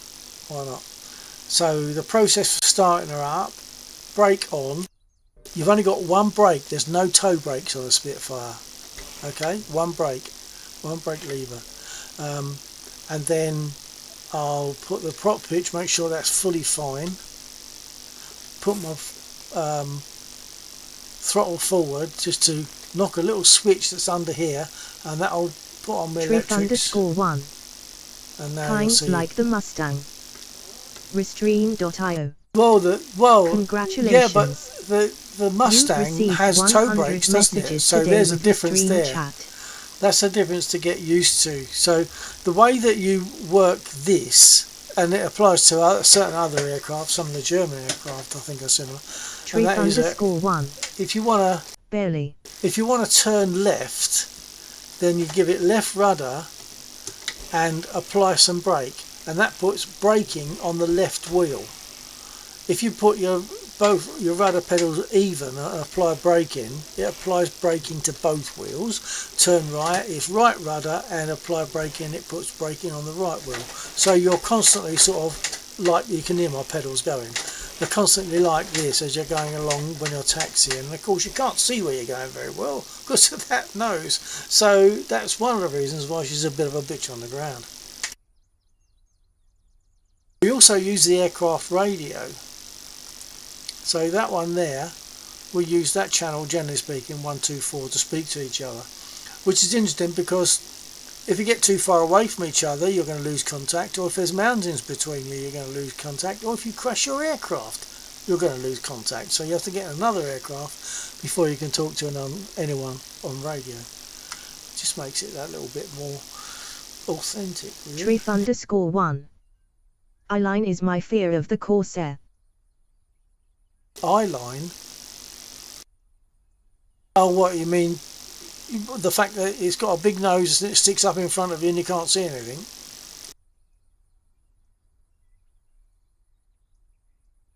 I've got the Corsair, but I haven't flown it for a while, I must admit. I should fly it more.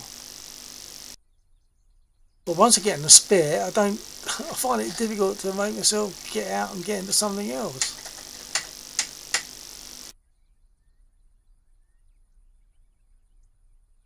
So, yeah, so the first thing is on a Spitfire is brake on, because otherwise when you start the engine she will roll forward.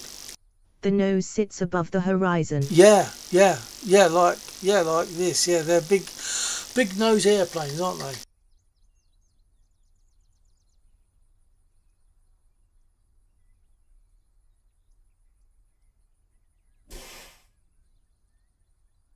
Let's start it up. I'll go for a quick start up.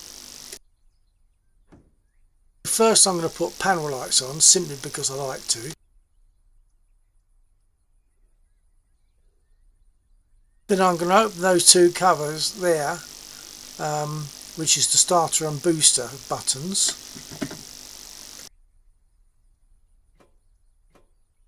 I'm going to put the magnetos on. I'm going to put the fuel pump and put a fuel pump on, which, no, if it's loud enough you can hear it, but I don't have it loud enough for that. If I had it that loud I wouldn't be able to hear anything else. And then open the fuel cock, which is down there, which I've got a switch for at the front. Right, so fuel pump is on, fuel cock is open. Now I'll give it 4 pumps to prime the engine.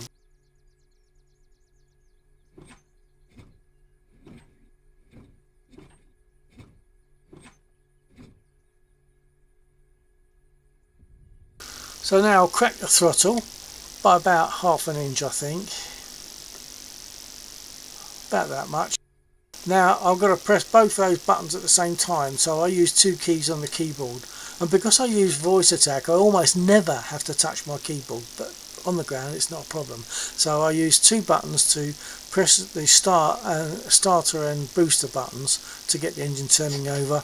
Once it's turning over and catching, I then flick the mixture lever forward. And then she'll be running normally. Let's do that.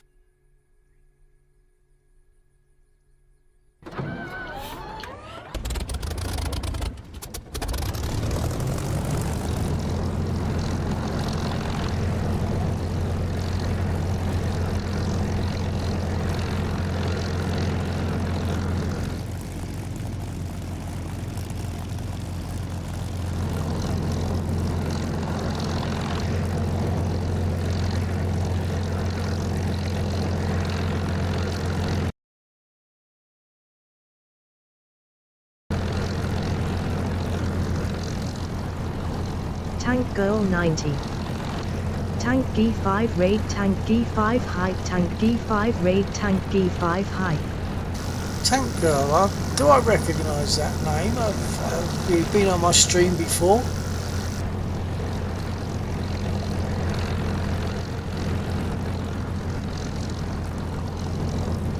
I'll read your response when I've come back from pouring myself another rum.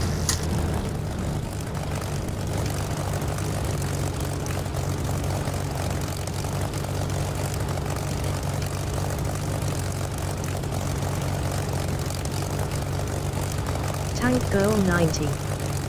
I have raided you once before after playing DCS, yes. Ghetto Zebras.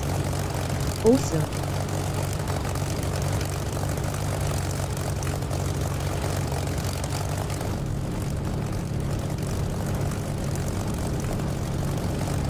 Oh well, hold on, I've not got my ears on, hold on.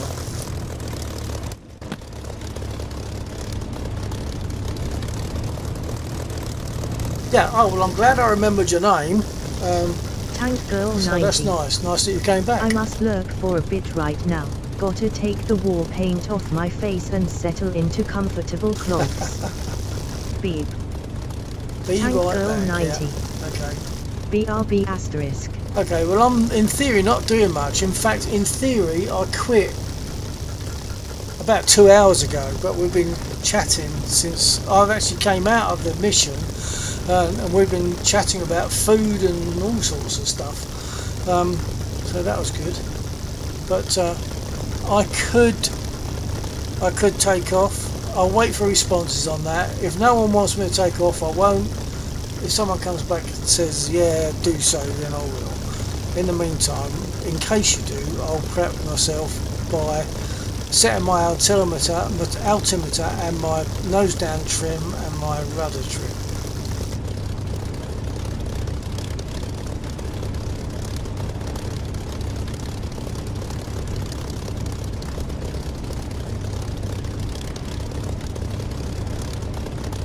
A lot of people like to have a full division of nose down. I have mine level, and I've found that works for me. So there's a certain amount of personal choice that goes with that.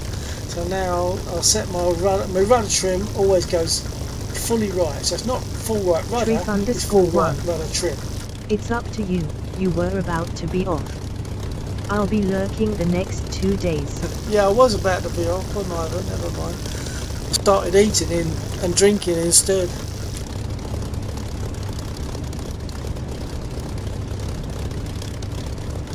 Okay. Well, look, I'm interested in getting Triff interested in flying a Spitfire. So, although I was going to be shooting off, I'm going to instead, having spoken about how to do it with the way you taxi, I'm going to taxi to 08 and take off. Which is really naughty, but I don't care. So brake off, throttle up, then add some brake with left rudder to turn left.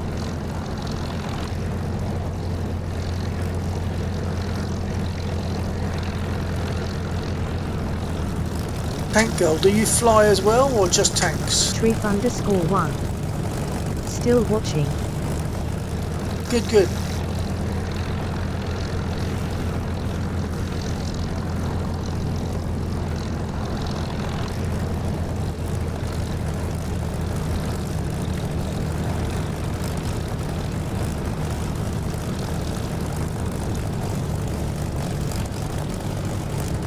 At the end of this bit of taxiway that I'm putting onto now, very often there are shell craters.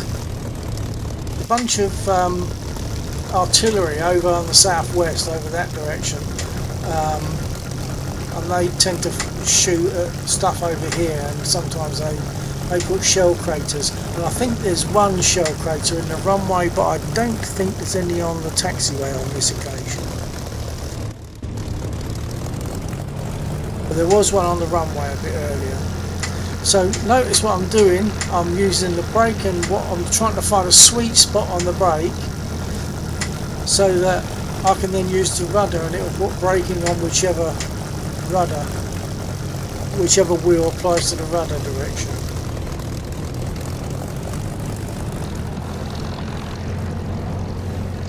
I don't think there's anyone here at the moment, but I would normally make an announcement such as Bill 49 Spitfire 08 for takeoff.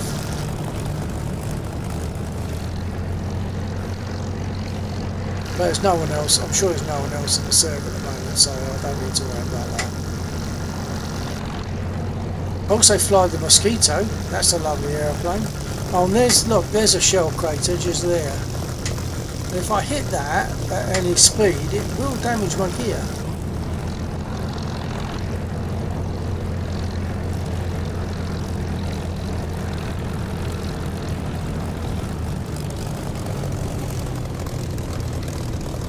Right, now when I first got the Spitfire, Trip_1. I had a lot of trouble Yeah, the taking Mustang off. reminded of a heli with the constant rudder. Oh, right. Yeah, I had a lot of trouble taking off. The left wing would dip and I'd skid all over the place and crash. And there was a time when I thought, have I wasted my money getting this Spitfire? But then you learn a couple of little tricks, get a little bit of information about it, and it all changes. So, as you saw, I taxied pretty comfortably there, no real problem at all. And when I take off, the trick for takeoff in a Spitfire, I'll quickly say it, I won't say it while I'm doing it, but the way you take off in a Spit is it's stick back, full right aileron, and then throttle up, and as you throttle up you're dancing on the pedals as necessary just to keep it straight, but you're also bringing the stick forward to its normal position. When you get to about 85-90 miles an hour you can rotate about that much probably, she'll lift off, then it's gear up, adjust your trim, set your prop pitch to 2700, yeah, prop pitch to give 2700 RPM, and then basically you're there, apart from putting on your sight, and I'm in the guns. So I'll take off now. Brake off. If I don't do that, I will nose over. So brake off. So I've only got a few revs, so it's not going to creep forward on its own. Stick back, full right, and throttle up. Here we go.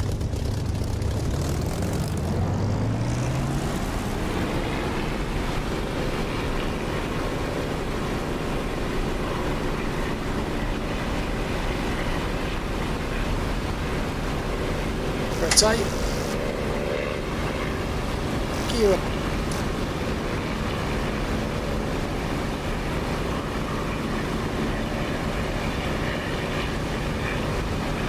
Now adjusting trims.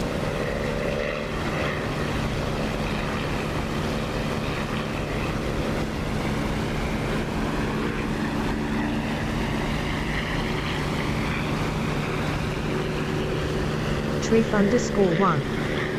Oh, that's right. Not sure if you mean that's right or that's rough.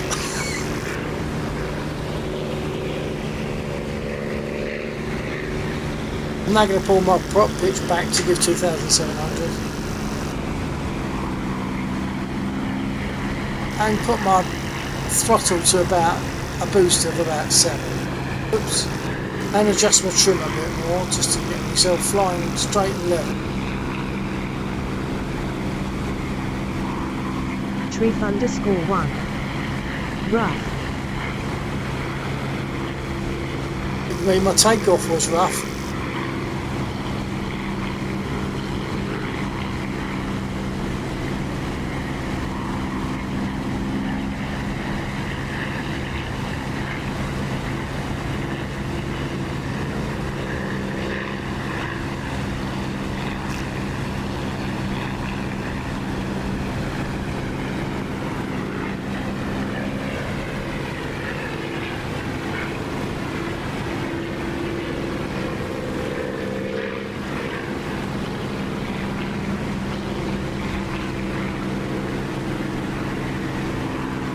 Trif_1.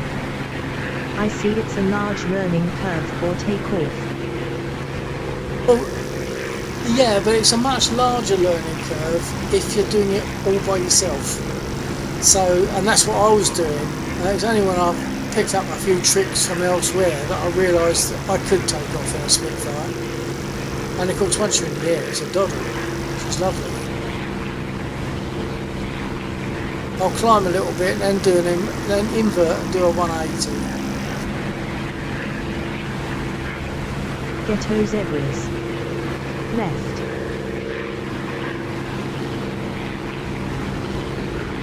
Left? How do you mean? Right, let's do a invert and do a 180.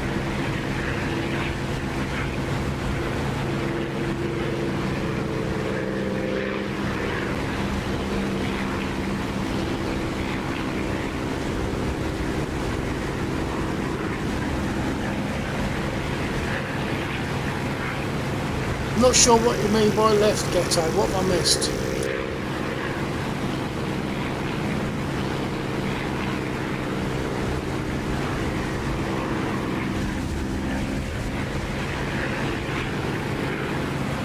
Okay, well that's a taxi and takeoff. Let's land.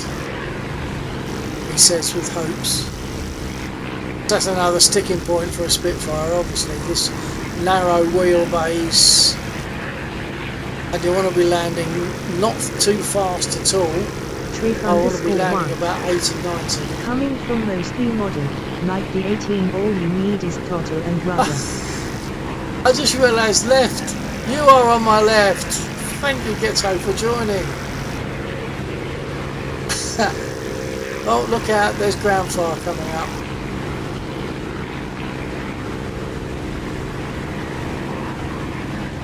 So that, for anyone else watching, that's Ghetto in front of me now.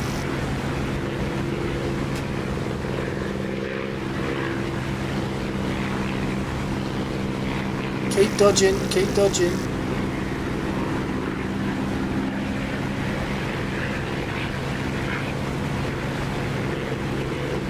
Trip underscore 1. What about any tips for landing?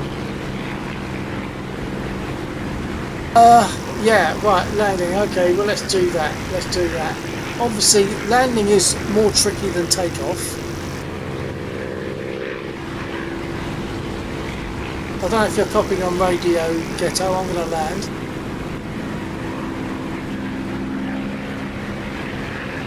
If I can find the airfield.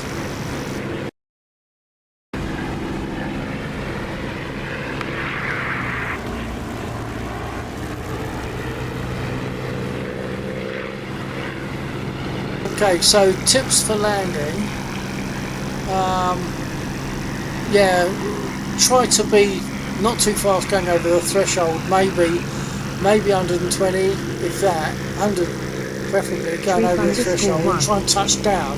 Just curious, but how many rounds would take 80, him down? Oh, I'm not going to shoot. I'm not going to shoot Ghetto. I don't think he's going to shoot me. Okay, gear down.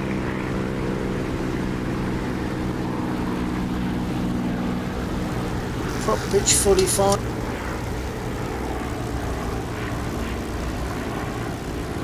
Canopy is open.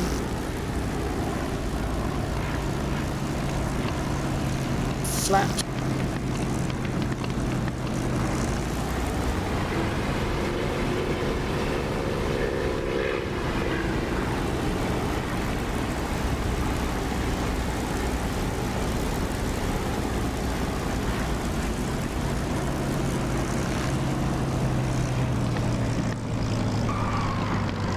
Oh, that was heavy.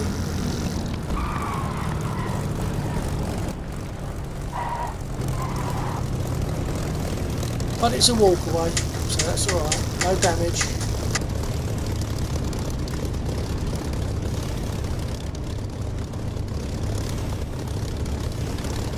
Okay, I'll move off the runway just in case Ghetto wants to land and I'm in the way.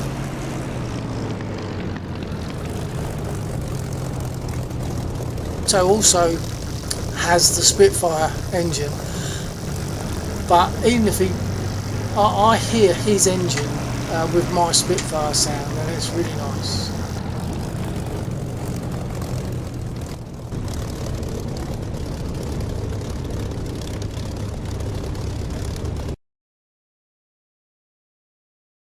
Sorry I hadn't realised you were there, Ghetto. That was a nice surprise.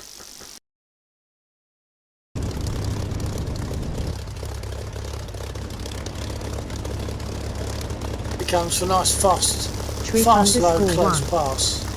better than my best landing.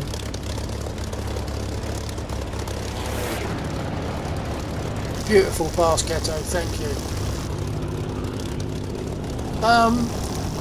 Yeah, I used to land quite well, then for some reason it all went rather pear-shaped and my landings were terrible. Then I realised I was just landing at too fast a speed. You want to be landing at a very slow, gentle rate of descent and at about 80 to 90 miles an hour.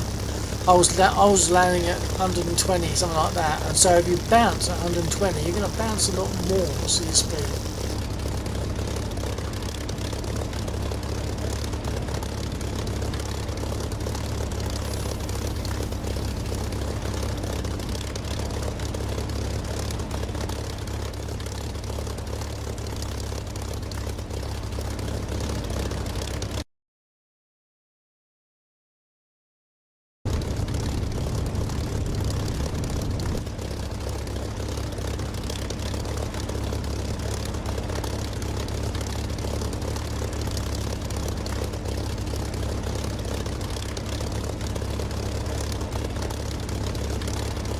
Nice slow pass over the runway, beautiful.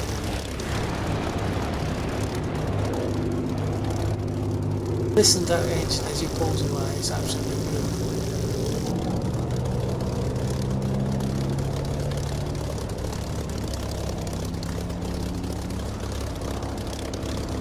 That's the Echo 19 sound.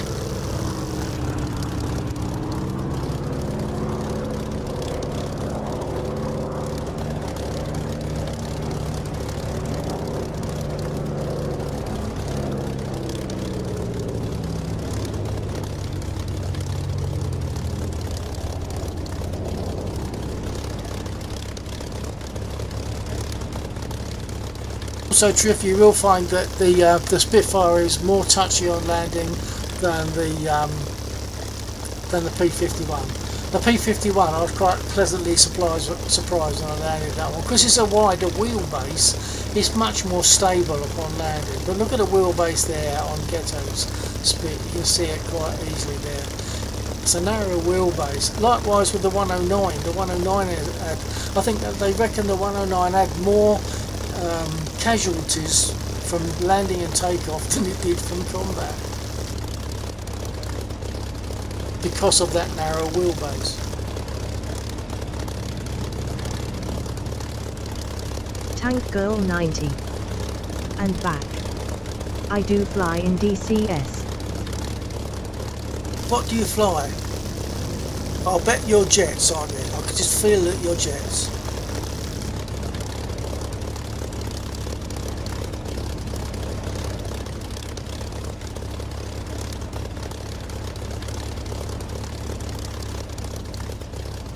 Triff_1.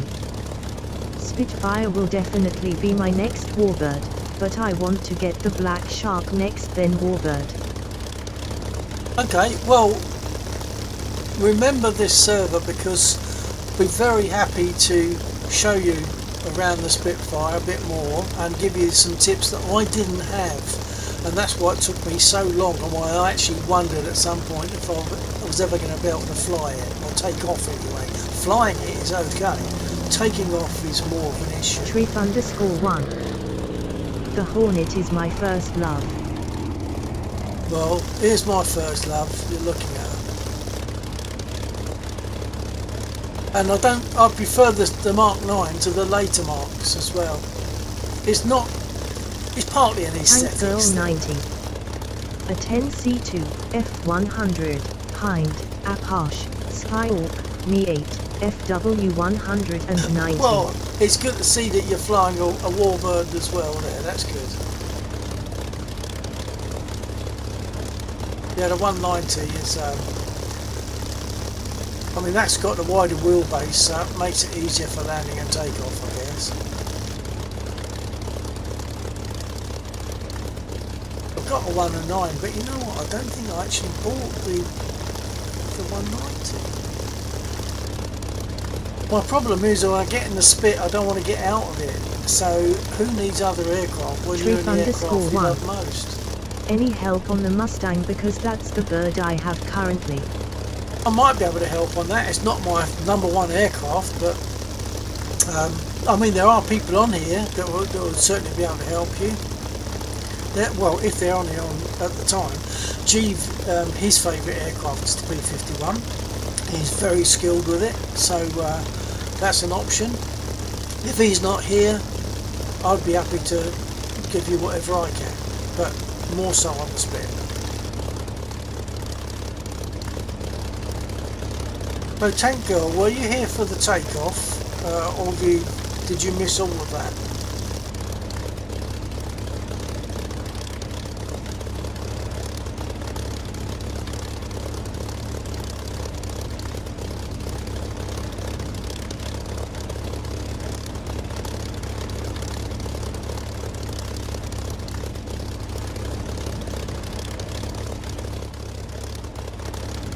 It's now daylight. Not sure if the sun's up or not, can't remember, but it's certainly a light sky out there now for me.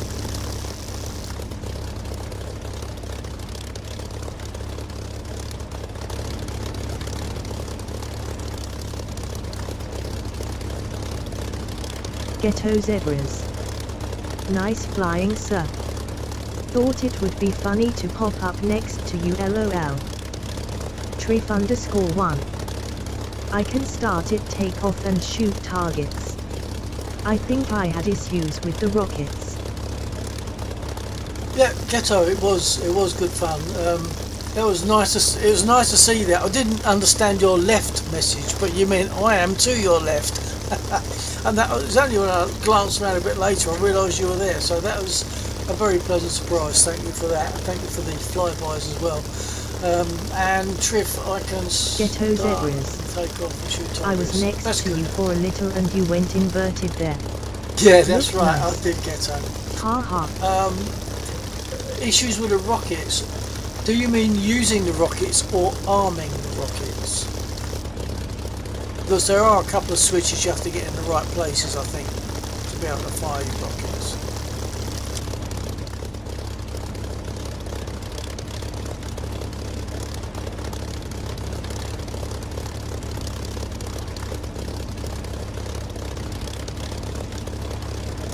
I think Tank Girl's gone again.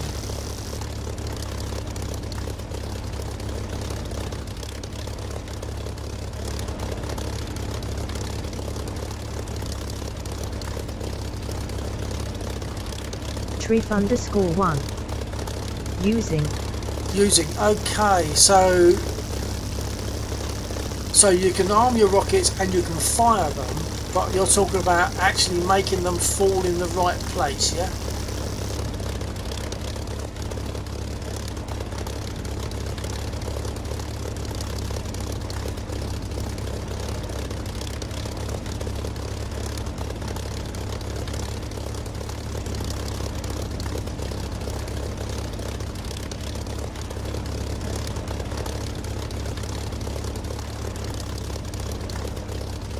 Triff_1.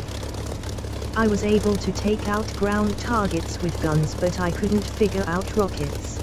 Yeah, it's just a case of getting to know where your sight needs to be aiming, and of course it's your angle of your dive.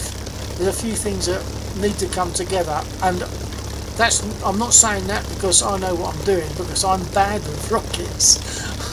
I'm the first to admit that I am bad with rockets, so I haven't quite got the knack of it, and it's a case of being able, it's a bit like when you're shooting another aircraft, trying to lead the target with your bullets so that the aircraft flies into your bullets, and it's a similar thing. It's a bit of touchy-feely, suck it in the sea sort of thing, really. You just keep trying it.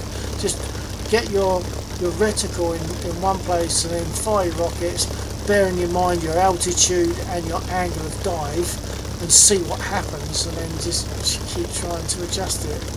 But no, I'm not a good person to help you use your rockets. Triff_1. They wouldn't even launch. Oh, well, if they wouldn't even launch, okay, well, no, that is the issue then, is how to arm them.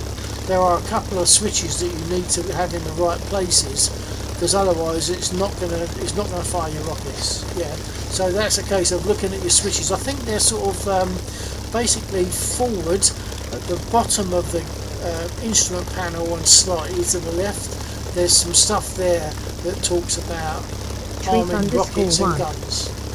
Targeting I get. Oh, well, you'll be better at it than I would, because I'm not very good at all that.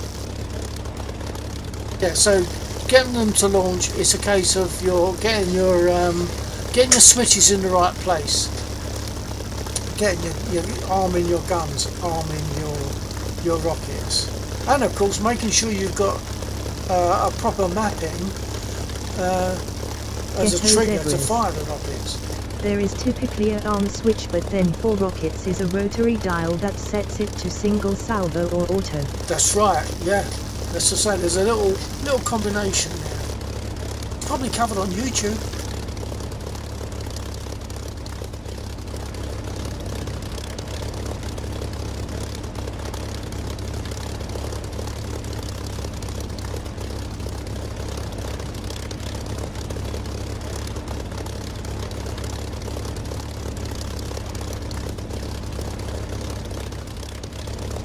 Actually, Triff, if you haven't flown that much in DCS, did you know that you can bail out and look at your parachute as you come down?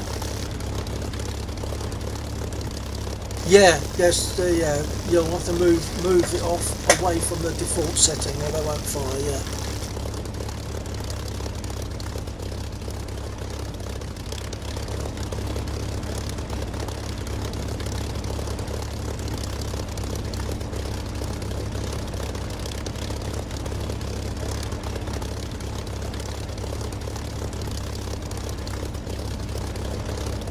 I haven't used the P51 for a long time.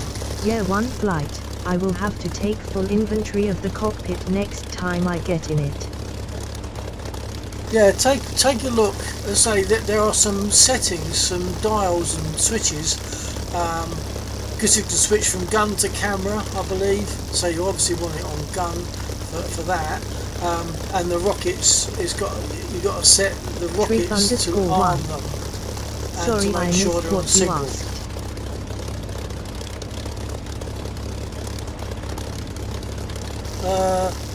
I'm sorry too, because I forgot what I asked.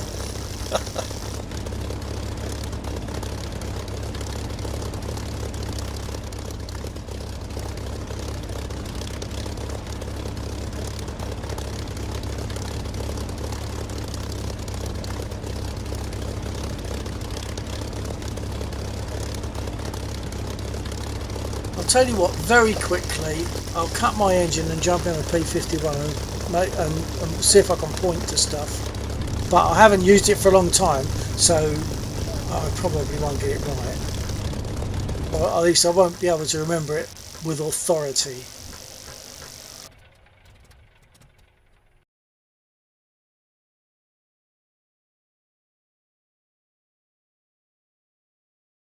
Don't know where they are. Mosquito's a good aircraft too. That takes it. That once again, that needs a. Oh, there we are. And that's Tbilisi. I don't want Tbilisi. Mosquito has got some things you have to get used to, but it makes it more fun. Makes it more fun to do it. Mosdoc P51. Ghetto Zebras. That'll do. In my opinion, the Mos has the most mesmerizing engine sound in DCS.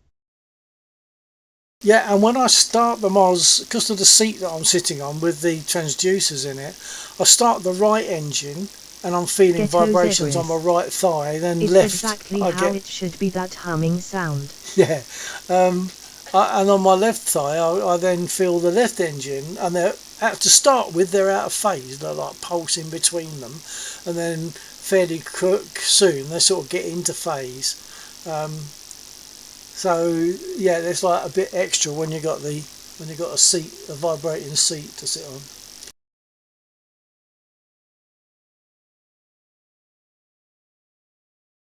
not going to take off in this. I'm not going to do much with it. I'm just going to show.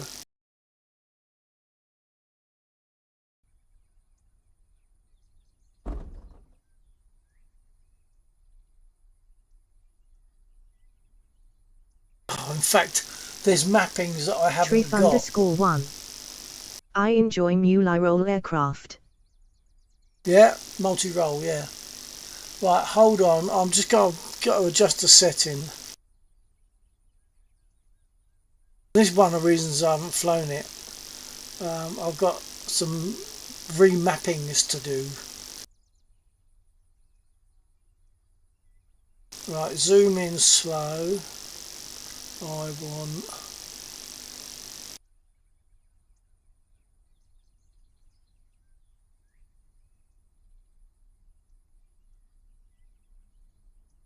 I'm not sure if I caught it right.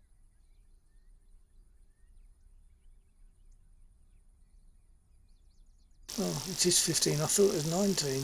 Okay, let's have a look. And then let's clear that. Do it again. It is 19. I thought it was. That sound right? Oh, let's clear that again.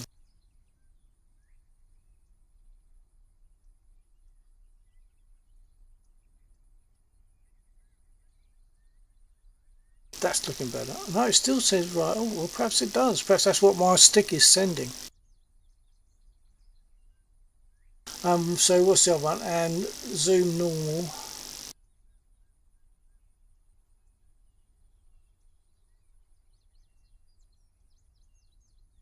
See if they work.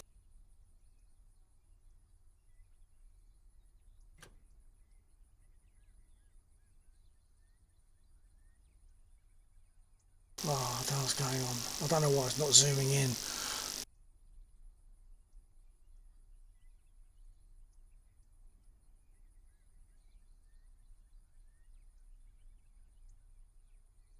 I'll select it.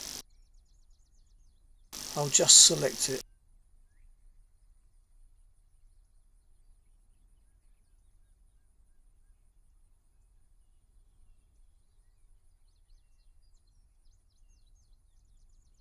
It keeps bringing these back.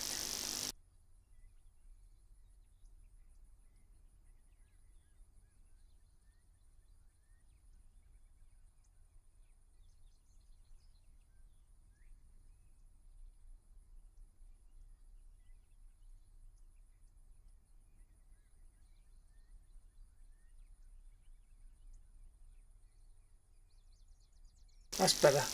Right. So, for Triff,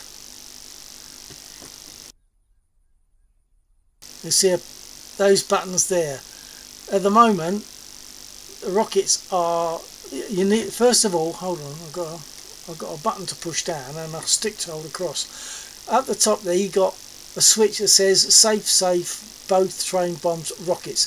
Switch that to rockets, and then the switch below it, the rotary switch below it, you want to switch to single. Right, so then, and then to the left, I think you got the switch where it says guns, camera and sight. Switch it up to guns.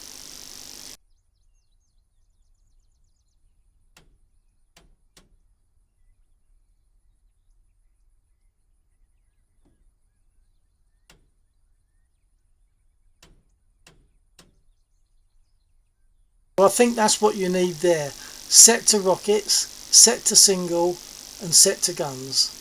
Those three things need to happen for the rockets to fire, I believe. So try to remember that, or come back to this stream and re-watch it.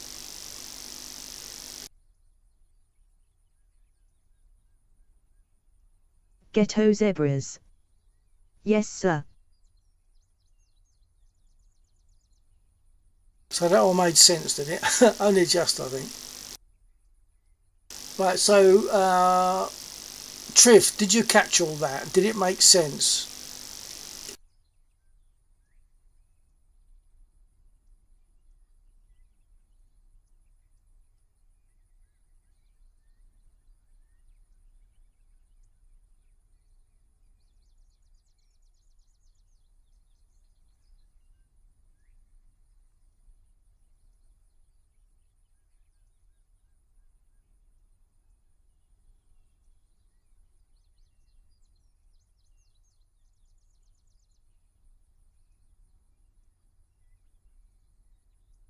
Triff_1.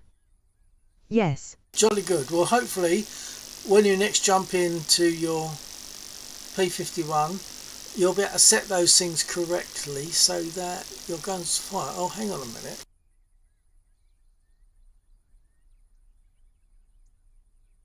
Okay, just making sure there's no switches down there that you have to worry about, but no, there's not. It's this panel here. This panel. And that should sort you out for rockets, I believe.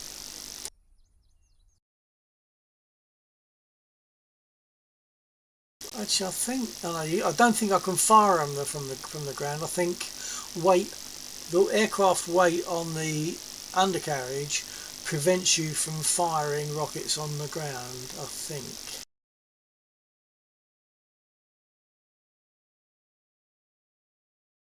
Ghetto Zebras. Bill 1949 in AP51. Noise. Noise. Triff_1.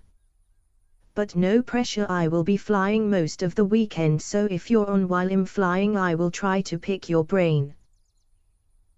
Okay, well, I mean, we only fly, generally speaking, I mean, apart from certain instances, we fly just on Friday nights and Saturday nights, starting at about midnight and going through to anywhere 2:30 and beyond on each of those nights. We used to fly an awful lot more, but got to sleep sometime, I guess. I mean, look, it's full daylight for me here now, and I still haven't turned in, but I'm going to very soon.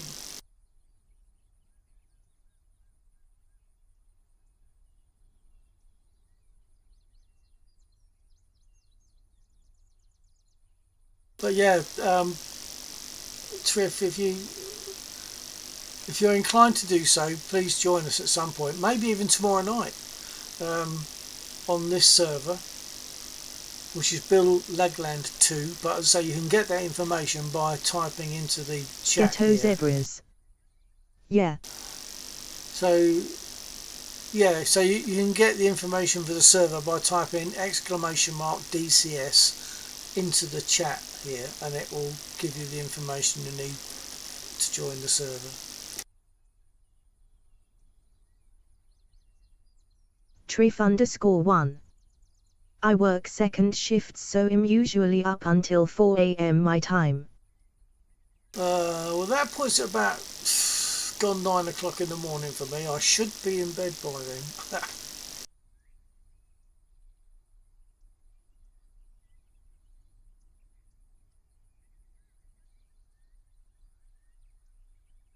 Look, my rum's all gone, so that's probably about my time to fold. Stream elements.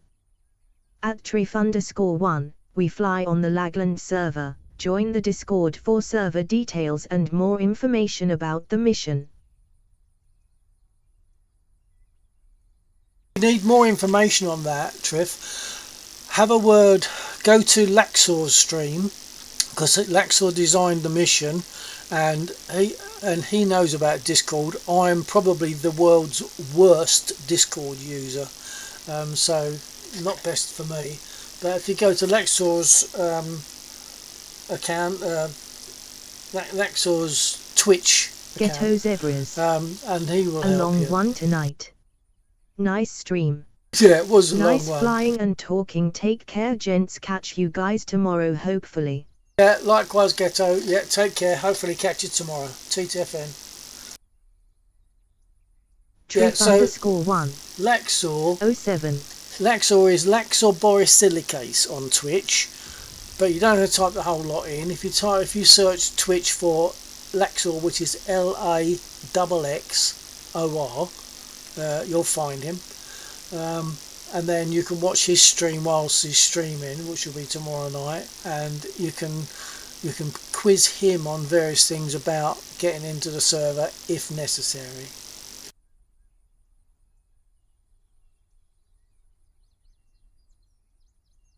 So, okay, I'm going to fold now. It's nice to see a bunch of people there. Pity that I'm going to go. Okay, I will check him out. Yeah, and it'll be a great stream to watch as well. Treef_1. We do all sorts of stuff. Thanks. No, you're most welcome. And so it'll be lovely to see you here, and it'll be really nice to try and give you a hand, especially if you get a spit on trial. Yeah. You don't have to pay anything for that. You can get a spit on 2 weeks trial, and I'll be very happy to show you through some of that and hopefully get you flying much quicker than you might otherwise. To say, there was a time when I thought I wouldn't be able to fly it because I was trying to do it all by myself without researching it enough, and a few little tricks makes a big difference. Even things like as you're hurtling along the runway, you've got your stick back. If you're looking at my inset, you've got your stick back and full right aileron. As you're throttling up, you're almost bringing your stick back at the same rate as you're throttling up.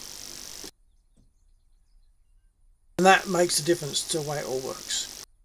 Oh, and the other thing is, on a Spitfire, remember you don't have flaps for takeoff, because that can throw things out quite a lot. So no flaps for takeoff on a Spit, only flaps for landing.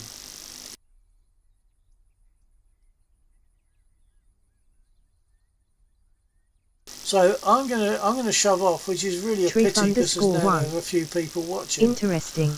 If anyone else wants to say a quick hello before we go, please do. I'll give it a few seconds.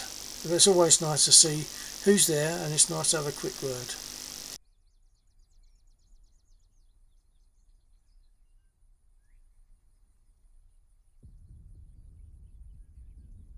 Treef_1. Okay, enjoy your night 07.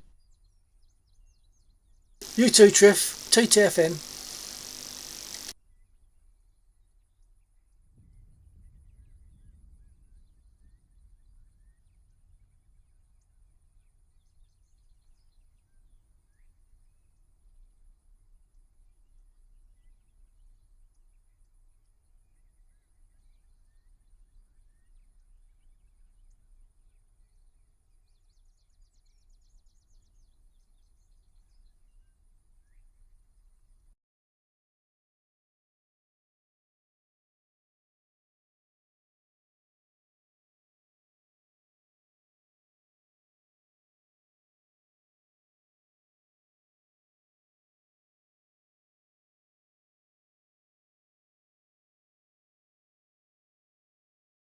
Okay, well on that note, it looks like there's no one needs to make any messages, so we'll be flying again later today, as it happens.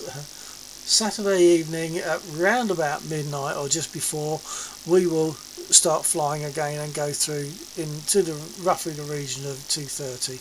Possibly more aircraft tomorrow night. Tonight for me was very unusual because I was P2 in a chopper, which is most unusual. I don't do choppers normally, but for various reasons it was helpful to Laxor for the mission that he's writing stuff for, to have me there. So that's what I was doing. So probably tomorrow night it would just be more like normal aircraft flying, and of course I will be flying the Spit at various times. And the Mosquito probably, and maybe LA7. Yeah, LA7's a good fun aircraft too. Right, okay, thanks for being there folks, take care, hopefully catch you tomorrow. TTFN.